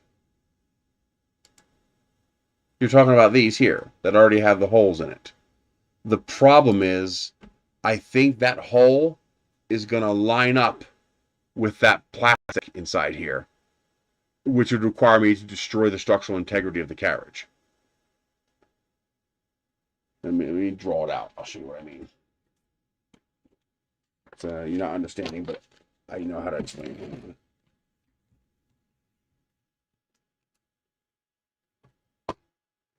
So.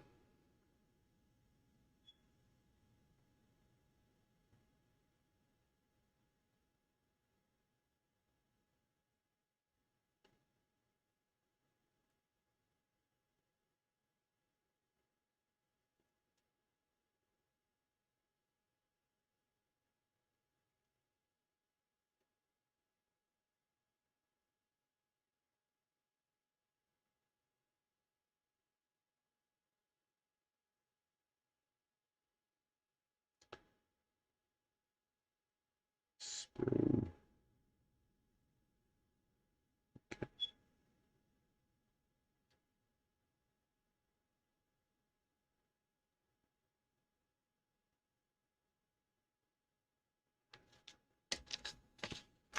Okay. What we have is this. So this is the lead screw. This is the plastic. This is the plastic cup that you see inside there. This, okay, it goes all the way in, but this is the brass piece. And that brass piece sits inside like this. You have a shape like this.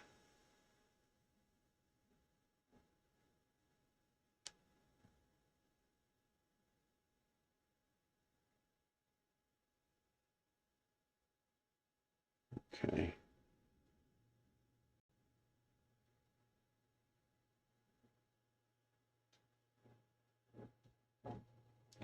So this is what you have inside of here. Side view, front view. And then this brass piece here sits inside here like this. Okay, so actually it's slightly rounded, but you get the idea. So this here is the brass piece.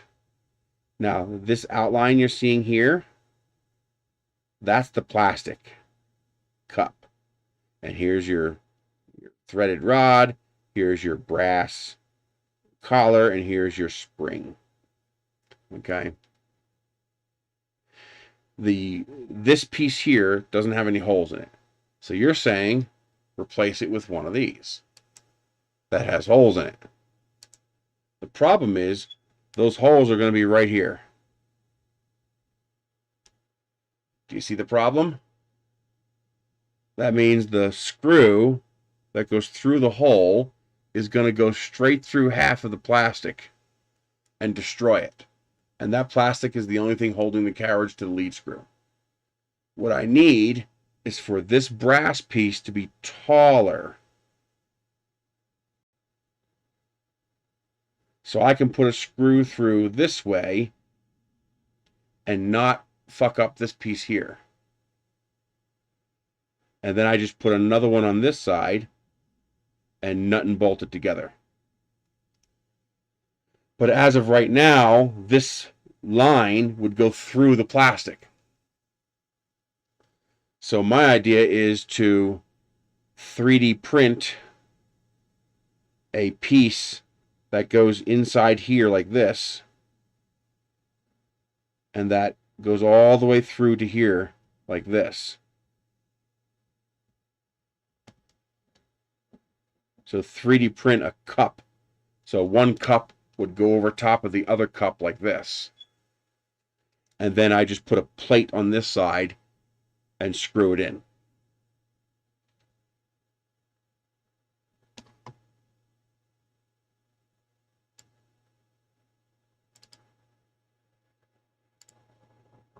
You said bang good.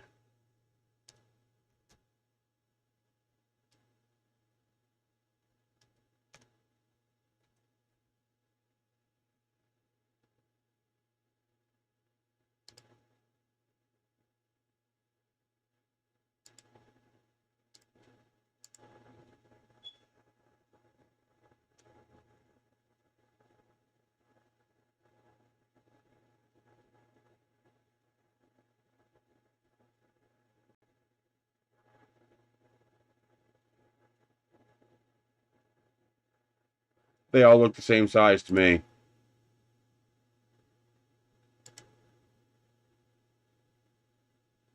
Yeah, they all look the same size.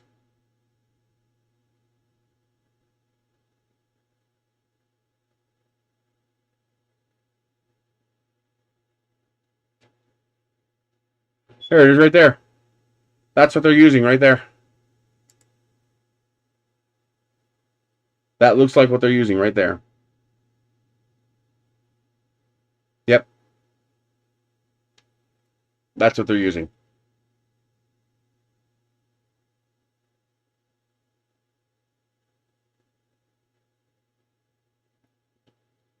Well, it doesn't matter because the machine can't work as it is.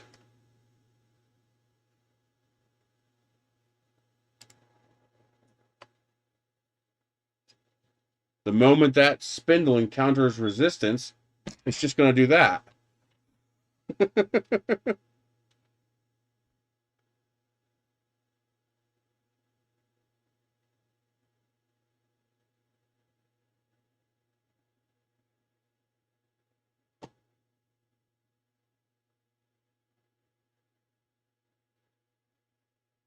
I need some way of making this stay in there, or it's not going to work.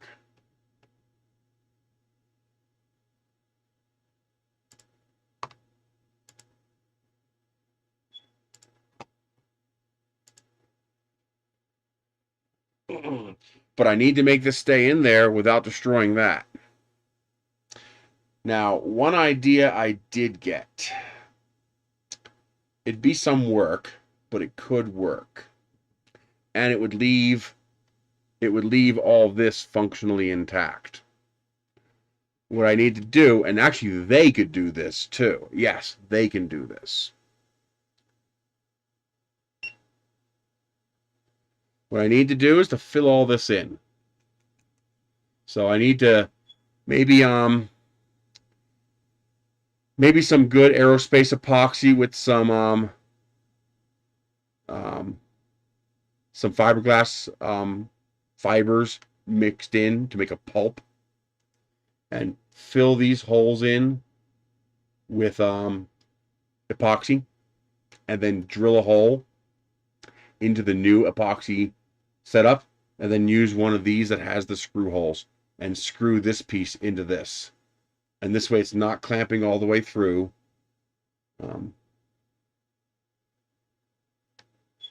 Well, that's what they're doing. They're pressure fitting. The problem is this is not a 3D printer. All right, so you can't pressure fit parts here unless they're metal and you're clamping them like this does. This is technically a pressure fit. The bit that fits in the end here, but you're clamping it when you put these two pieces together, so that works. Because the problem is you can't use, kind of like using embedded nuts, yeah. But this is all hollow, so that I can't use it with the stock setup. It's not like a laser cutter or a 3D printer that's not really encountering any resistance. This came out of here just because I told this to go to here and there's no homing switch. So it hits here and just kept trying to push. So just under the torque of this screw turning from the stepper motor was enough to pull that out of there. And the problem is when you're cutting, aluminum or a hard wood, your head, your spindle head, your bit is going to encounter resistance. You're not just extruding molten plastic. You're diving a bit into material, and then you're cutting away that material. That's going to there's going to be resistance, a force. So when this tries to go this way, and then this encounters resistance in the material it's cutting, over time, this is going to pull out every single time. That's why I want to use a clamp, because a clamp is going to mechanically resist it. If this were just going to be laser cutting, yeah, then this friction, look how easily I pushed that in there, and look how easily I pushed it out. That has to be held in better than that, or it's just going to remove itself every time you use it. Or worse, it's going to start moving back and forth, and you're going to have a ton of slop in your print, as there's a difference between when the lead screw moves and this moves.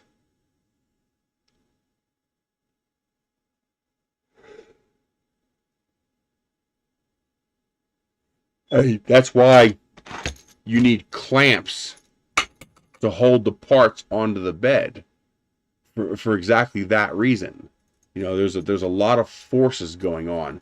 There's a lot of mechanical force involved when you're doing a CNC cut.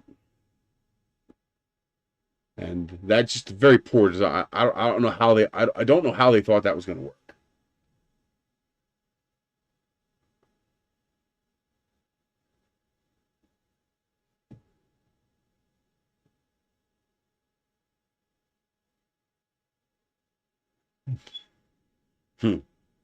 Interesting. It's kind of got me interested now, though, because, I've never really played with CNC before, and so now I'm kind of interested. I want to see, what I can do with it now.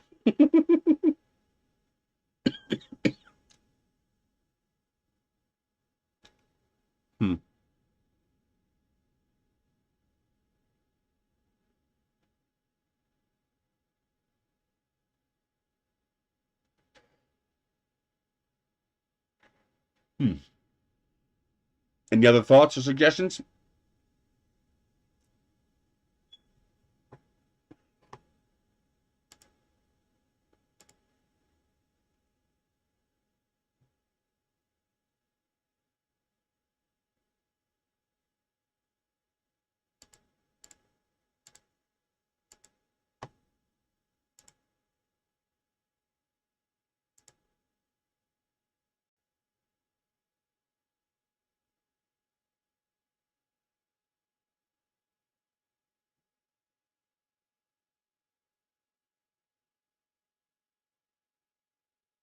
Yeah, while threaded inserts can work, they create the same problem. I would be compromising the structural integrity of the carriage.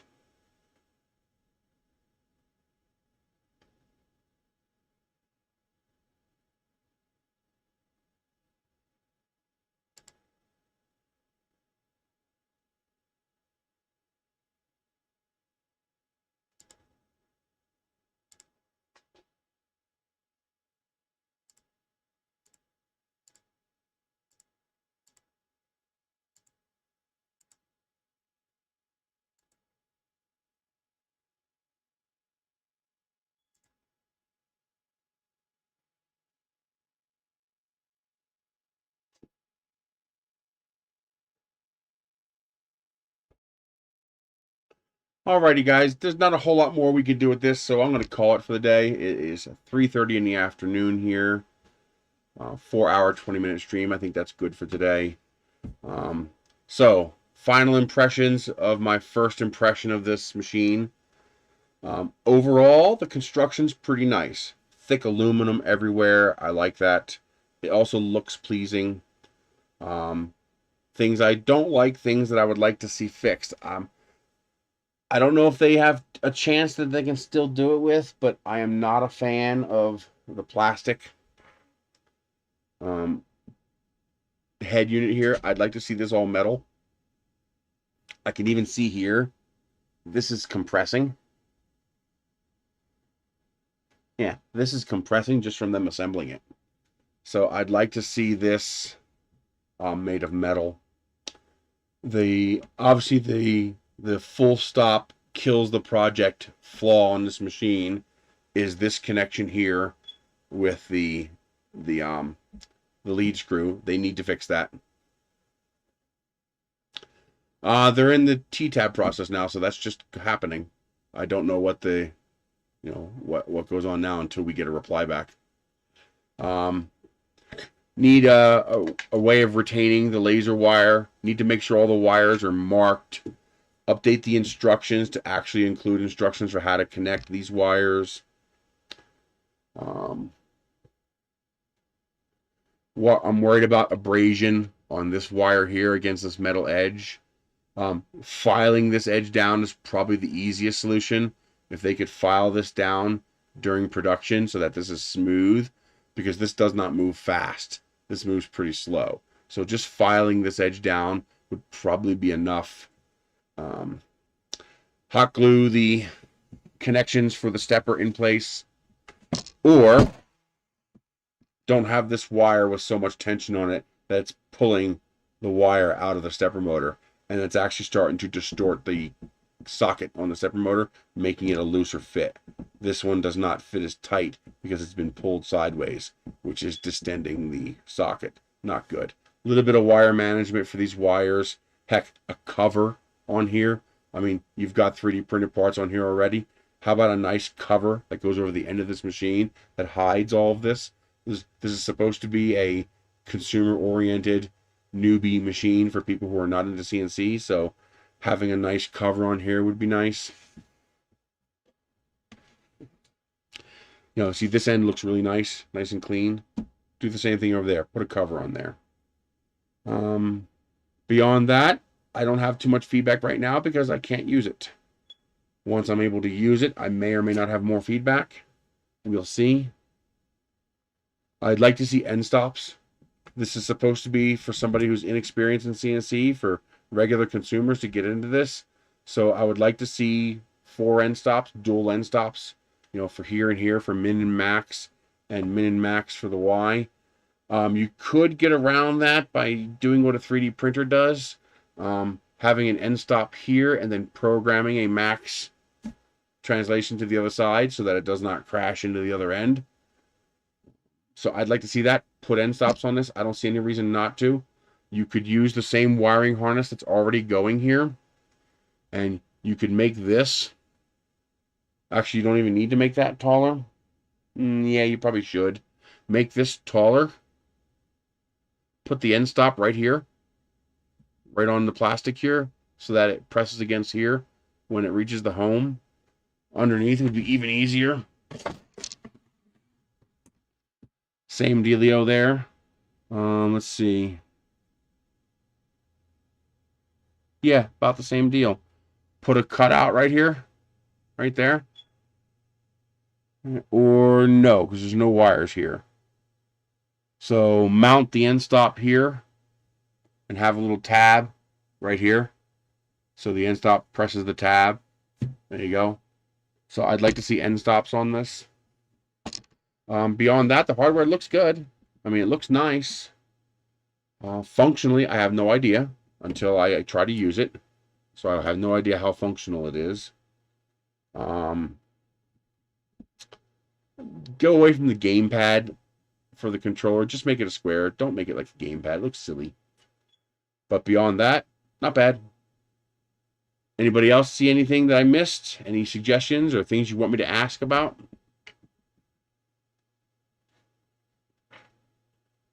What's a Ryzen 3K?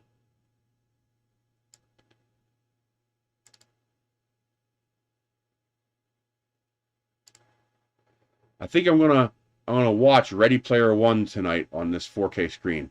I want to see what that looks like on the OLED screen. Ryzen 3000 release dates and rumors.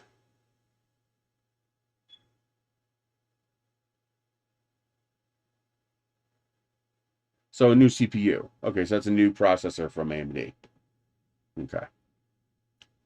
Ah, you just said that, CPU. But yeah, I mean, it has the potential to go somewhere. I am hoping the fact that they recognize a lot of these issues is why they canceled the Kickstarter.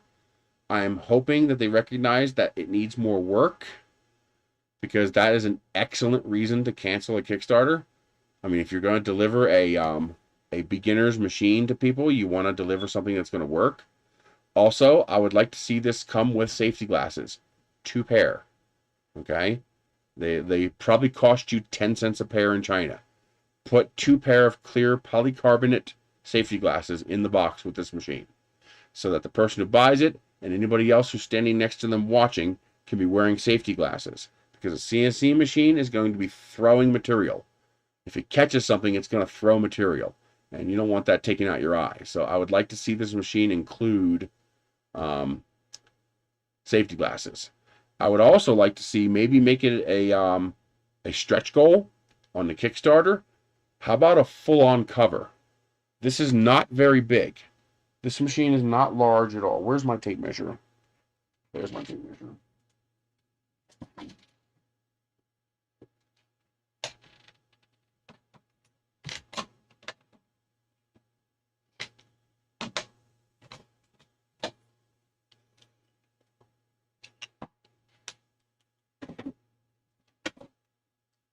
Okay, so maximum height.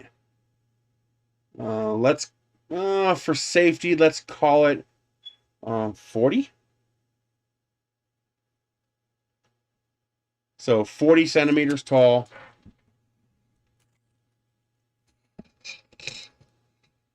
50 centimeters long, and 16 centimeters wide. So 50 by 40 by 16 centimeters. Make a clear cover that it goes over this whole entire machine. A clear cover that goes over the entire machine to allow this to be semi-enclosed. Put a little 3-inch hole on the end of it with a plug, so I can plug my dust extractor into this, you know, right at the height of the table here, so like right about here, so that I can turn this on and cover the whole thing. You can make that out of acrylic, but have a nice cover for this to keep pets out of it, keep kids' fingers out of it while it's running. I think that'd be a nice touch, because if you're going to aim this at beginners, then go all the way. Aim it at beginners. Make it beginner friendly. But yeah, that's it. That's all I can think of right now. If you guys can think of anything, let me know. Some of you have more experience with CNC than I do. I have no experience with CNC. None whatsoever. So if you could think of anything that I missed, or anything that I should look into or address, let me know. And we'll go from there. All right. I will see you guys later. Make sure you get your vaccine when you get a chance. You need it. Yeah, maybe for them to include a mini vacuum might not be that bad an idea. Make it a stretch goal, make it an add-on item that you have to buy. You know, I would rather pay $450 for a machine that comes with everything I need and that's nice and user-friendly. I'd rather pay more. I wouldn't mind paying more if I actually got more for my money, if it actually gave me a tangible improvement. Also consider a black acrylic enclosure with a laser window on the end. So black acrylic enclosure with a window right here made of that laser glass material, so that this could be safe to use around people and pets with the laser. That would also be a very good idea to make something like that. You can even make that out of cloth. You have your clear acrylic cover that you're using to protect you from debris from the CNC. We'll have a cloth cover that goes right over top of that just has a window on one end with that laser fabric plastic in it, so that you can include that all in the package. That's actually not a bad idea. This way you're protected from the CNC, and then if you're going to use the laser, you drop the cloth over that, and your extractor could do the same job for the laser to extract the fumes, the smoke that the laser creates, and vent it outside. That's all interesting things you could do with this to make it even more beginner and new consumer friendly. And that's a little sharp. Clean those edges up a little bit. Yeah, that's going to hurt somebody. Yeah, that hurts.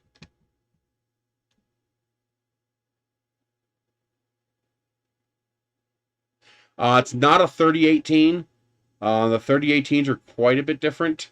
The 3018s move the bed. This moves the entire gantry, but it is the same size, the 3018. It's that same size that you always see for these 300 by 180 by 45. They all have pretty much the same build volume, cut volume. And yes, there is a main board. Actually, I'll show you. Where's the manual? Here we go. Even better, just show you a picture of it. So, there we go. There's your main board inside. So, there we go. That's the main board inside the machine. That's inside this plastic enclosure back here. So I like the idea of it, but it needs a lot of refinement. And I would like to see a major company enter the CNC space and start making improvements in the CNC space like they did with the 3D printing space. Make it more approachable to average people. That's already happened to some extent. A lot of this is 3D parts. A lot of the decreasing cost of these components is from the decreasing cost in 3D printing. Main board, stepper motors, stuff like that. But I would like to see, instead of just cloning a slightly improved typical CNC machine that you can find on Amazon, I'd like to see you actually make the improvements. I mean, your Kickstarter video makes a point of addressing that, newcomers can get into CNC, yet there's nothing here that really addresses that actually makes that possible. So start addressing that. Put end stop switches on it. Put protective covers on it. So that, beginners can use this machine without shooting their eyeballs out, or burning their eyeballs out, or watching your pet cat get caught up in that spindle and have his tail ripped off.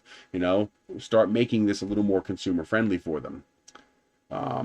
Also, you need to work on the software side. I know the Chinese companies are not good with that, but if you want to make a consumer friendly machine, you have to address both sides. This thing is worthless without the software to make it run, and without the knowledge to be able to run through that software and make it run. So you need to work on, if you guys can't do it, that's fine. Give people like, not me, I'm good at the hardware analysis, I'm not good at the software side, but start working on creating incentives for users to create user guides, walkthroughs that are easy to understand in proper English, that match this machine, to create those guides to allow people to perform the projects they want to perform.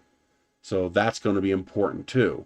I know you guys can't do that. You're in China and you speak Chinese, but you can toss out a few of these machines to some of the better users in exchange for creating some of these beginner guides.